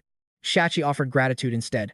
Overlooking the city, Junsong noted the rebuilding was progressing smoothly. Yubi credited Junsong for survival, admitting they had exhausted every possible resource. These frozen wastes remained deadly. Ordinary people could never survive in such inhospitable lands. The mercenaries suggested migrating beyond the wall, hoping for Junsong's guidance on the journey. Junsong refused. He could lead them, but his instincts screamed this was a fatal mistake. The world was shifting. Junsong warned that safety beyond the wall was a bad decision. In this system, Manhwa, the world becomes a gateway. He showed them a Pormora fruit. This strange fruit could serve as a sustainable food source for their people. Use monster bones for fertilizer, he advised. Yubi stared, baffled by his hidden knowledge. Our hero promised he could help them conquer the biting cold of this era. 𝗲𝗏 questioned the new giant leader's skill. Junsong suggested he ask the man himself. 𝗲𝗏 was stunned. Would a former enemy actually be happy to see his face? Junsong challenged him to find out. A butcher of his own people cannot lead. He declined Shachi's offer to rule, choosing instead to guide the remaining Nars. For ice giants, true evolution triggers only when facing a powerful and persistent adversary. When monsters become mere prey, humans are the only foes left to fight. Junsong warned that making humans enemies would lead to devastating losses for both sides. He sought the giant's ancient wisdom. 𝗲𝗏, honoring 𝗏𝘀, agreed to share secrets. He saved their race, after all. Confused, Junsong asked who 𝗏𝘀 was. It meant Loki's bane. Accepting the name, the youth asked to master the release technique. 𝗲𝗏 hesitated. He would teach it, but feared a human body couldn't withstand it. Release unchains latent mana, but it demands an energy pool no human should possess. Without a giant's massive frame to house such power, the technique remains impossible. Shachi trembled, sensing a terrifying ocean of mana radiating from Junsong. Was he human? Chang'e watched him, her mind racing. This man defied every law of their world. With his mana density peaking, Junsong smiled. He already surpassed 𝗲𝗏's legendary reserves. Gazing over frozen Utgard, our hero knew his primary mission was finally complete. Loki was a fool who sacrificed his own subjects for a twisted, experimental army. The villain had exploited stolen knowledge to warp his kin into mindless destruction machines. Li Jun pondered the mystery. How did the king force these massive giants into such absolute, crushing submission? 𝗲𝗏 and Shachi spoke of his prowess, yet a lone warrior couldn't achieve this. A hidden hand was at work. The intruders at the giant's fortress were an enigma. They came, did nothing, and vanished into the shadows. Every stranger felt like a potential demon king. If it wasn't him, then who was pulling the strings? Li Jun's thoughts turned to the hooded stranger. Who was he, and what dark end did he truly seek? Jung and Chang interrupted his thoughts, inviting the hero to join the village festival. Why not find some peace? The girl didn't wait for a reply. Grabbing Li Jun's hand, she insisted everyone was already waiting for him. Arriving at the center, the young warriors paused. For the first time, they saw the pulse of true village life. Life is a complicated struggle, yet in Chang noted the beauty in surviving. We must cherish being alive today. The festival lights flickered near the gate. For Li Jun, it was more than a celebration, it was a beacon. His companion encouraged him to lead. Stepping onto an improvised pedestal, the protagonist prepared to show his true light. Whispers rippled through the crowd. Is that him? The one who brought the giant king to his knees. To the giants, he was 𝗏𝘀. Li Jun surged his mana, evolving like a hero from a system Manhwa. Flames erupted around him, a literal cloak of fire. The entire square gathered to witness the legend of 𝗏𝘀. 𝗲𝗏 watched in awe. Raising a hand toward the heavens, Li Jun unleashed a concentrated pillar of pure energy.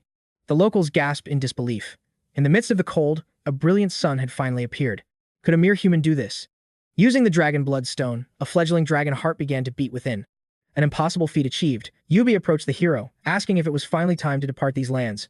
With a nod, Li Jun confirmed their exit. He had already infused the outer supports with lingering, protective warmth. Mimicking Park Ji-yoon's infusion and Merlin's necklace magic, He wove a spell to keep the flames from spreading further. The magic held firm. As long as the supports remained, the warming flames would burn steady and true. Yu-Bi felt a pang of regret. He wasn't ready to leave, feeling his debt to the hero remained unpaid. Lee-jun offered a reassuring smile. "Don't worry," he noted. "Our paths will surely cross again in the future." Leaping from the tower, he met In-chang. She called him the Sunbringer, the savior, who had finally arrived for them. The young man smiled. With the warmth secured, there was no longer a need to worry for the people. Seeing the girl's kindness, Lee-jun summoned the frost again. He called upon Fenrir to aid their long journey. A roar echoed as a massive beast of ice materialized. The travelers were ready to face the frozen wild. Lee-jun hoped for growth before their next meeting. Yu-Bi held onto that hope, believing in their destined reunion. Darkness swallowed the road. Surrounded by endless snow, the young travelers prepared to make camp for the night. Fenrir and Gon drifted into sleep. By the flickering campfire, Lee-jun and In-chang shared a quiet, lingering conversation. In-chang sighed, reflecting on the stress. Despite the danger, the journey hadn't been entirely bad for them both. The young man chuckled softly. After such a grueling trek, he wasn't in any hurry to repeat the experience. It had been ages since she heard him joke. Gon poked his head out, agreeing with the lighter mood. Lee-jun turned serious, asking about her cultivation. He had warned her that mastering internal mana wouldn't be easy. In-chang reported a breakthrough in her mana flow. "You must hurry," he urged. "The world won't wait for us." Time was running out. Near his own heart, the dragon heart continued to pulse and charge with ancient power. Even against his will, the heart saturated his being, flooding his veins with an overwhelming, magical energy source. Everyone was evolving, growing stronger in the shadows. It was the undeniable sign of a world-shattering change coming. It wasn't just them. Even the monsters were ascending. The entire world was transforming into a deadly new reality. Mana saturation was only the beginning. In-chang's eyes widened as she looked toward the peak of the mountain.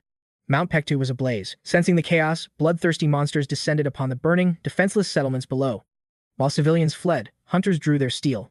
The monsters met the blades of brave warriors in a desperate clash. This was merely the prelude. The hunters signaled that the evacuation was complete. Now, the real fight began. A shadow loomed over Mount 𝗲𝗄. A titan of unimaginable size appeared, freezing the hunters in their tracks. This monster was different. Mana radiated from it in suffocating waves. To survive, they would have to risk everything. Suddenly, the legendary frost beast Fenrir manifested before the towering giant. The hunter realized salvation had arrived as Lee-jun appeared with his allies. Deeply grateful, the hunter bowed while Lee-jun searched for the Mountain King. Sensing nothing, he learned the chief had gone to seal the king away. Lee-jun commanded Chang'an and the doctor to secure the perimeter together. Meanwhile, the bear woman stood trembling before the enraged Mountain King. The tiger's roar shook the earth as the girl's heart began to break. To her, he was a father, yet the beast refused to hear her pleas. A dark, different purpose now consumed the legendary creature's soul. Casting her sword aside, she offered her life to end this exhausting nightmare. As the beast lunged in fury, Lee-jun suddenly intercepted the lethal strike. Without a word, the protagonist swept her up and retreated to total safety. Once secure, he asked what had transformed her and the mountain itself. With a shaky breath, she blamed the mysterious man clad in black. Lee-jun realized the hooded figure had corrupted the very spirit of 𝗲𝗄. The man in the black hood had vanished several days ago without trace. She was certain this stranger's dark influence had driven the king mad. Lee-jun proposed a peaceful solution, but she claimed they had tried everything. They had already attempted ancient seals and powerful exorcisms to no avail. His energy was overwhelming. Was destruction truly the only path left to them? Igniting his fire spear, he promised a solution found only in a *** system Manhwa***. Lee-jun initiated shock therapy, striking the beast with concentrated bursts of flame. She gasped. His power had reached levels that defied all natural human logic. In days, he had leveled up more than most do in 10 years. Undeterred by the king's aggression, Lee-jun continued his relentless, fiery assault. He reassured the weeping girl that he wasn't there to kill the king. The dragon's heart, forged from bloodstone, was his ultimate source of power. It resonated with the Mountain King's spirit and the magic of Mount 𝗲𝗄. Our hero prepared to absorb the overwhelming madness into his own physical vessel. He sought to drain the king's insanity, but the plans suddenly shifted. His spear began transforming into a demonic weapon, devouring the beast's life force. Straining to focus, he fought to return the stolen energy to the king. Purification light flared as the protagonist accelerated his desperate, holy work. The beast collapsed, immobilized, as the girl rushed to the tiger's side. Through her tears, she vowed to heal him if he just held on. She begged him to wake, but the silent mountain offered no immediate answer. Suddenly, the doctor arrived, riding atop a massive beast of pure ice. Relieved he wasn't too late, the doctor watched Lee-jun face the king. The king's eyes opened, freed from madness but drained of his vital essence. Lee-jun pondered the true identity of the man in the dark clothes. Why would anyone inflict such a cruel fate upon the mountain's protector? He couldn't fathom why a divine creature would accept such a cursed power. The tiger promised answers, relieved to hear that the girl was finally safe. The doctor mended the external flesh, but the internal spirit remained shattered. The damage was absolute, further treatment would be nothing more than a prayer. The dying guardian confirmed his end was near. Would the warrior honor his pact to protect young 𝗬𝗎? The beast spoke of a hooded figure, possessing an eerie, familiar aura. Yet, this mysterious stranger never approached him. The great beast himself visited Heavenly Lake. He stood like a silent statue, watching over the sleeping village. The mountain lord recounted his slow approach toward the man. However, the tiger's ancient memories remained hazy and fragmented. He saw him in Cheongju, but a crucial memory had slipped away entirely. 𝗤𝗏 feared his origins would remain a mystery. Meanwhile, 𝗤𝗏 addressed the survivors, offering them a life-changing choice. The villagers faced two paths. The first was to stay and painstakingly rebuild their shattered ancestral home. Though the road would be arduous, they would never have to abandon their sacred motherland. Alternatively, they could seek refuge in Korea. Government clearance was required, but safety and shelter were guaranteed. 𝗤𝗏 declared the final assembly would occur in 3 days. Their destiny had to be decided before then. 𝗬𝗎 called out to her protector once more. Her heart ached for the Mountain King, who always trusted him. Seeking a final goodbye, 𝗤𝗏 led the girl to the tiger. 𝗬𝗎 knelt before the king in reverence. "Please wake up," the girl pleaded. To her, he wasn't just a beast, but her most precious family member. He was her dearest friend and father. Tears fell as she thanked him, vowing to carry his memory forever. The Mountain Lord's spirit shed its mortal shell, ascending toward the heavens as 𝗬𝗎 offered her final thanks. Every villager witnessed the divine spirit's ascension. They dropped to their knees, bowing in respect to their fallen protector. Looking at the ruins, they wondered if leaving was right. Deep down, they knew they would eventually return home. 𝗤𝗏 arrived with enchanted reindeer, swift as stallions. She urged the elders and children to lead the way. "The mountain chill will bite once we descend," she warned. "Dress warmly and mount the reindeer before we depart." 𝗤𝗏 returned with 𝗬𝗎, who cradled a tiny tiger cub. 𝗤𝗏 stared in disbelief at the miraculous animal. Lifting the cub, 𝗤𝗏 declared that 𝗤𝗏 would now walk beside her for the rest of her days. The king's soul had undergone a transmigration. Their patron had placed the deceased monarch into 𝗬𝗎's own family. Reborn and weakened, the king had lost his memories and his divine strength. 𝗤𝗏 promised they would return to Korea soon. The mere thought brought a radiant smile to the girl's face. 𝗤𝗏 questioned their next move. 𝗤𝗏, gripping a newly forged blade of light, noted the massive tasks ahead. Captivated by the weapon's brilliance, 𝗤𝗏 sensed an overwhelming surge of magical mana radiating from its edge. 𝗤𝗏 credited 𝗬𝗎 for this masterpiece. While he praised the gift, 𝗤𝗏 felt a small pang of envy. She pressed him further about their plans. Was 𝗤𝗏 preparing gifts for some secret lover back home? The young warrior blinked in confusion. He couldn't begin to fathom what strange thoughts were racing through her mind. Upon Mount P2's frozen peaks, the travelers halted. They gazed hesitantly at the massive, shimmering wall, blocking them. 𝗤𝗏 stepped forward, executing a complex sequence of actions with practiced precision. He recalled his vow to breach this barrier within a month. The moment of truth had finally arrived. Channeling his unique abilities, he pressed against the seal. His growth exceeded expectations. He no longer required outside help. Yet, his current strength wasn't enough. Like a hero in a system Manhwa, he ignited the dragon's heart, fueled by the king's power, shifting the front. High atop the watchtower, the guards scanned the horizon. Peace had become an unsettling rarity in these times. Ever since that mysterious warrior arrived at the front lines, the monster hordes had vanished into thin air. A guard dismissed it as luck, but others wondered the truth. Had one man really purged every northern monster? Even for a legendary outsider, such a staggering feat seemed beyond the realm of human possibility. Countless heroes had failed before him. Suddenly, the sentry gasped, pointing toward a strange disturbance in the distance. The observers watched in awe as the barrier began to warp. Its very structure was being rewritten before them. What fate awaited them now? Back home, 𝗤𝗏 savored a hot coffee, marveling at its taste. A guard then announced their companions were nearby. Who were these strangers? 𝗤𝗏 confirmed they were elite survivors. These weren't ordinary refugees, they were all hardened, veteran hunters. 𝗬𝗎 and 𝗬𝗎 calmed the crowd, promising that safety and comfort were finally within reach. Staring at 𝗬𝗎, Junong realized the curse hadn't reached its devastating final stage yet. The energy that fueled her childhood form vanished. Junong requested a private moment with her. "I'll be borrowing her for a few minutes," the hero announced to the group. He pulled her aside, explaining that her physical change was due to the cleanse curse. Using mana flow, he scanned her body. Frozen in place, mana surged through her like a storm. "What are you doing?" 𝗤𝗏 snapped as Junong saw her power stats plummeting. Doubting his words, 𝗤𝗏 focused inward to verify her own strength status. She closed her eyes, circulating her mana. The truth hit hard, she was indeed much weaker. How? Junong theorized her level scaling was strictly bound to Mount 𝗞𝗚𝗏𝗧𝗏's unique aura. The mountain's energy forced that childlike appearance. "Don't worry," he reassured her calmly. As an elite hunter, he offered aid. 𝗤𝗏 questioned what he truly wished to discuss. "Government agents and the association will track you down very soon," Junong warned her. "They will interrogate your people. After all, the strength of Cheongji survivors is legendary." Joining the association seemed like a perfect system manual resolution, but a deeper issue lingered. "Is the issue whether we can be trusted?" 𝗤𝗏 asked. Junong nodded in grim agreement. They faced two paths: immediate exile or signing predatory, unfair contracts with the authorities. He knew Asgard's president, 𝗤𝗏 would personally arrive to seize their overwhelming power. He offered a better alternative, leaving the choice to them. Suddenly, a white SUV arrived. A man in shades stepped out. "It's been quite a long time, Junong," he greeted. "Welcome back." Junong realized they hadn't seen each other since their high school days. The visitor expressed how impressed he was by Junong's recent, near-impossible achievements, surviving a suicide mission and returning with northern hunters. The association was moving fast. His old acquaintance raised a flag. Could these newcomers really be trusted by the state? The president had a proposal. Junong realized Asgard was finally making its first move. "The president intends to sign binding contracts with every single hunter," the man added. "You mean multiple contracts?" Junong clarified. The man confirmed the association's greed. "These were slave contracts using penalty clauses. They've already signed with me," Junong countered. "I brought them here," he declared. "I won't let them become pawns for anyone else." Like a classic system Manhwa, these mana contracts are absolute and can't be duplicated. Stunned, the agent stepped away to report this massive complication to the association president. Junong smirked. How would Odin handle this checkmate? The truth would surface very soon. Yubi marveled at the new gear's mobility. Even the cafeteria food was a northern luxury. "Back home, we only had potatoes. Is this heaven?" Inchang nodded, enjoying the feast. Junong agreed. Proper meals were a distant dream in the wasteland they'd left behind. "I hate sitting still," the girl confessed. The lack of combat made her restless. Inchang's warrior spirit was itching to hunt. "Soon," Junong promised. "The war isn't over." Standing atop a nearby peak, Junong surveyed the silent landscape during the brief peace. Soon, the world would burn. He savored the silence before a mysterious presence appeared. "I'm Cho Yun-sung," she stated. Junong was shocked how had she completely erased her presence. He failed to sense her until she stood right beside him. Despite his mastery over mana, she was a ghost. An enemy like her meant death. "It's my unique talent," she whispered. Junong demanded to know her reason for coming.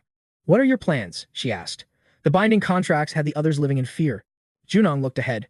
"We are heading straight for the nation's capital." Our hero realized Odin already sensed those soul-binding contracts. While bound to Asgard, the association couldn't touch his new army. Chun-sung questioned the future, but Lai Jun had a special mission.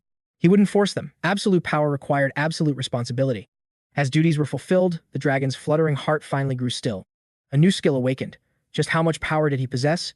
Even a berserk Hercules was no match for his current strength. An old friend approached. The bald hunter's song had returned. After a brief greeting, Lai Jun promised to return victorious. Hard work brought rewards as Yuru asked about the association. Sunu Yan revealed that most hunters had already retreated home. A special gate opened a chaotic sign of an impending monster rebellion. These terrifying dimensional cracks were appearing across the entire globe. Hunters scrambled home as Odin summoned legendary heroes to fight. The high-stakes meeting had already lasted for several days. They discussed Lai Jun's return and his massive haul of treasure. Those skilled hunters were the true treasure of his growing army.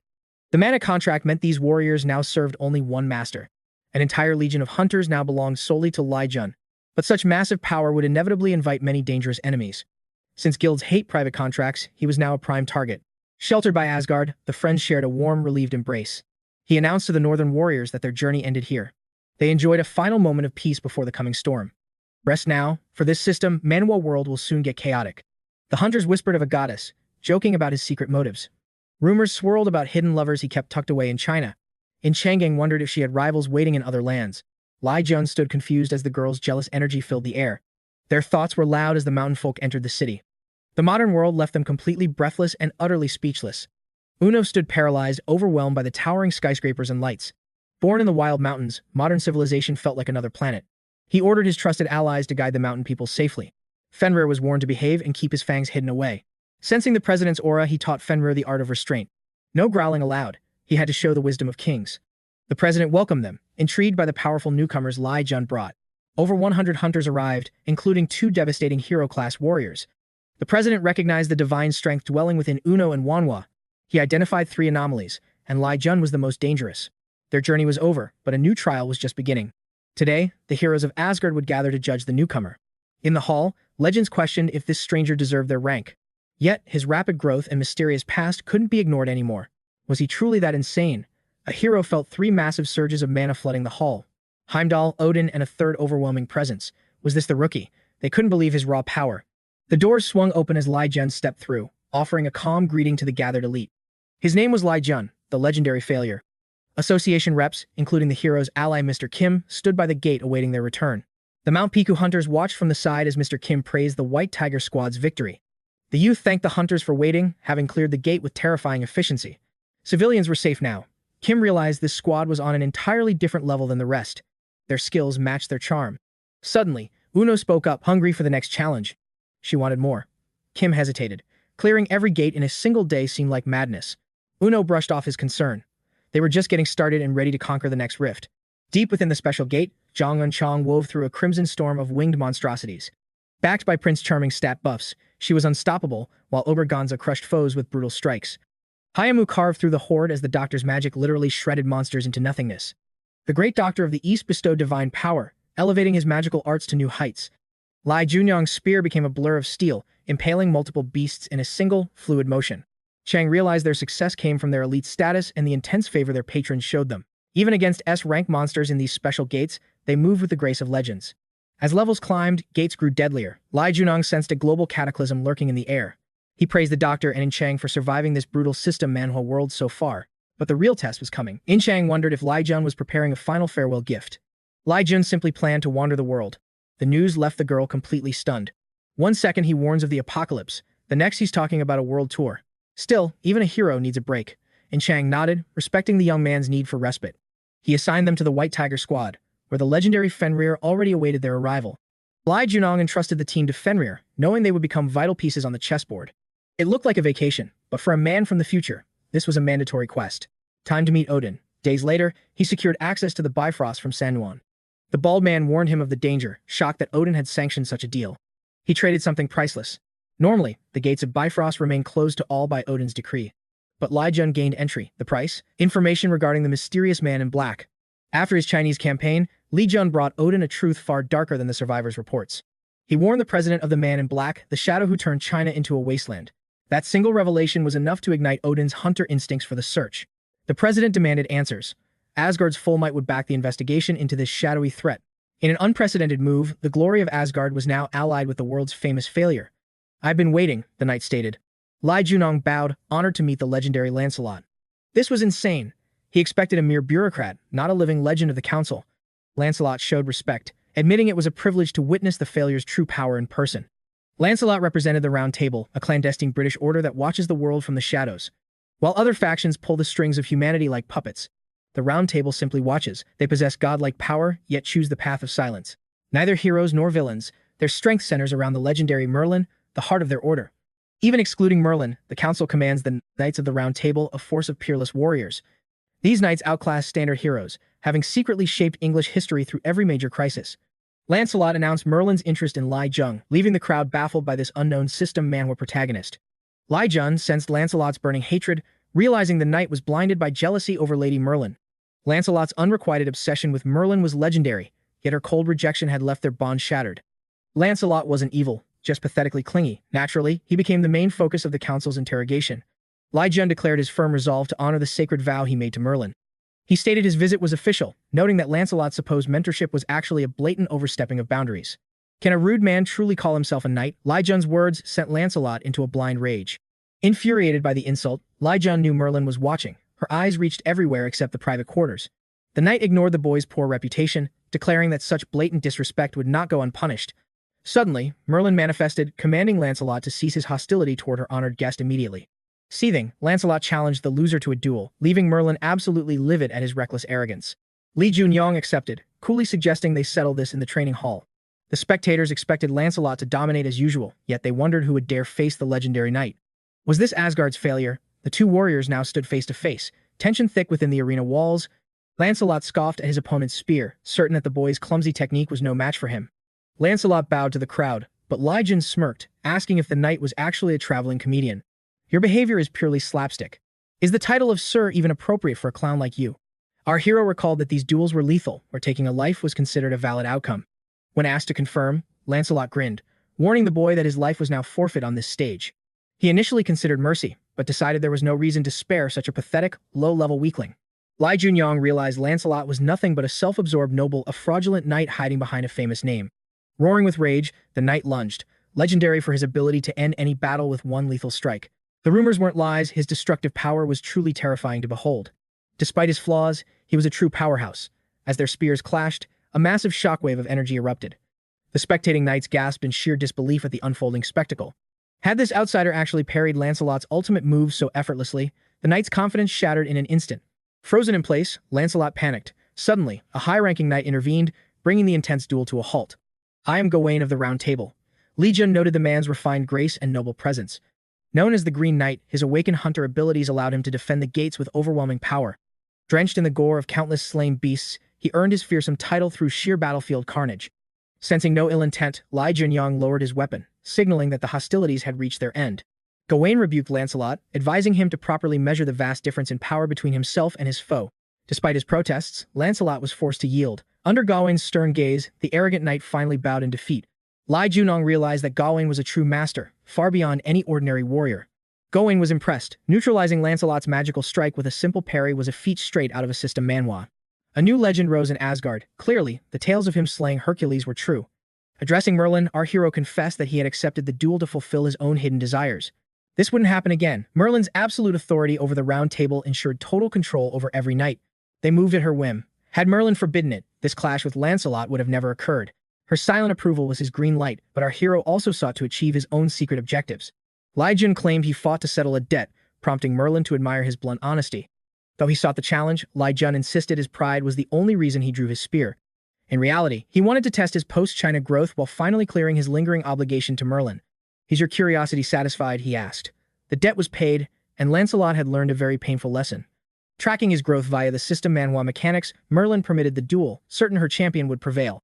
Merlin realized this protagonist was navigating this system manhwa world with far more cunning than anyone expected. She was desperate for Lancelot to suffer a crushing defeat in this battle. Merlin saw Lancelot's immense potential, but his arrogance was a poison. He needed a reason to evolve. The boy was a mere sacrifice for Lancelot. Merlin accepted this as payment for the ancient debt. Suddenly, Merlin shifted into a boy. He reminded the hero that Lee Junyoung still owed him a promise. Did the youth keep his word? Arthur appeared as a sword manifested in the protagonist's steady hands. Arthur's rage flared. Was this a mockery? Could this humble blade truly be the legendary Excalibur? Jun told Arthur to grasp the hilt. The boy took it, doubting this magic-infused ornament was the real Excalibur. How dare this lowly human look down on the king? Arthur called it a pathetic trick. Suddenly, Merlin's presence flickered into view before the young king. The boy was stunned. The sword felt different now. Could it be real? The heavy curse finally shattered. Merlin watched their separation in awe. Leon smirked, knowing he had finally fulfilled his sacred vow. It actually worked. Jun admitted it was a fake design to hoodwink their patron, the Lady of the Lake. Divine patrons only see what they desire. As long as they are pleased, the illusion holds firm. Merlin and Arthur stood paralyzed, unable to fathom the scale of his deception. Merlin recalled the lady's order to find Excalibur, though they knew nothing save for its sword-like form. Jun confirmed he exploited that ignorance, crafting a replica to deceive the divine patron completely.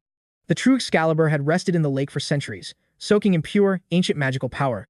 Using that knowledge, the protagonist partially restored the blade. Arthur accepted the fake as they parted ways. Merlin warned this was temporary. Once the lady realized the lie, the curse would return with a vengeance. Arthur's fury ignited again, but Merlin quickly stepped in to restrain the young king. Even a fake bought them time. However, Jun noted that time wasn't the issue here. He deceived the patron. The sword would retain its value and keep the curse dormant within the Round Table. The patron cast the curse to find the real blade, but Jun's part in this was over. Arthur disagreed. He had suffered under that curse far more than Merlin ever had to endure. Forced into a child's vessel, while Merlin took control, no wonder his personality was so volatile. Jun offered one last gift, the secret location of the true, legendary Excalibur. Hercules unleashed his restored might with primal ferocity. Yet, his opponent remained unnervingly calm and poised. Brandishing a mystic blade, the foe mocked Hercules, claiming the hero was moving at a snail's pace. Hercules fell, sinking to his knees. His rival stood tall, a majestic figure holding the divine steel. Hercules gasped, asking about the blade. The opponent casually claimed he just picked it up. Hercules was stunned. Who could just pick up such power? Wounded, his magical control began to spiral. The man noted Hercules' feats were enough to earn forgiveness for violating their sacred agreement. No punishment. The host clarified that this divine mercy was reserved only for Hercules.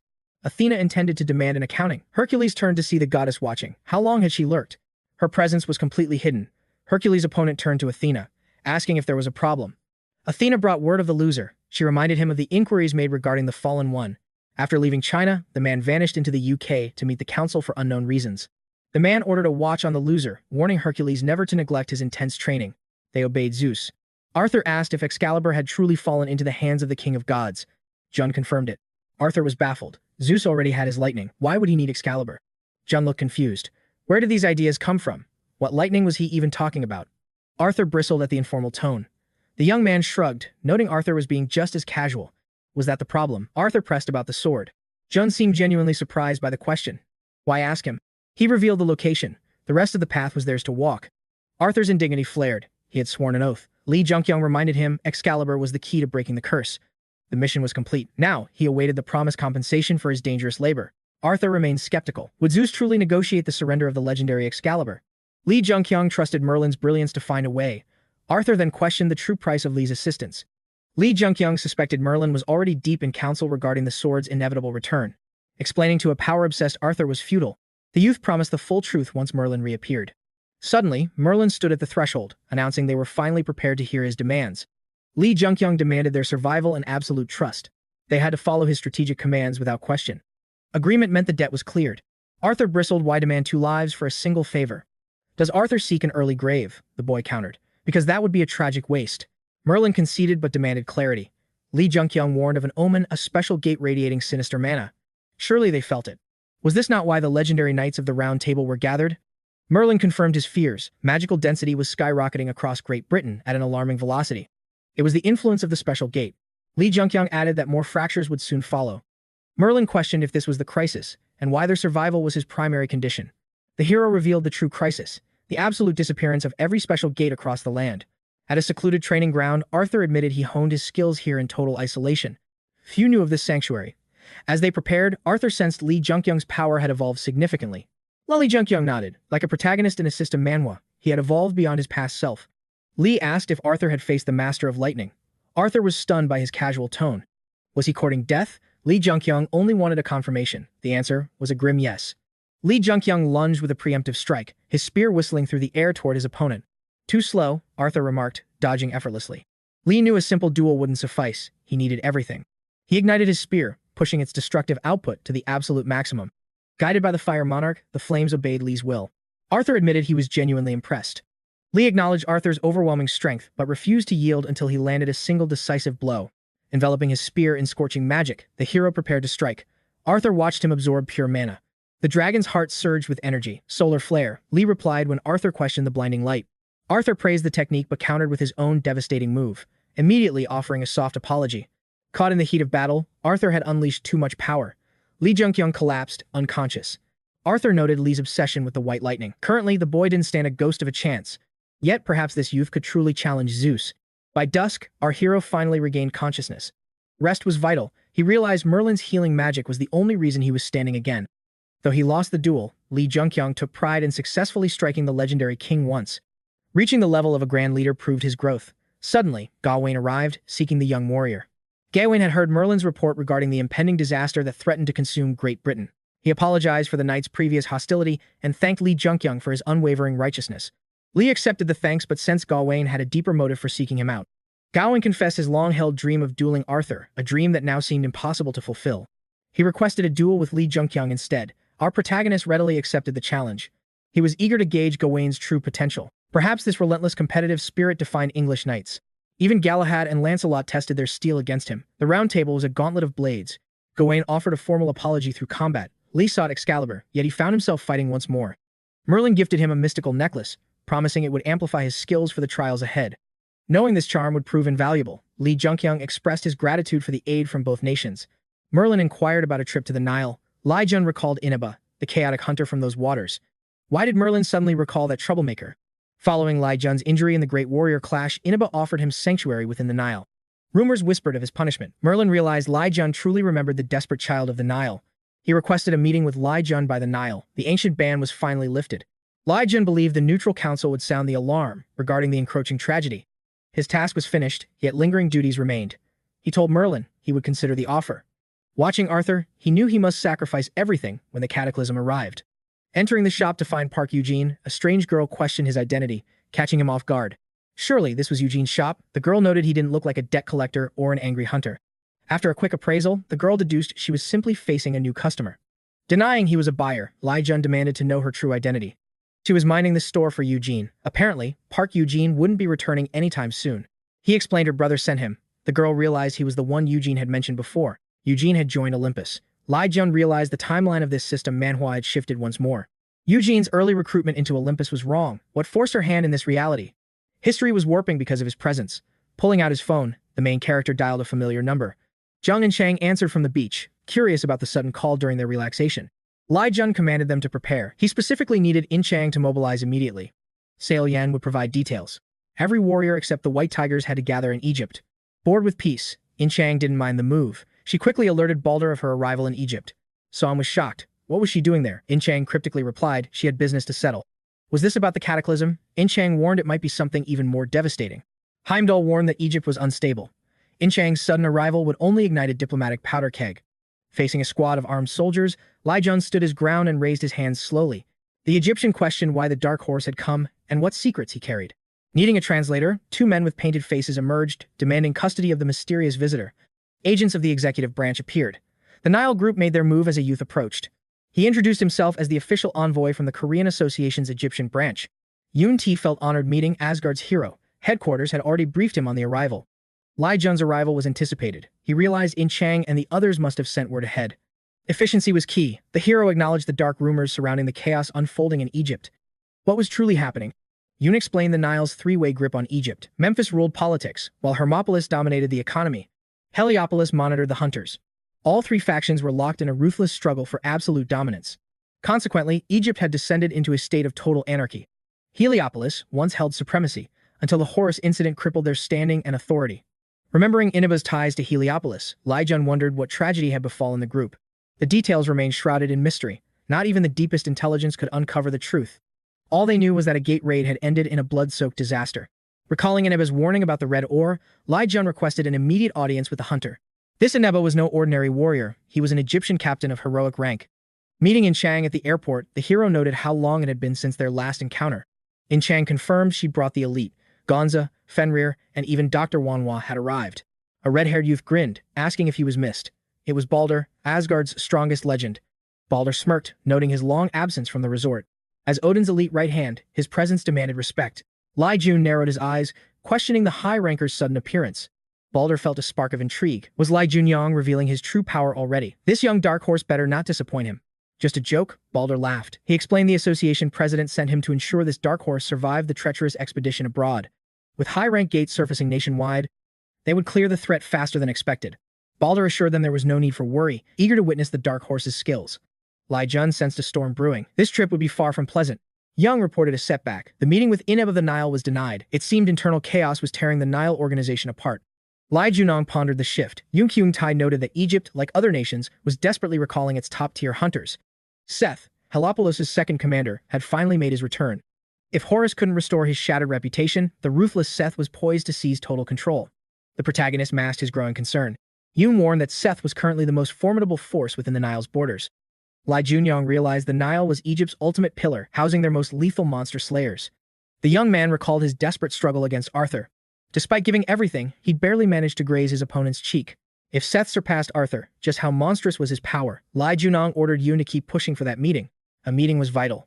Meanwhile, Heimdall faced Odin, who noted his subordinate's unusual silence regarding the recent events. Odin questioned the secret bond between Heimdall and the Dark Horse. What hidden truths were they guarding?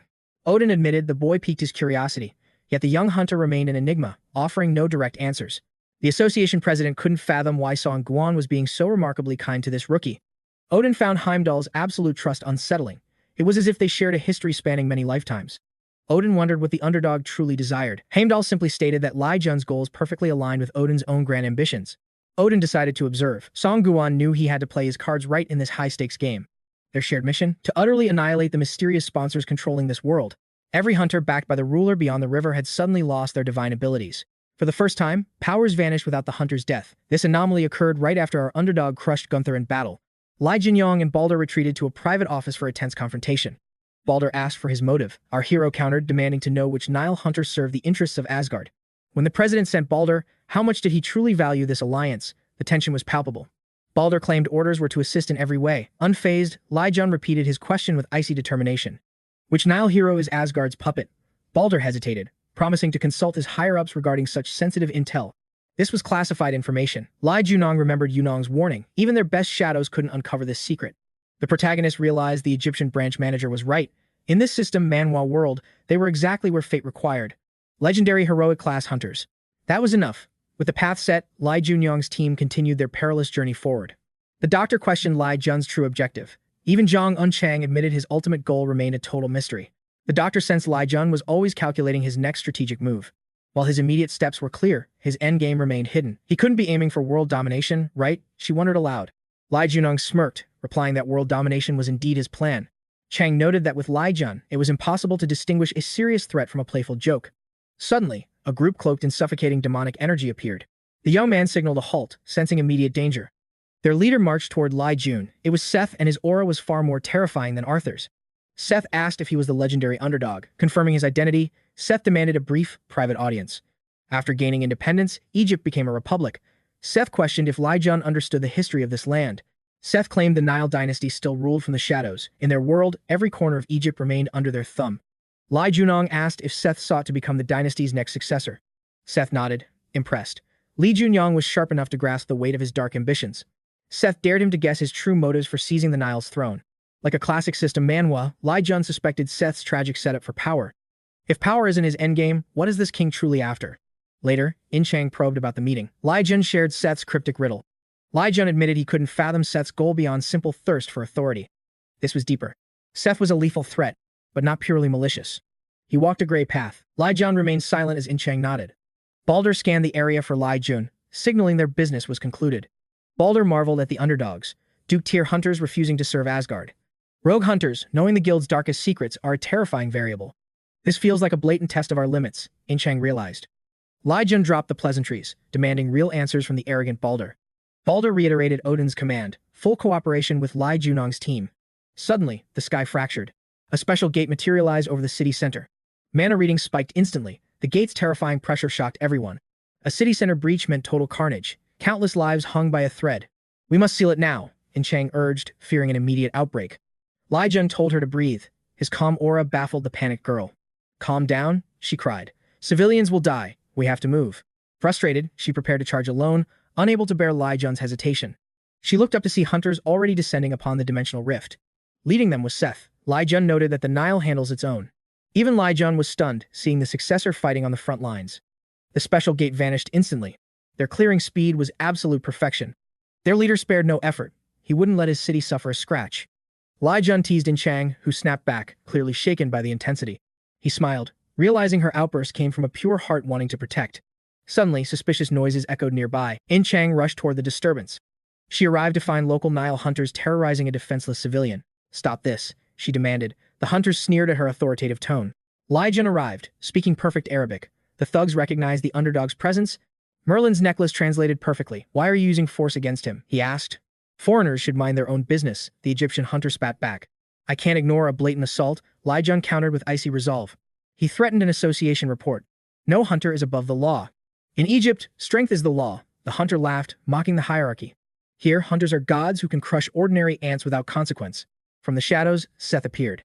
Egypt has laws for hunters, too. Terror gripped the thugs. Seth declared that the Nile judges its own. Justice was swift and lethal. The bullies were erased from existence instantly. Chang wondered if Seth was truly heroic for saving that man. But was such carnage necessary? 𝗤𝗏𝗚 watched the Nile's brutal efficiency. Seth had knowingly sacrificed his own pawns to make a cold point. Is he good? She asked. 𝗤𝗏𝗚 couldn't give a definitive answer. Suddenly, appeared, greeting them. Who's that girl with you? 𝗤𝗏𝗚 asked. Lamia, known as Bastet, stood by. 𝗤𝗏𝗚 sought a private audience with Ambi. Neil and Asgard's gaze felt heavy. Questioned the true motive behind this meeting. The young hero claimed he simply missed his old friend's company. He secretly activated a private channel, instructing Am to signal only with simple affirmations. Gasped. Was this the legendary magic of a high-tier hunter? He returned the sentiment, yet 𝗤𝗏𝗚 noticed his friend's gaunt face and fading vitality. Beneath the surface, the talk shifted to the red ore and Hercules' divine strength. Though Neil provided meals, the memory of their plea to save the city lingered. Was Gorras's tragedy linked to that cursed ore? Confirmed the dark suspicion silently.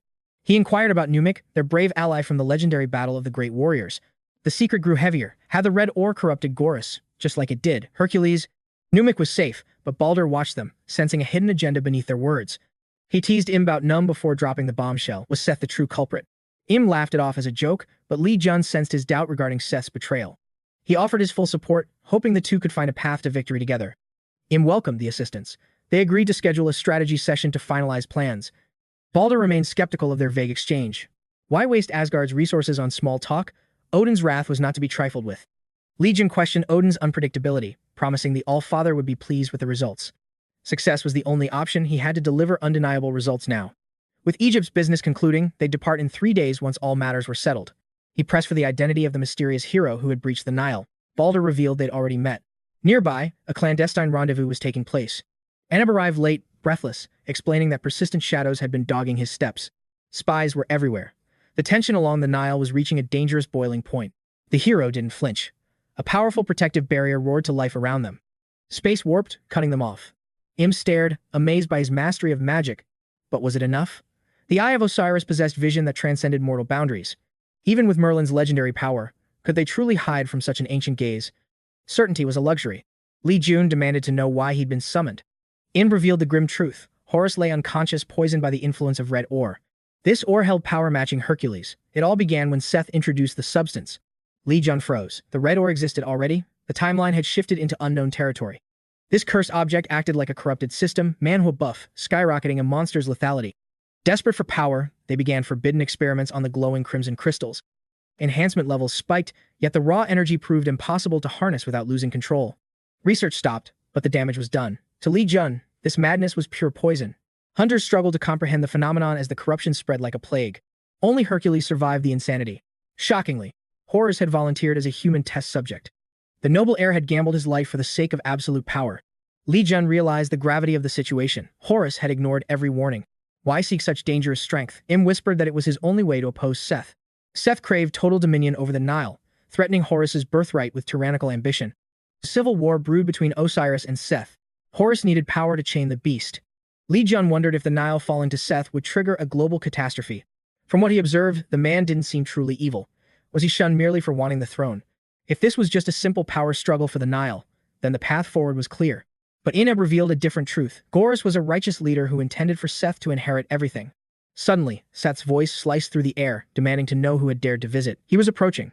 𝗤𝗀𝗠 suspected a tale, but Merlin's barrier was active. Seth had been lurking there from the very beginning. Offering a hollow apology for eavesdropping, Seth stepped forward, his eyes gleaming with a hidden, dangerous question. He knew Horus wanted him to lead, yet he still sought to seize this catastrophic, forbidden power. Why go so far? 𝗤𝗏 revealed Horus's warning. A mysterious puppet master was currently controlling 𝗤𝗏's every move. Seth asked how many others knew this secret. Hearing only 𝗤𝗏 had, he scoffed, refusing to believe it. 𝗤𝗏 mentioned the red ore experiments. Horus might have leaked the truth to someone else long ago. The once relaxed Seth was gone. 𝗤𝗀𝗠 watched as visible cracks of anxiety began to surface. It seemed Horus's fears were valid. 𝗤𝗀𝗠 decided it was best for 𝗤𝗏 to withdraw for now. Regarding Horus's recovery, our main character remained cautious. He couldn't promise a miracle, so false hope was dangerous. Seth commanded 𝗤𝗏 to leave. The young subordinate bowed, bound by a duty he could not break. Once 𝗤𝗏's mind is set, there is no stopping him. Now, Seth wanted a private word with our protagonist. I've been watching you, Seth admitted. 𝗤𝗀𝗠 wasn't surprised. He had felt that predatory gaze before. He hadn't expected Seth to be this close. Was Asgard involved? Balder's warning about a spy echoed back. Since Seth craved the crown, an alliance with the gods of Asgard was a logical, yet deadly move. Seth chuckled, noting that 𝗤𝗀𝗠 was close to the truth, yet still missing the final, crucial piece. I'm no spy, Seth clarified. We're partners. The revelation felt like a shocking twist in a system Manhwa. Who's the real mastermind? Seth acknowledged the rumors, genuinely impressed by 𝗤𝗀𝗠's fearless and bold resolve. Analyzing his stance, 𝗤𝗀𝗠 confirmed the Asgard connection. You cannot hide that specific, legendary sword style. But who could control Seth? To manipulate a leader of that caliber required a terrifying, godlike level of power. Victory seemed impossible. To survive this encounter, 𝗤𝗀𝗠 would have to bet his very life today. Now the real fun begins, Seth grinned. The red ore wasn't a lucky find, it was a calculated move. Steel clashed as both opponents drew their blades. 𝗤𝗀𝗠 thanked the skills he gained from the round table. Using a high-tier evasion skill, he narrowly dodged. Seth realized his eyes hadn't deceived him about this boy. 𝗤𝗀𝗠 was truly a monster. The red ore was a deliberate gift delivered by a mysterious benefactor. Seth's true ambitions were surfacing. 𝗤𝗀𝗠 looked at him and realized this man was a total imposter. It was a pathetic sight. This wasn't the legendary hunter whose name alone made the entire world tremble. He was just a man hiding behind shame. In that moment, 𝗤𝗀𝗠 saw the aura of a demon king. Seth didn't want to lead the Nile. He wanted to rule it with the iron fist of a dictator. Seth's laughter rang out in response, a chilling confirmation of his dark and twisted ultimate intentions.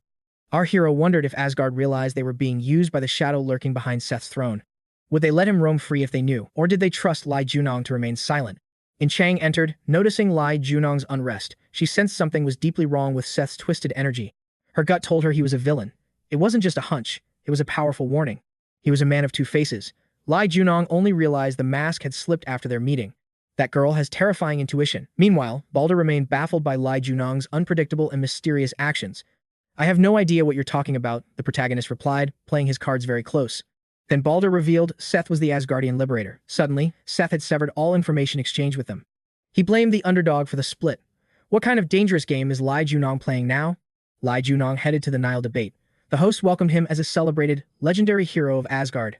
He greeted them warmly, a calm smile masking the storm brewing beneath the surface of his heart. He stood there as Asgard's official envoy, just as the girl had been informed by the gods. 𝗤𝗀𝗏 felt using Odin was a masterstroke. His strategy worked perfectly as he breached the Nile's core. Seth suddenly blocked their path. The main character frowned, sensing something deeply twisted in the god's chilling expression. Time was running out. He turned to Bastet, urgently demanding to know Horus's current location. The main character declared his intent to heal the god. 𝗕𝗲 appeared, pleading as Horus's most trusted subordinate. Bastet had to bet on this dark horse. Relenting, the goddess surged forward with newfound speed. 𝗕𝗲 followed, praying this gamble wouldn't end in tragedy. 𝗤𝗀𝗏 and Balder raced right behind them. Balder realized the stakes if Horus fell. The shadow of death would claim them all. He'd use this to bridge the gap between Asgard and the Nile. He whispered to Bastet, fearing discovery. Bastet revealed they were already spotted. She doubted whether this mysterious outsider could truly perform a miracle. 𝗤𝗀𝗏 noted it was far too late for doubts. He promised to give everything he had. Victory wasn't certain, yet, if he failed, nothing could stand in Seth's path. Enforcers blocked their path, branding their intrusion into the Nile's sanctuary as pure madness. Bastet ordered them to move aside. She didn't want bloodshed, but she wouldn't hesitate if forced. A hunter questioned Bastet's betrayal. He urged her to turn back before it was too late. Bastet drew her twin blades, instantly neutralizing the opposition. 𝗓𝗏 watched, completely stunned. Why strike her own allies? Bastet coldly replied that their trust was exactly why she had to act. 𝗤𝗀𝗏 knew Bastet was protecting them. If Horus died, these people would face certain doom anyway.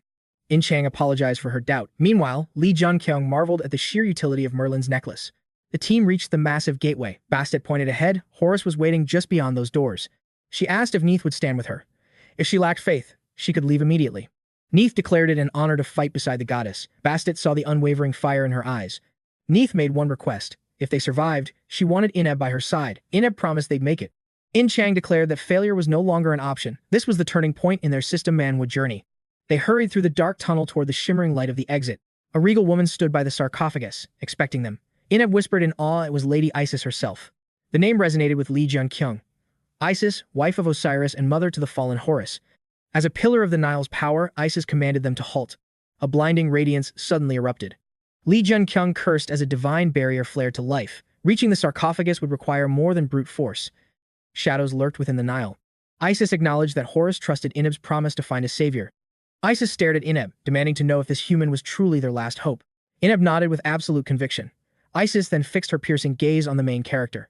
He offered no guarantees. 𝗤𝗀𝗏 admitted his uncertainty but vowed to fight for Horus's life. The barrier vanished. She warned that once opened, they had only 30 minutes before the seal broke forever. Once that window closed, the god would be lost to the darkness eternally. If Horus died, Isis promised none would leave alive. 𝗤𝗀𝗏 simply replied that he planned to survive. Seth sensed the treatment had begun. He knew his beloved Asit was likely watching over the process. Asit was his first love. Despite his ambition, he was frustrated by the flicker of hesitation in his heart. Seth rallied his followers, declaring that today, the Nile would fall and its throne would be his. He commanded Anubis to unleash the jackal horde and storm the chamber where Horus lay vulnerable. When asked his plan, the rebel god smiled coldly. He was going to slaughter the pharaoh himself. Seth knew Osiris was shaking. Finally, their cursed bond would be severed by the edge of a blade. Anubis radiated pure malice, ready for the harvest. 𝗤𝗀𝗏 urged the doctor to suppress the god's power. The physician nodded, stepping toward the sarcophagus where the dying Horus rested. Balder questioned if a miracle was possible. The main character replied that failure was simply not an option. Entrusting the defense to his allies, the group swore to hold the line until the task was done. 𝗤𝗏 signaled that all final preparations were now complete. Junong left Balder to face Seth. Healing Horus would leave him utterly defenseless.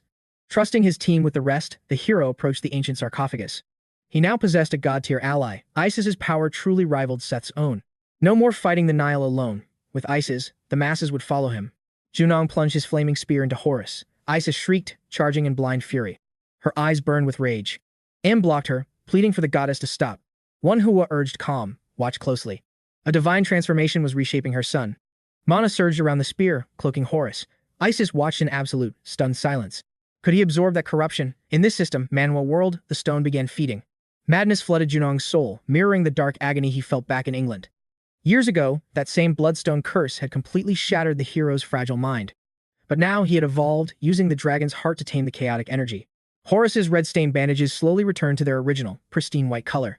Corruption saturated Junong's body. To crush Seth, he had to transcend human limits. By altering the energy flow, he hoped to fully assimilate the stone's madness. Junong forced a dragon's heart to grow. His physical form convulsed from the evolution. Manhwa watched Junong absorb the mana. Zhang and Chang trembled with worry. Sita saw the corruption leave Horus, only to be devoured by the dark horse. Horus was finally healing. Meanwhile, Noon collapsed, her magical reserves completely spent. She shrieked in agony. Rushed over, frantically preparing a potent healing elixir. After drinking the potion, she felt better. Her first concern was Basted's condition. Anubis gripped Basted's throat with demonic energy. Isis screamed for him to stop. Anubis tossed Bastet aside like trash. She lay motionless on the cold ground. The Jackal Legion awaited orders. Anubis coldly commanded them to harvest the souls. Isis ordered Horus's protection. Imb and Numik swore to defend them at all costs. The team readied for battle. Manhwa rushed to stabilize the fallen Bastet. Officials tried to arrest Seth. He vaporized them instantly, mocking their weak efforts. They failed to recognize their true sovereign, even while standing in his shadow. The rebel claimed the throne. Meanwhile, in Odin's celestial realm of Asgard. Here, eternal laws govern everything. Odin formally convened the High Council meeting. All powers were present. He reported that Seth had finally ignited a rebellion. Order must prevail. Odin announced the Nile crisis as today's primary focus. Balder signaled imminent war via astral link. The Allfather gave his divine approval. The gods stood face to face. Seth was surprised to find Balder in his way. Balder agreed. Seth realized Asgard's intentions were finally being laid bare. Just a small warm-up, Seth drew his blade and lunged at his opponent. The rebel felt Balder's immense power. The god of light countered with fury. Jackals closed in with swords. Zhang and Chang gripped her claymore, ready. Her strikes were a lethal blur. Each blow sent the jackals flying back. The doctor returned, noting the attackers were all elite heroic-class hunters. Yet, In Chang's skill was legendary. No time for praise, she snapped coldly. Issa incinerated the horde, scattering charred remains in a brutal display of power. Anubis stepped forward, commanding his minions to clear a path for him. I'll handle her, he growled. Can you maintain that barrier while facing me? Yet realized she simply couldn't maintain the barrier while locked in combat. Sensing the fallen shield, Anubis minions swarmed like hungry jackals to strike. Little did they know, they were charging straight into a living hell. Fenrir waited. Suddenly, a massive snow beast appeared, catching the jackals off guard. Fenrir tore through them. Imb roared that it was time to finish every survivor. Seth faced Balder, sensing his opponent was still hiding his true, legendary power. Such restraint. Seth claimed this was a waste, he fought only for his brother. But the end was near. Seth transformed, his body consumed by demonic energy. Balder felt the danger. Delaying was his mission, but one mistake meant death. Asgard's absolute decree left no choice. Balder steeled his resolve to fight. Seth blurred forward. Balder gasped at the sheer speed of his opponent's movement. Without territory control, Seth would learn the gap between true masters and the weak. Balder charged. Suddenly, Anubis realized that Seth's massive energy signature had vanished. Isis sensed a shift in Seth. The delicate balance of power was now shattered. Anubis refused to yield. He couldn't believe anything could truly stop a monster. Exploiting Isis's clear agitation, Anubis claimed he had no desire to destroy her. The veil of truth erupted, flooding the air with darkness that crippled Isis instantly. Anubis trapped her in a demonic cube, mocking her for letting her guard down. Sealed within, Isis felt her body grow heavy. Every ounce of strength withered away. Anubis declared Isis his power source. Imb struck the cube with soul-shattering force. But the cube remained unyielding. No matter the effort, his attacks were useless. It felt like hitting a sponge. He tried rapid strikes, but the barrier held. The barrier began to expand. Bastet cried out, "This should be impossible." She sensed the stolen auras of Lady Isis and Imb radiating from him. Anubis cackled, intoxicated by the power. Zhang and Chang demanded to know his plan. The white snow dog had wiped out the minions. Now, only Anubis remained. "I am harvesting souls," Anubis sneered. Chang watched in horror as everything changed. The fallen rose again. Anubis commanded his undead army to crush every enemy. Bastet warned that Anubis's forbidden zone turned the dead into puppets. Chang understood. This felt exactly like a high-stakes system Manhwa, mirroring the giant incident in China. Like those greed-spawned monsters, Seth and Anubis were no different from the Giant King. They couldn't escape. She was certain she could slay these creatures once again. Balder sighed. It was over. His legendary weapon, Brightlick, lay shattered to pieces. Territory control was ultimate authority, a space where the owner ruled like a god. Despite the restrictions, Seth shattered the territory's rules and forced his way out. Balder was baffled. Why did his control fail? Was Seth just playing mind games? Was this his final card? Balder prepared to strike, awaiting Allfather Odin's permission. Odin commanded a retreat. Sacrifice the mission. They needed the dark horse to flee. Balder obeyed. Seth laughed, mocking Asgard's cowardice as his opponent was recalled. Humiliated but bound by orders, Balder withdrew. Seth remarked it wasn't a shame. Asgard chose wisely. Suddenly, Seth materialized within the throne room, facing the ruler. "My little brother has returned," the ruler noted. Seth replied, "He looked ill." Was this frail state the price of his choices? Why did it end here? I have no regrets, the ruler whispered. Seth asked. Was it all for me? Was this obsession for the throne worth almost killing Horus? Was power worth this? Seth's brother warned him against arrogance. In this world, true monsters are everywhere. But few fight for justice. Seth wondered, had his brother crossed paths with that shadow man? He chuckled, finally understanding everything. After that encounter, his brother's pride was utterly shattered. Driven by defeat, he craved forbidden strength. Even seeing his son rot from red ore couldn't break his obsession. He admitted Seth outclassed Horus, but that cursed ore had drained the boy's very life force. Seth scoffed, declaring he was nothing like his brother or that mysterious stranger. I'll show you true power, he roared as demonic energy began warping his physical form. The ruler watched in horror the red ore's corruption. This nightmare was his brother's ultimate dream. He'd simply backed the wrong side. Suddenly, a demonic hound leaped from the abyss, fangs bared. Seth vowed to serve that man and conquer the world under a new system. Egypt's Nile was too small. Meanwhile, Zhang Chong's fierce battle against the jackals raged on. 𝗚𝗢𝗚 charged in, crushing bones with his brutal, high-level martial arts. 𝗕𝗲 neutralized foes with precision. Anubis simply harvested fallen souls to raise more puppets. Chang's face paled. They just keep coming back, she cried out. Only one solution remained. In a flash of absolute zero, the undead puppets were frozen solid. Fenrir's icy fangs had cleared the field, leaving the god Anubis completely exposed. But Anubis struck back, wounding the beast. Fenrir reverted to a boy, crashing down hard. Power surged through Anubis like a tidal wave. He felt invincible, ready to even dethrone Osiris. Suddenly, the main character's voice echoed the ritual was complete. The game had changed. A massive energy signature spiked, terrifying Anubis. Horus had finally awakened from his slumber. Determination burned in his eyes. Anubis, how dare you defy the laws of the Nile? He unleashed a blast at the demonic cube. Anubis stared, paralyzed by this impossible strength. How could a mere mortal shatter the veil of truth? Isis wept with joy for her son. Rest now, mother, Horus said softly before turning back. I have a debt to settle. Left alone, Anubis funneled every ounce of demonic malice into one final stand. Without the veil, his dominion over the dead vanished. The system was resetting itself. The two icons clashed in a sky-shaking duel. Within seconds, the rebel was pinned and defeated. Stunned to be alive, the traitor looked up. Horus refused to be his executioner. Horus turned to the main character. Is this enough? 𝗲𝗀 nodded in quiet approval. Why spare him? 𝗲𝗂𝗓 asked. 𝗲𝗀 looked at the lonely soul of 𝗲𝗢𝗎. He needs a brother, he smiled. The skeleton's grin widened with profound, undead gratitude. Suddenly, the earth groaned. A massive tremor signaled a shift in the world's fate. Horus's heart sank. Osiris was gone. The Nile hunters fell to their knees in despair. Don't give up, a veteran screamed. Horus has risen. Our true king is here. They had to unite. But Thoth of Memphis remained cold, refusing to join the fray. He challenged the others.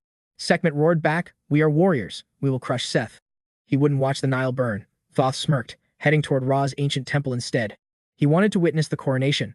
Sekhmet knew the old fox was just playing both sides. Seth and Horus finally met on the grand stage, destiny hanging by a thread. You look pathetic, Seth mocked. Horus simply smiled at his uncle's desperate bravado. In Ra's name, the trial began. Only the strongest would earn the right to rule the Nile. Rule the Nile, the soldiers chanted, their voices shaking the very foundations of Egypt. Even Isis and Inib joined the roar. The cry for a king echoed everywhere. Seth laughed. Everyone was here for the show. This system Manhwa reached its epic climax. He never expected the boy to succeed, but everything followed that man's dark prophecy perfectly. 𝗲𝗀 stood frozen. Even he doubted he could heal Horus, yet the mastermind behind Seth had foreseen this impossible feat. 𝗲𝗀 questioned if Seth truly desired Horus's salvation. The answer came back with chilling, absolute certainty. Seth declared a true king needs universal recognition. Now, 𝗲𝗀 must ascend to the throne's ultimate deciding ground. Shock rippled through Seek and the others. Was this man insane? Inviting an outsider into the sacred war for the crown? Seth asked if Horus felt the shift. He noted his own patron, the desert sun, was observing this mysterious man closely. 𝗲𝗀 realized reports were true. Ever since Horus's awakening, the desert sun had been tracking his every move. Why did the angel despise this? What secret connection linked this man to the future ruler of the Nile? Our hero mused that while he'd absorbed the madness of Horus, the ancient seal had only just been shattered. Horus had never bested Seth alone. 𝗲𝗀 stepped forward, offering aid. Horus found this newfound alliance surprisingly promising. Seth challenged them to prove whose patron reigned supreme, the wolf of the ruined wastes or the desert sun. Now united, Horus and 𝗲𝗀 stood side by side. They steeled themselves for a clash of legendary proportions. Isolated in his office, Odin's mind raced. The Nile would be the perfect hunting ground to consume more power. Yet Seth's crimson mana was absolute, shattering all territorial control. Odin felt a forgotten chill, the icy grip of true fear.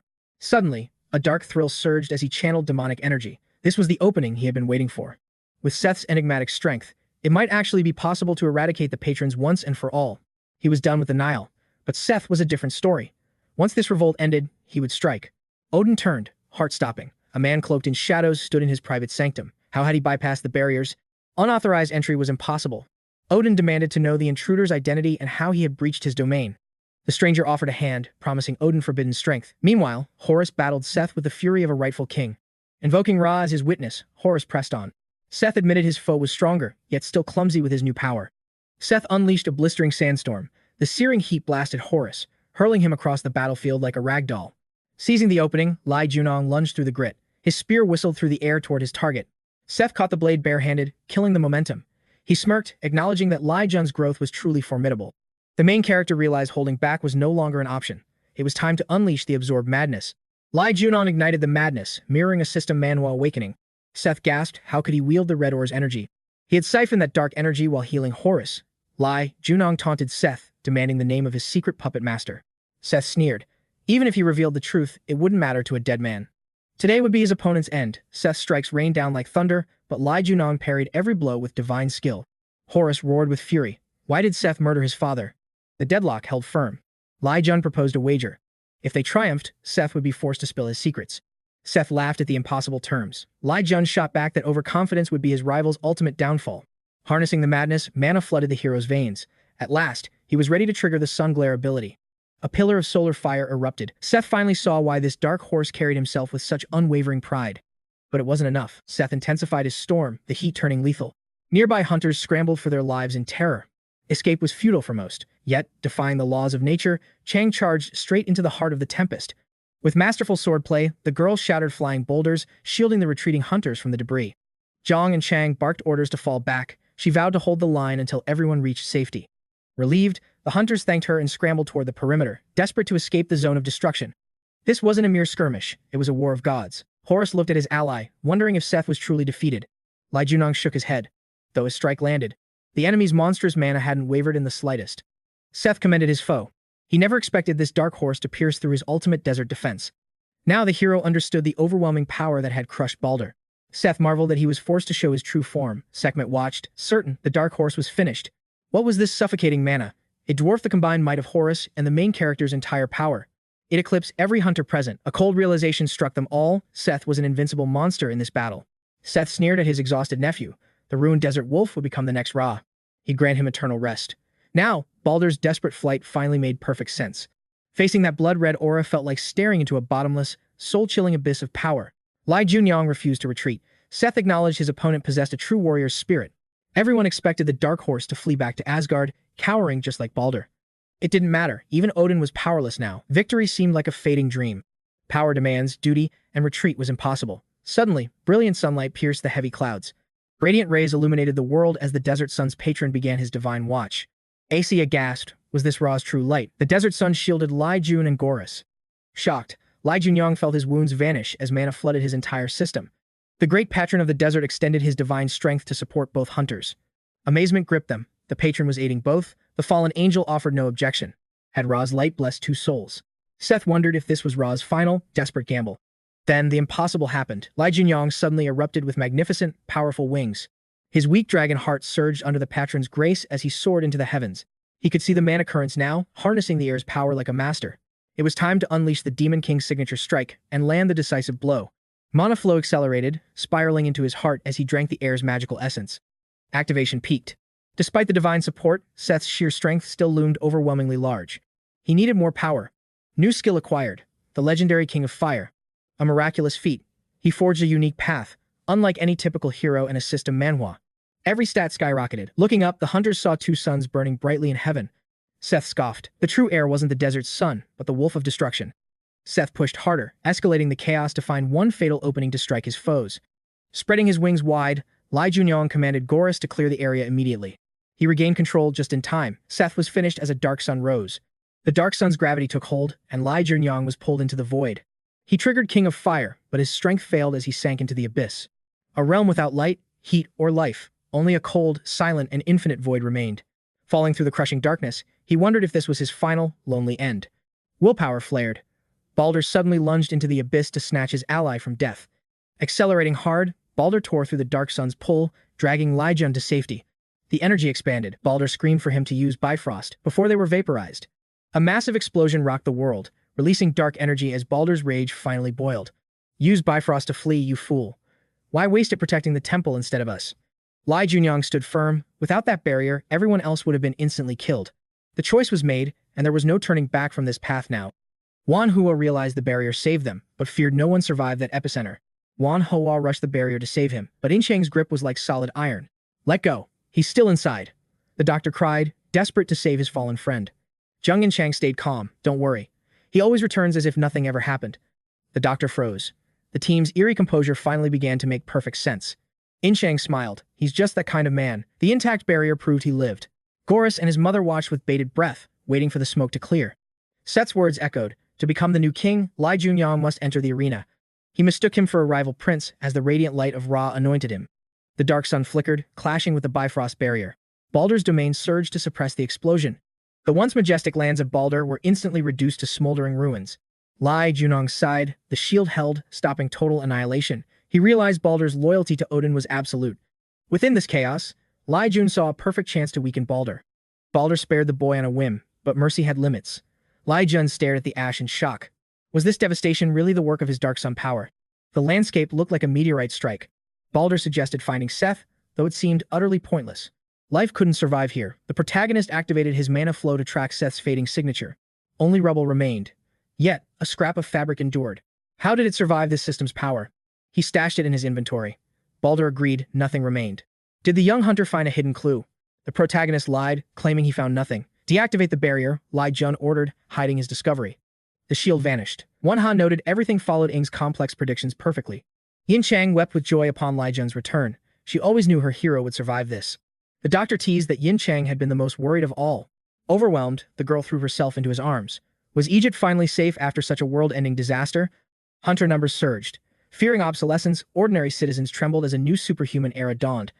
But who truly defeated Seth? The legendary Dark Horse had returned. Manhwa asked how he felt. The youth claimed he was fine. The doctor frowned, doubting his patient's reckless optimism. Healing, 𝗲𝗏 strained his body past its limits. His system Manhwa's stats were clearly overloaded. Let me check your pulse, the physician insisted. Surprisingly, the boy was perfectly healthy. He seemed even more powerful than before the battle. I feel different, 𝗤𝗏𝗏 admitted. yin-chang arrived, clutching a newspaper with an urgent expression. The world buzzed about the Dark Horse. Headlines hailed the mysterious Korean hunter who saved Egypt. Days ago, hunters dominated the media. Suddenly, those stories vanished, replaced by an eerie silence. Now, only the Dark Horse mattered. Someone was clearly manipulating the narrative to hide the truth. The public is terrified, yin-chang said. 𝗤𝗏𝗏 nodded. They finally witnessed the hunter's godlike power. It wasn't just raw strength. 𝗤𝗏𝗏 replied that the strategy was still in play. Fear would consume them. The protagonist realized hunters might soon treat humans like mere livestock. 𝗏𝗏 appeared, announcing that 𝗲𝗏 demanded an audience with the young savior immediately. The chaos with Seth had kept 𝗤𝗏𝗏 from meeting 𝗲𝗏 sooner. Long imprisonment and battle wounds meant 𝗲𝗏 required intensive medical care to stabilize his divine essence. He remained under strict observation for days, a duty assigned to the Nile's new sovereign. 𝗏𝗏 expressed the Nile's gratitude. Despite being an outsider, Ra's light had clearly chosen him. I have no desire for a crown, 𝗤𝗏𝗏 stated. He avoided the burdens of royalty. Ra's light was fading, even if his system Manhwa profile still listed the desert sun. The fallen angel within his system Manhwa interface began to grumble. The desert sun couldn't back two champions. Horus would surely be the one chosen for the blessing. 𝗏𝗏 sighed in relief and thanked him. At the palace, Horus and his mother waited for them. Officials gathered. Horus apologized for the delay in honoring the legendary Dark Horse. He saved Horus's life and rescued the Nile. You are the true savior of Egypt, Horus declared. To repay this debt, Egypt offered anything he desired. The kingdom's treasures were his to take. Speak your wish, Horus urged. 𝗤𝗏𝗏 looked them in the eye. I want change. He recalled tales of a time when human rights were respected along these ancient riverbanks. The current Egypt was a disappointment. Hunters trampled the weak without a hint of remorse. Our hero stood firm, demanding that Egypt restore the long-lost dignity of its common citizens. Horus revealed the tragedy began when his father fell, and he was cast into a seal. Restoration was guaranteed. They would grant any wish, for 𝗤𝗏𝗏 now reigned as a king. Horus declared that though he arrived as a stranger, the light of Ra had chosen him. It was an undeniable truth. Yet, 𝗤𝗏𝗏 confessed the divine light would soon fade away. Horus nodded. Still, nothing could erase the fact that the Dark Horse carried Ra's holy blessing. Even if the glow fades, a fragment remains. Their fates are now eternally intertwined by destiny. Horus spoke again. 𝗤𝗏𝗏, once an outsider, was now the Nile's true hidden king.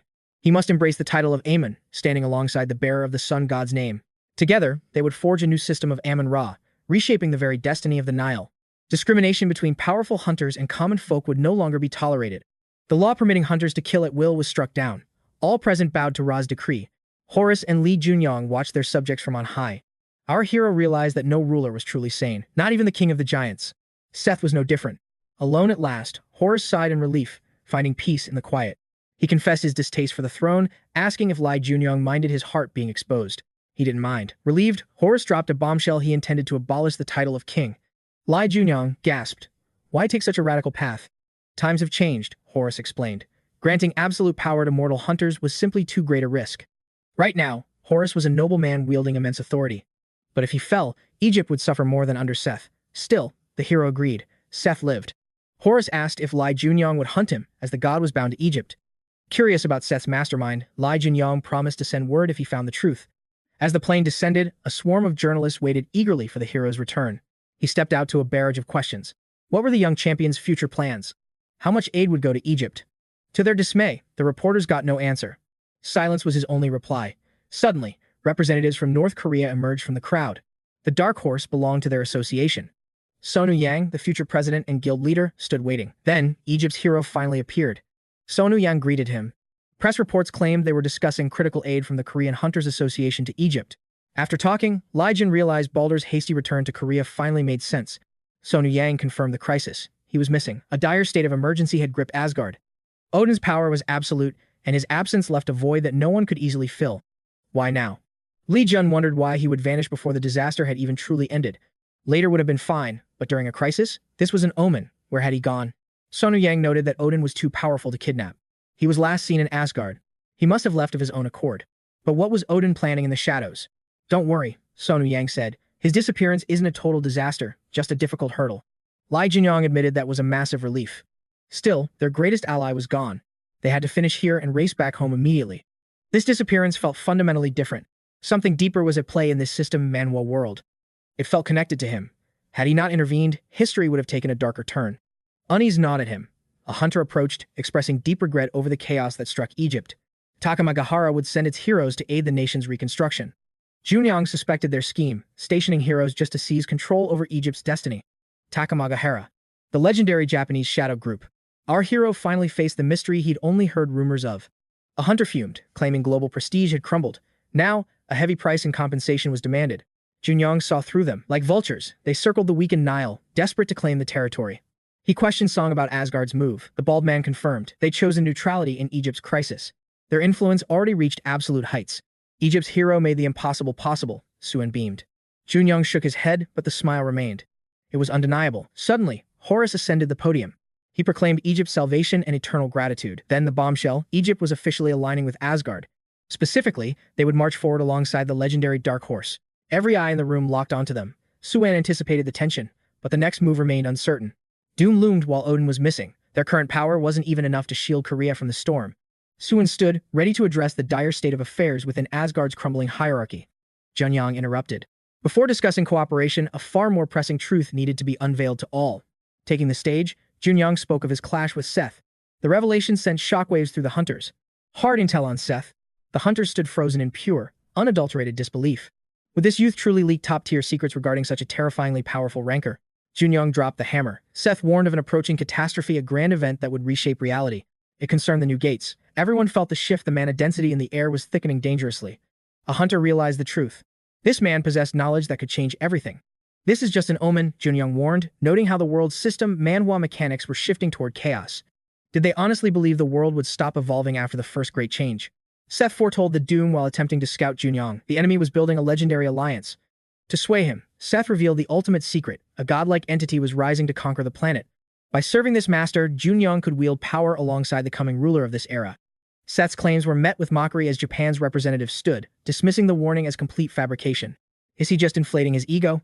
The Dark Horse was formidable, but surely not worth Seth's recruitment. Junyoung countered with a sharp question. Then tell me, what is your organization's ultimate objective? What is the true endgame for everyone serving within your prestigious association? The man boasted of peace and sacrifice. Every action, he claimed, was a selfless step toward humanity's future. Junyoung scoffed. Their true desire was naked greed and total dominance over new territories. Isn't it? Our hero shrugged. Their petty motives didn't matter in the face of annihilation. The mastermind controlling Seth was already rewriting the very laws of their reality. Isn't the warning of an impending apocalypse more vital than your political squabbles? Egypt matters, but if the world falls, no theory can save them. 𝗬𝗏 questioned Junyoung's reckless honesty. Why reveal the catastrophe? This truth had plunged the global balance into total, unpredictable chaos. 𝗬𝗏 knew these players could flip the world overnight. They held the power to shatter the status quo. Junyoung stood firm. Sharing the truth about the disaster was the only way to save countless lives. Once they realize the end is near, even these greedy fools will be forced to act. This knowledge protects nations. Unlike last time, humanity is prepared to endure and survive the coming calamity. 𝗬𝗏 noted Junyoung's brilliance. With Odin gone, he was building a new legion to face the apocalypse. A genius strategic play. Let's pray it works, Junyoung muttered. Nearby, the Japanese hunter gripped his katanas with lethal intensity. He stood by the water's edge, his gaze fixed on the horizon of a dying world. He sought Egypt's recovery but found only omens. Was Junyoung lying about Set's recruitment? Fate remained shrouded. That reveal was a calculated risk. The Japanese hunter sensed no deception coming from this dark horse. Seeking answers, the Japanese man turned to the blindfolded girl for her spiritual insight. She had foreseen the doom. Disaster is coming, she whispered, echoing her warnings from the past weeks. It was now vital to secure another meeting with this mysterious dark horse. Returning to headquarters, the Japanese hunter faced his peers. Are you all here for the calamity? They were. He knew they served a shadow organization hidden within the American Masonic ranks. An American official noted that if the dark horse was right, they needed more details. Unknown threats posed a lethal risk for large nations with so much territory to defend. The Japanese hunter grew impatient. Where is the dark horse hiding at this moment? The Mason replied that he was currently negotiating with the divine incarnations of Horus. During their parley, 𝗲𝗧 questioned if his uncle had truly made such alarming claims. He felt excluded from the truth. Ly Junyoung, I need the absolute facts right now. Under the desert sun's gaze, deception was impossible. Our hero spoke his piece with conviction. It wasn't a total lie, Ly Junyoung countered. Don't you feel the presence behind you? The coming doom was no fabrication. 𝗲𝗧 was stunned. How do you know these secrets? Could the angel see through the desert sun? He needed 𝗲𝗧 as a reliable ally. He had to gamble. I'll reveal everything, provided you keep this a total secret. 𝗲𝗧 swore an oath. I have returned from the future. Ly Junyoung dropped the bombshell. He confronted the Americans. Mason made his move. Come to America with us immediately. Anything you desire is yours. This sudden recruitment pitch caught our protagonist off guard. America was desperate for manpower. They had too much land and too few elite hunters.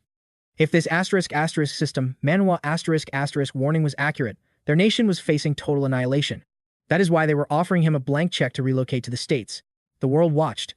Was this dark horse truly worth such a staggering, legendary price? A representative from the Philippine Association joined the bidding, eager for his immense strength. Australia wanted him too. Even Japan's elite hunter extended a formal invitation to our hero. Ly Junyoung felt Yashan's aura, a crushing magical pressure aimed at intimidating everyone present. Yashan offered absolute terms. Suddenly, the very foundations of the building began to quake. Not an earthquake, the gates were collapsing. Move out. We must rescue the survivors immediately. Monsters spilled into the streets. The hunters stood in absolute shock at the carnage. There were no warnings. 𝗲𝗧 confirmed that no active gates were even nearby. The American Mason realized the horror. The gate shattered the very second it manifested. No time for evacuation. Clear the field first, Ly Junyoung ordered. Then we talk calmly. The report was devastating.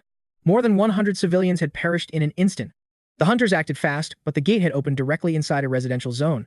Manifestation and collapse happened simultaneously. Is this it? No, just a harbinger, Ly Junyoung replied. Return to the capital. We must coordinate our defense with the White Tiger Group.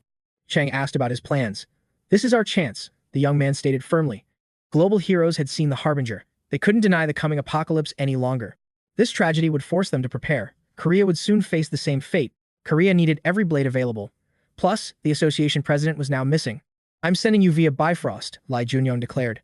Korea needs your strength right now. Every second counted. He didn't know how this timeline would diverge into the unknown. He had to convince them. There are 3 signs of the coming global disaster. Set's prophecy was clear. The first harbinger is the spontaneous collapse of the gates. The gates fracture and vanish in an instant, mirroring yesterday's chaos. Now, the monster's power surges beyond comprehension. Standard C-rank threats have evolved. Even elite A-rank hunters now struggle against beasts that once seemed like fodder. Then comes the third omen, 𝗏𝗏ification. Ly Junyoung warns of a looming upheaval, echoing the cataclysmic shifts that once decimated the Chinese mainland. These zones seal shut, gorging on raw mana until they explode. This lethal surge will claim countless innocent lives. Once more, the monsters undergo a terrifying and unprecedented evolution. Desperate, a hunter begs for a solution. Ly Jun's silence is deafening. He has no shield against this coming storm. Yashan presses further, demanding to know the world's fate once these dark omens finally trigger the ultimate disaster. To Ly Junyoung, the true disaster is the total extinction of the old world as we know it. Mana overflows within the gates, birthing god-tier monsters. As their strength peaks, the body count will reach staggering heights. Amidst the carnage, the frequency of new hunter awakenings will suddenly double. Humanity evolves through this system Manhwa logic. As hunters grow stronger, they will lead the world's rebirth from the ashes. But saviors often become tyrants, enslaving those they once protected. It is a dark truth he keeps buried inside. Our hero vows to act. With the apocalypse looming, the current hunter forces are pathetically outnumbered. Reinforcements won't just spawn from nowhere. We must prioritize shielding the defenseless masses from the coming slaughter. Yashin nods grimly. This is total war, and soldiers exist solely to shield the weak from the fire. Yashin extends a daring invitation to Japan, offering this mysterious dark horse a position of power equal to his own. Shock ripples through the room. Why would a legend offer such prestige to a complete, nameless nobody? 𝗓𝗏 stands frozen. An S-rank gate has just imploded a feat that defies all known logic and physics. 𝗲𝗀𝗠𝗔 stands his ground. He has shared his secrets, but his loyalty remains fixed to his own nation. He urges them to flee home immediately. This nightmare is spreading, and their own countries might be the next targets. A colossal titan emerges from the abyss, instantly marking the city as its new, bloody hunting ground. These aren't standard trolls. They are faster, more numerous, and carry a bloodlust unlike anything seen before. 𝗲𝗀𝗠𝗔 takes the lead, instantly neutralizing the beast with a single, decisive strike. You saved me, the hunter gasps. 𝗲𝗀𝗠𝗔's eyes harden as he vows to purge every last monster in sight. Civilians must flee to safety. Our hero notes these trolls rival the legendary giants of Utgard in sheer scale. S-rank horrors are finally unleashed. 𝗲𝗀𝗠𝗔 holds the line, anchoring himself against the gate's yawning, dark maw. But the true terror hasn't arrived. The S-rank gate boss is still lurking within the shadows, waiting to strike. It is forcing its way out. Yashin gazes upward, spotting 𝗲𝗀𝗠𝗔 soaring through the heavens like a god. He descends like a diving bomber. Yashin recalls his blindfolded assistant's cryptic and haunting prophecy. She foretold this youth would fulfill his mission. Yashin senses their destinies are now inextricably intertwined by fate. The boss nears the threshold. Yashin's heart hammers against his ribs as he watches the young man's terrifying resolve. Drawn to his aura, Yashin races to follow. Then, the gate shatters as the boss finally emerges. The protagonist gazes up, realizing this beast is an absolute mountain of cursed flesh. Skyscrapers look like mere toys beside it. This scarecrow must die before it fully enters our realm. Solar flare skill activated. He unleashes a blinding barrage as the boss crawls into the light. Demon wings unfurled, 𝗲𝗀𝗠𝗠𝗔 dances through the air, exploiting every opening to strike the titan's massive skull. Direct hit. A massive, smoking crater now exists where the boss's forehead used to be. It is over. 𝗲𝗀𝗠𝗠𝗔 roars. The behemoth wobbles, its massive frame tilting dangerously toward the earth. Wait, this is bad. If that mountain of meat collapses now, the people below will be crushed instantly. He cannot let them die. Suddenly, the Japanese hunter Yashin ignites his power and rockets into the clouds. With godlike precision, Yashin's blade carves the titan into a million fragments, turning a deadly impact into a harmless rain. The threat is neutralized, and the city's doomed citizens are spared. The two warriors lock eyes midair. Even 𝗲𝗀𝗠𝗠𝗔 is stunned by such terrifyingly elegant and lethal swordsmanship. How could a legend like this remain hidden in his memories? Suddenly, agony strikes and he plummets toward the concrete. The youth regained his focus, stabilized mid-air, and stuck a perfect landing on the earth. Yashin approached quickly, checking to see if the Korean hunter was still in fighting shape. Unexpectedly, the blindfolded Japanese assistant appeared. He felt immense relief upon seeing that 𝗲𝗀𝗠𝗠𝗔 was unharmed. 𝗲𝗀𝗠𝗠 was stunned. Why did his head begin to throb the moment this woman arrived? Why was the fallen angel fixated on her? Even these S-rank gates were cleared with ease. Thanks to this fated meeting, legendary heroes from across the globe gathered within the city of Cairo. Suwon praised the young man's performance, while 𝗓𝗏 thanked Suwon for his critical, life-saving support. 𝗓𝗏 told the youths to depart. 𝗲𝗀𝗠𝗠𝗔 said goodbye, truly enjoying their brief but intense partnership. Saving 𝗓𝗏 triggered a brutal clash with 𝗬𝗏, resulting in a massive surge of newfound strength. In this system Manhwa world, removing variables spawns more. Now, 𝗲𝗀𝗠𝗠 wields permanent, ancient solar flames. 𝗓𝗏 mentioned that 𝗫𝗏 is eager to continue their cooperation through the coming trials. But they would not beg. 𝗬𝗏's betrayal and the gate collapse left them utterly devastated and broken. Still, Egypt shall rise again. 𝗲𝗀𝗠𝗠 promised that overcoming this disaster would bring a new dawn. 𝗓𝗏 declared 𝗲𝗀𝗠𝗠 as Egypt's beacon. He must remember his status as their light wherever he goes. Egypt stands as his eternal ally. However, 𝗓𝗏 had one final and very difficult favor to ask. Recent catastrophes crippled the nation. For now, 𝗓𝗏 is bound to his homeland and cannot leave. Since 𝗲𝗀𝗠𝗠 seeks 𝗬𝗏, can the Dark Horse recover the lost eye of Osiris from him? The youth wondered how 𝗓𝗏 knew. Perhaps he is certain 𝗬𝗏 stole the divine relic during his escape. The protagonist felt a familiar pulse of Osiris's energy resonating from within his very soul. Suwon had warned him earlier, facing 𝗬𝗏 and his mysterious backers would be no easy task. 𝗲𝗀𝗠𝗠 noted they could return instantly via Bifrost, yet they were traveling by plane instead. Sun Yan explained that Bifrost's power is finite. They had used it constantly since the London incident. 𝗲𝗀𝗠𝗠 agreed. Using it for the Egyptian rescue was necessary. The rift has truly endured much. Baldi admitted they saved many lives. At last, the Korean skyline finally appeared on the horizon. Lee Junyoung asked about Odin's disappearance. Baldy replied that they were still desperately trying to find him. Odin vanished within his own domain. Such an impossible event had never occurred in recorded history. He prayed for Odin's safety. With disaster looming, the world needs the All-Father's strength. The guild leader asked if Seth's master was the man in black. Lee Jun nodded grimly. He is a ghost. A shadow with no past, no records, and no information available. Odin's fate is tied to him. Suddenly, the pilot announced a massive fire at Incheon Airport. The culprits were wyverns, winged nightmares circling the burning ruins of the international airport. Lee Jun's blood ran cold. This was the second phase of the great disaster. He leapt from the plane, activating dive bomber. He shredded the first monster with relentless, bloody strikes. The Desert Sun's blessing provided invaluable support just when he needed it the most. Lee Jun gripped his weapon. Could the great disaster truly be starting right now? Monstrous shadows loomed. In this system, Manhwa reality, our hero levels up with every single kill. As the disaster intensified, his internal mana reserves began to swell with immense power. The mana currents were haywire. He searched the wreckage, but found no signs of any survivors. Terrified civilians suddenly scrambled into view. A bloodthirsty beast closed in, sensing its next meal. Sun Guan, the top-tier hunter, stepped forward. He stood as a pillar of unshakable confidence. A survivor thanked the guild leader for his life. However, other rescuers were still trapped nearby. This information sent a flicker of genuine concern through Sun Yuan's usually calm eyes. Normal hunters couldn't survive this. If he left the civilians now, they would surely be slaughtered. The bald hunter moved to intervene. Suddenly, Lee Jun appeared like a bolt of lightning. You arrived just in time. Lee Jun took point, while Sun Yuan led the civilians to safety. Junong's heart sank. Before him lay the White Tiger squad, their bodies mangled and broken. Why were they here? He spun around, catching the silhouette of a mysterious, shadow-clad man. Junong charged instantly. His spear hummed with fury, detecting a surge of vile demonic energy. The stranger didn't flinch. He stood his ground, radiating a murderous intent for the coming clash. Injin arrived, her voice trembling. Had she known the carnage, she would have brought the entire army. She wasn't alone. The elite White Tiger survivors stood behind her, acknowledging Junong with grim stares. Junong thanked them for the backup but commanded they retreat before the real nightmare began. In Chang reported the survivors were safe. Junong nodded, insisting they regroup with Hun immediately.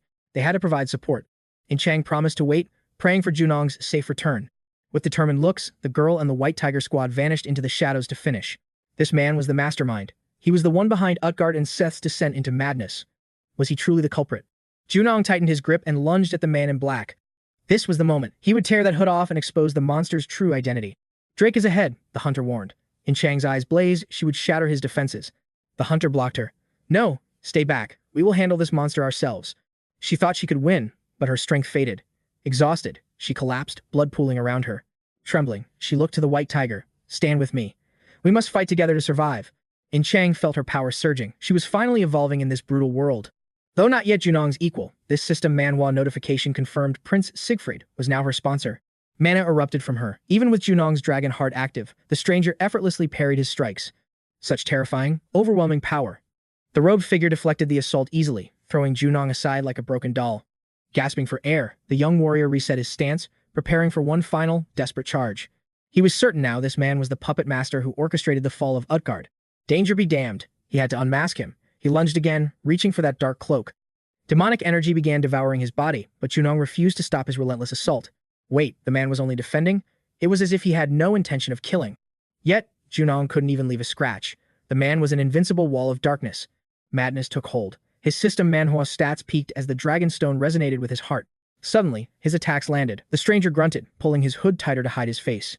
Stop this, the man whispered. Injin commanded the hunters to retreat. She would handle this. The air crackled. Injin was channeling an impossible amount of mana. This feels incredible, she said.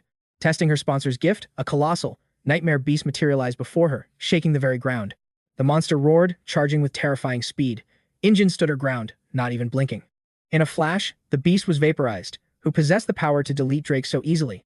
Sun Yuan appeared, sword ready. I'll help. Junong glared at the stranger. You've fooled us long enough. Not at all, the man replied calmly. I have simply seen the path of the future. Junong's vision blurred. As his body failed, a pitch-black crow landed on the stranger's shoulder. It is time, the man muttered. In Chang and Seonggu surveyed the absolute ruin surrounding them. Everything lay in ashes. The dark figure walked toward Junong, who was struggling to breathe. With a cryptic gesture, space warped. Junong was teleported instantly, landing at Injin's feet. Injin screamed in terror, rushing to him. Sunu watched, baffled by the stranger's mysterious mercy. The boy is still useful, the man stated. Are you truly abandoning Asgard? Song demanded. The hood fell, revealing Odin. He commanded Heimdall to assist the young man in black. Knowing he couldn't win, Junong charged anyway. His legend was only just beginning to unfold. With spear speed alone, he aimed to shred the enemy's mysterious black cloak. Jun Kyung used Merlin's necklace, a classic system Manhwa strategy, to optimize his mana. But the spear's demonic malice was overwhelming, fueled by a terrifying, dark madness. Suddenly, Odin's divine power helped Jun conquer the corrupting darkness within his soul. The figure seemed to be Odin, yet his presence felt like a total stranger's. Jun woke in a hospital, Merlin's necklace resting heavy on his chest. He bolted up, insisting the man in the robe was truly Odin himself. Sun Won nodded grimly, confirming he had witnessed the exact same impossible sight. Jun held fragments from Seth's battle, legendary items bestowed by Odin's own hand. Jun Kyung realized the two shards were identical in every single way. It was a hunch, but he believed Odin had received that dark robe. Jun argued that during the battle, Odin should have been ruling Asgard. Odin never left Asgard, though Su Yan suggested deceptive skills were possible. Jun admitted that might be true, though the reality remained cleverly hidden. It seemed Odin had allied with the dark figure for unknown reasons. Suin called it pure madness, desperate to know what could turn a god. Despite losing, Odin saved Jun before demonic energy could consume his body. Odin prepared for disaster, creating new guild branches where hunters were scarce. They planned to absorb rival guilds and forge powerful new hunter alliances. Following the plan, Jun noted that universities were now fortified emergency shelters. A faint, eerie veil began covering Incheon, mirroring the tragedy in China. The guild leader warned they had lost all contact with the nation. As gates collapsed, Jun vowed to hunt the ruler of Incheon himself. He couldn't stop the end, but he knew how to delay it. When the disaster strikes, every open gate will start to implode simultaneously. The collapse won't stop until the source of this madness is erased. Slaying rulers wouldn't end the disaster, but it would buy precious time. When asked for a plan, Jun explained that every apocalypse unfolds differently. He only knew the Demon King's path and Korea's dark, inevitable fate. Jun resolved once more to execute the ruler and save his country. He recalled the Demon King's journal. It hid the world's darkest secrets. It claimed the king grew stronger after defeating the gate's supreme ruler. To survive, he had to follow the Demon King's path through Egypt. The apocalypse reached Korea, exactly as the dark prophecies had originally predicted. No matter how often he looked, that face remained hauntingly cold. An elf stood amidst the rubble, claiming the souls of dying children. A man begged for mercy, but the elf only mocked his fate. He found Earth a perfect place to rebuild his lost, ancient kingdom. The city was a graveyard, not a single soul moved within ruins. Sentinels on the towers scanned the horizon for any sign of life. A guard spotted survivors as Zhang and Chang returned with Gan. She waved to Jun and Sonu watching from the neighboring roof. They signaled back, noting the convoy brought hundreds of survivors safely. Segyu worried about delays, but Jun feared the base was over capacity. The guild leader nodded, promising they would survive the coming storm. The perimeter was secured. Now, they needed to recruit awakened survivors to bolster their guild ranks. Lai Jun realized the scouts found fresh intel and needed to establish immediate contact. Zhang and Chang delivered the grim news. The world outside was a waking nightmare. Monster numbers dipped, but aerial views showed them congregating for a massive, coordinated strike. Since the beasts swarmed one tower, survivors were likely still trapped inside fighting. The hero finally located the ruler's lair. Rulers command the hordes. Slaying them is humanity's only path to absolute victory. Lai Junyang reflected on how history was repeating itself perfectly. Seonwon confirmed they finally established a stable link with the outside world. Miraculously, some regions remained untouched, though most were currently drowning in chaos. Hunters are shielding civilians while preparing urgent supply drops for isolated zones. The main character sensed the entire world would soon face this same apocalypse. But silence was key. Hope was the only thing keeping the soldiers fighting. No cost is too high. Seonwon claimed humanity's spirit would never break. Mankind's potential was surging. It was time to strike back at the disaster. Retake Incheon first, then march toward the heart of Seoul. Curiously, the Demon King's records never identified this territory's specific ruler. History only recalled a brutal struggle that humanity barely survived. Our hero vowed to slay Incheon's ruler, followed by a watchful fallen angel. The university safe zone was secured, transforming into a fortress for Lai Jun. Monsters vanished, and city rebuilding began, though survivors were tragically few. Amidst ruin, hope bloomed as the gates spilled concentrated mana everywhere. As sponsors watched, civilians began awakening as powerful new hunters. These rookies were funneled into elite training to test their true mettle. Post-training, their grand strategy finally aligned perfectly. Lai Jun and Seonwon prepared their hunt, noting the ruler's growing power. Since the disaster was young, the ruler's strength hadn't peaked yet. Seonwon sighed in relief while Lai Jun pondered Odin's mysterious mercy.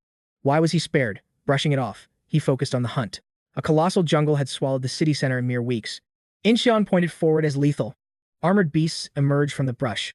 Zhang and Chang charged. The girl's growth was truly staggering to behold. She was slowly evolving into a legendary Siegfried-class warrior. A titanic, mana-charged treant loomed over the party, radiating pure malice. It was time for the Lord of Fire to incinerate this leafy nightmare. Wu agreed to rest while the main character checked his *** system Manhwa *** stats via the window. Everything looked optimal. Then, his mind drifted to the shadowy figure in black, the one lurking behind Set and even the king of giants. He who defeated Odin. Was he watching from the shadows this whole time? He suspected this mysterious man was actually the legendary Demon King. If he is the Demon King, would he have a system? The Demon King's book claimed attribute 100 triggers a transformation. Levels offered more than just power, they provided a path to total evolution. Ly-Jun was fast approaching the level 100 milestone. With the disaster accelerating his growth, the soul-reaping skeleton was nearly fully charged. The Demon King's dread, once enslaving the world's elite hunters, was stirring. Hunters trembled, feeling an overwhelming surge of mana poisoning the very atmosphere. What is this? Ly-Jun assured Baldi they'd win. He matched the ruler perfectly. Sunu Yan nodded in trust. Junyang declared they'd hunt the ruler down immediately. Turn back now, he warned, because true hell lies just ahead of us. The self-proclaimed ruler had forgotten how long it had been since his last feast. Hunter flesh tasted exquisite. His loyal assistant stood by, head bowed in silence. Harvest more, he commanded, sensing prey had finally entered his dark domain. He ordered Rubel to kill. Junyang's team advanced toward the lethal hot zone. They'd met S ranks, but never witnessed a massive-scale skill this terrifyingly powerful. In this system, Manhwa, Junyang's growth surged, making the ruler's path look easy. A monstrous tree blocked them, lashing out with lethal and aggressive branches. Inchang drew her blade. Almost there. I'll handle this overgrown demonic weed. A hostage hung from the branches, begging for mercy. Inchang froze in shock. Suddenly, Rubel lunged from the shadows, her steel aiming for Inchang's throat. Sparks flew as Inchang parried the lethal strike with lightning-fast combat reflexes. Sensing a high-tier foe, Junyang joined the fray, activating his unique system abilities. Outmatched, Rubel retreated, perching like a predator upon a massive, gnarled branch. Junyang frowned. She dodged a strike no ordinary monster could ever avoid. Guan caught the freed hostage. Inchang spat, "You're nothing but a pathetic coward. You used a shield and failed. What now, monster? Your bait is gone." Inchang acknowledged her skill, challenging the monster girl to a fair, face-to-face duel. Rubel smirked, but then more captive hunters appeared, screaming from the canopy. Witnessing the cruelty, the team recoiled. Rubel just grinned, flaunting her sadistic power.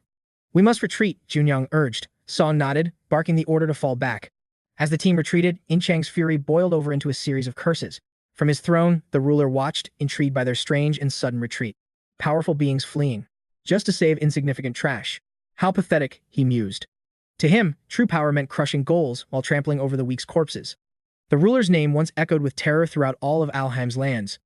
Eons in a rift left him weakened, but devouring them would restore him. "Corner them," the elf shrieked. "Use the humans as our living shields." By consuming their essence, he would finally ascend as this world's god. Junyang, Inchang, and the now shrunken Ganza weren't planning an easy escape just yet. They needed intel. Inchang wondered, who was this ruler hiding in the shadows? "He's hunting us," she whispered. The freed hunter groaned, slowly regaining consciousness.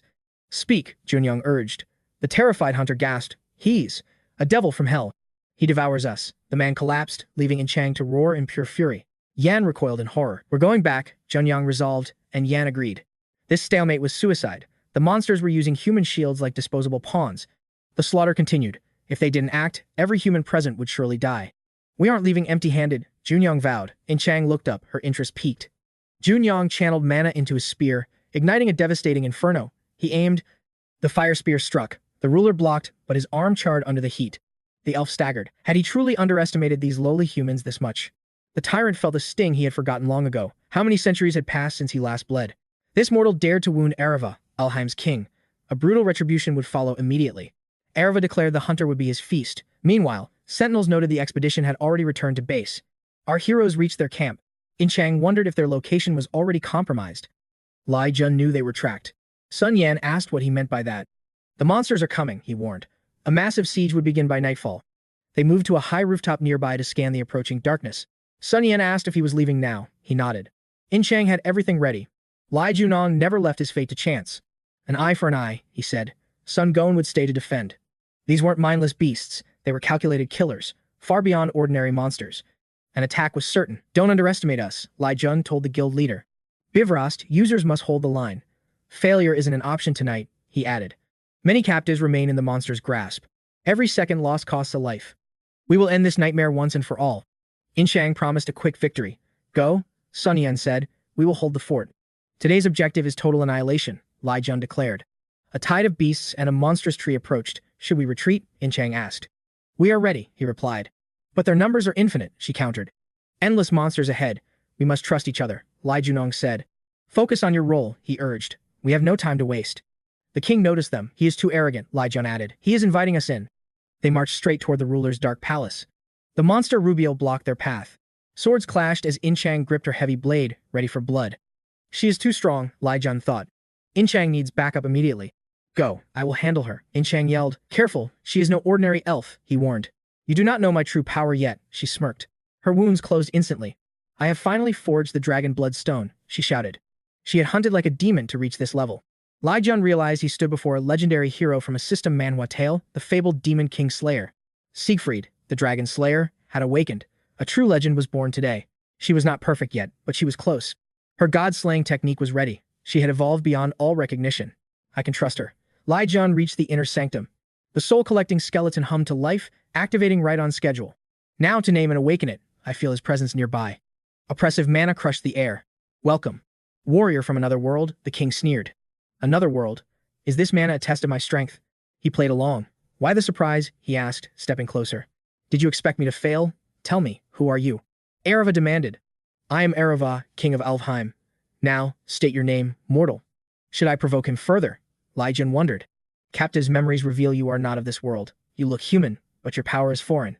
What does he mean? This makes no sense at all. You destroyed my kingdom, 𝗤𝗏𝗚 hissed. Are you one of them?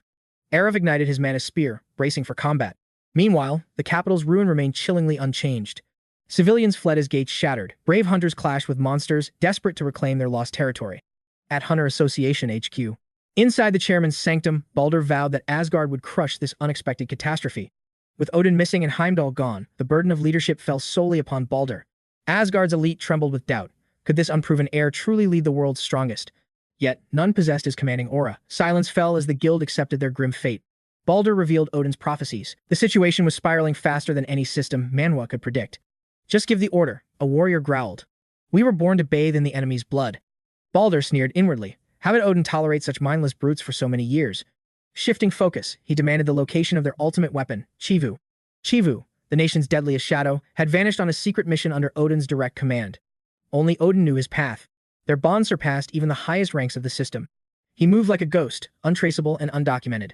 Suddenly, the chamber doors slammed wide open. The hunter stiffened. Who dared intrude upon a summit of the world's most elite warriors? Baldur's eyes narrowed. Finally, a cloaked figure emerged from the shadows, face hidden in darkness. You've handled things well, the stranger praised. He lowered his hood, revealing the great King Odin. My son, Odin whispered. The room froze. Was this truly the legendary sovereign himself? An oppressive, dark mana flooded the room. The shocking truth hung heavy. Baldur was Odin's blood. Baldur trembled. The secret he was sworn to take to his grave was now exposed. Why did he struggle? Since being cast out as an abandoned child, left to fate's mercy. Every battle fought was for the father who had always turned a cold, blind eye. Not once did Odin offer pride. This wasn't the reunion Baldur had ever envisioned. A phantom knock echoed, yet no presence was felt. Odin stepped through the threshold once more. My son, he repeated. Baldur winced. Was this acknowledgement a blessing or a cruel curse? Odin spoke of his son's hidden pain. You failed my tests, yet I never truly hated you. That gentle resonance. Those familiar, kind hands. Suspicion lingered. Baldur couldn't grasp the true agenda hiding behind the association president's calm mask. No schemes, Odin reassured. I only wish to finally claim you as my own flesh. Prove your worth, and the throne is yours. Baldur's heart hammered against his ribs. Hadn't another been chosen? Yet, this was the moment he had craved since his first quest. I need a favor, Odin added. Transcend your missing power and rule this world by my side. Stunned by the shift, Baldur stammered, begging for a moment to process this crushing weight. Odin pulled him into a cold embrace. I need your answer. And your sacrifice. Right now. Baldur froze. Nearby, the White Tiger Guild hammered against the city's shimmering, magic barrier. No other stronghold could contain this level of disaster. The capital was their final stand. Leave now, and there's no return, the doctor warned. Stay, if you fear the coming storm. The hunters hesitated. These weren't strangers, these were the families of their brothers in arms. They owed their lives to 𝗤𝗏𝗠. They wouldn't cower while their savior fought alone. Fine 𝗤𝗏𝗠, Fëanor roared. To my master. 𝗤𝗏𝗡 echoed as the entire guild unified. Their unwavering loyalty was rare. They were ready to dive headfirst into the abyss for him. With a surge of mana, the doctor tore a rift through the ancient magical fortification. They stepped through, only to see the central barrier of soul begin to disintegrate. The ruler of Eri glared at his foe. Are you truly allied with these shadows? Main character 𝗤𝗏𝗠𝗢 snatched an arrow from midair, snapping it like a toothpick with contempt. Arrow froze. This man radiated their energy, yet he wasn't one of them. Are you referring to the patrons? 𝗤𝗏𝗠 questioned.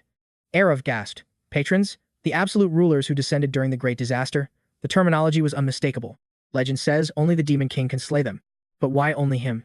Lee-jun needed answers. Are you a patron? He demanded. 𝗲𝗲 only laughed, answering with a lethal rain of arrows. Are you asking if I'm one of those dark entities, little human? 𝗕𝗲𝗃 sneered. I'm not one of them, but I almost ascended, 𝗲𝗃 chuckled. If I devour you now, I'll finally become a patron. Could devouring a human trigger an evolution? 𝗕𝗲𝗃's words hinted at a terrifying truth about this world's dark hierarchy. Lee-jun locked in. He couldn't evade every projectile, so he summoned a blazing fire barrier to intercept the onslaught. 𝗕𝗲𝗃's eyes narrowed. His arrows were being incinerated. This barrier was far stronger than he anticipated. Lee-jun pondered why a system Manhwa world requires a demon king to destroy these invincible patrons. Information was key. Tell me, elf, Lee-jun shouted, have you encountered other hunters before?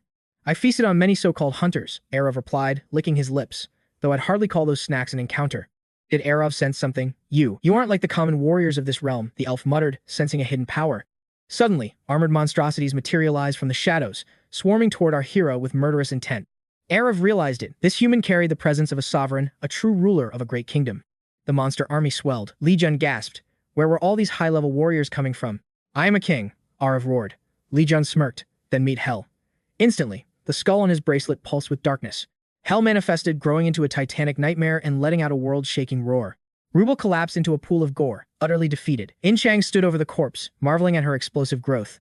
Power, she whispered, is the only way to protect what matters with my own hands. The patron, Prince Charming, watched her with a warm expression, his eyes filled with an enigmatic light. She sensed it. Lee-jun's battle had ignited. Suddenly, a pillar of divine light descended from the heavens, bathing her. Siegfried's grace. In-chang felt her exhaustion vanish as every wound closed instantly under the holy light. With this divine buff, she was finally closing the massive power gap between her and Lee-jun. I'm coming, Lee-jun. She dashed toward the thunderous echoes of combat, but the sight ahead was shocking. Pure chaos. Legions of monsters and vengeful ghosts were locked in a brutal, gore-slick slaughter. It was literal hell on earth. A cataclysmic war between elves and ghosts unfolded before her eyes. Where was Lee-jun? Amidst the carnage, the protagonist was locked in a life-or-death struggle against ruler 𝗕𝗲𝗃. She was still too weak. The sheer pressure of their clash kept her from even daring to intervene. Lee-jun gritted his teeth. 𝗕𝗏𝗃's strikes were accelerating, each blow becoming heavier and faster.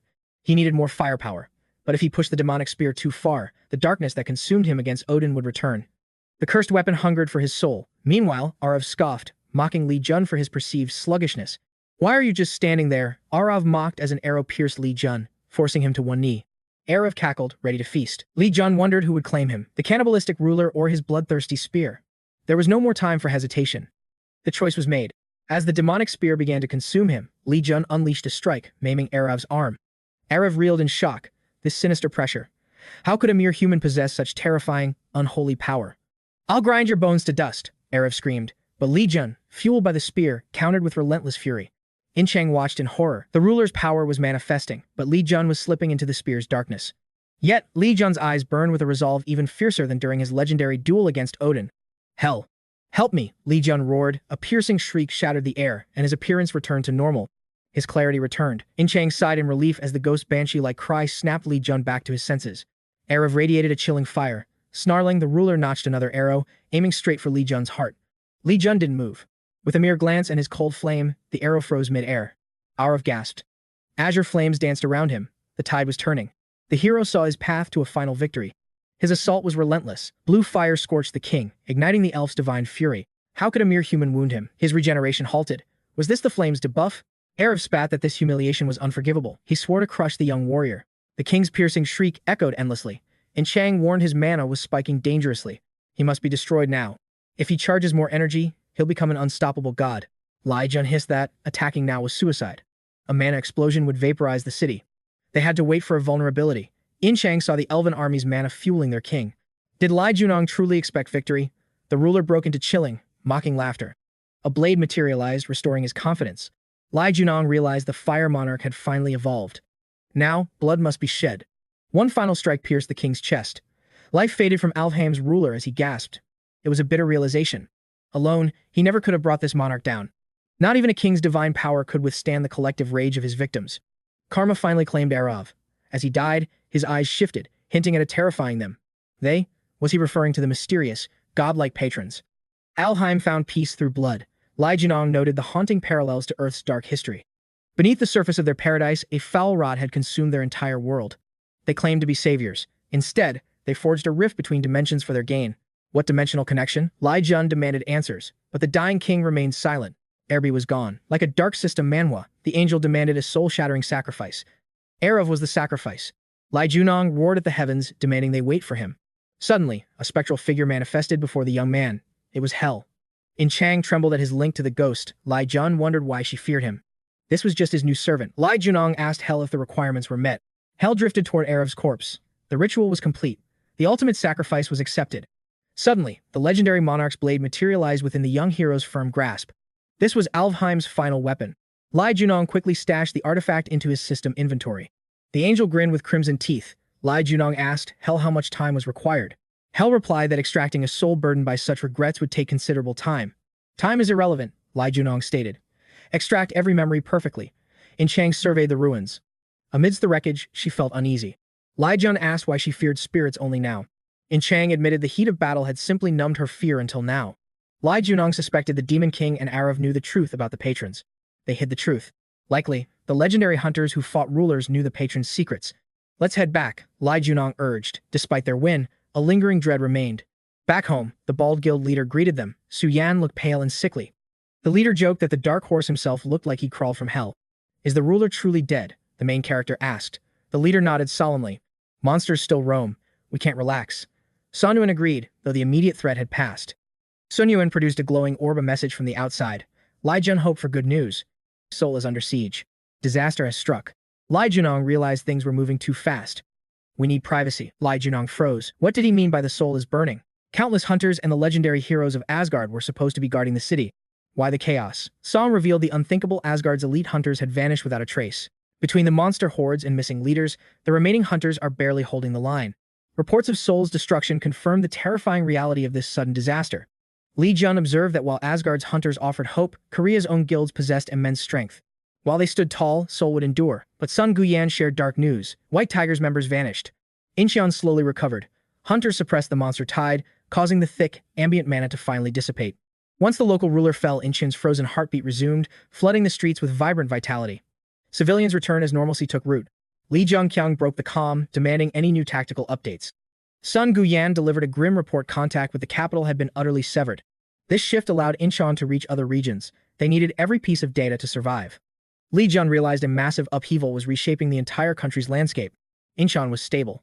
As a player in this system Manhwa, Lee Jun knew the next quest awaited. Jung-Yi stepped inside, reporting back. The protagonist's first concern was the status of the surrounding barrier.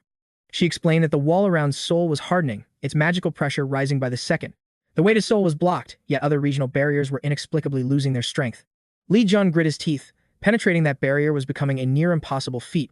Using Bifrost was a gamble, threatening their power and their only connection to reality. Lee Jung-kyung commanded the leader to locate the missing White Tiger members by any means necessary.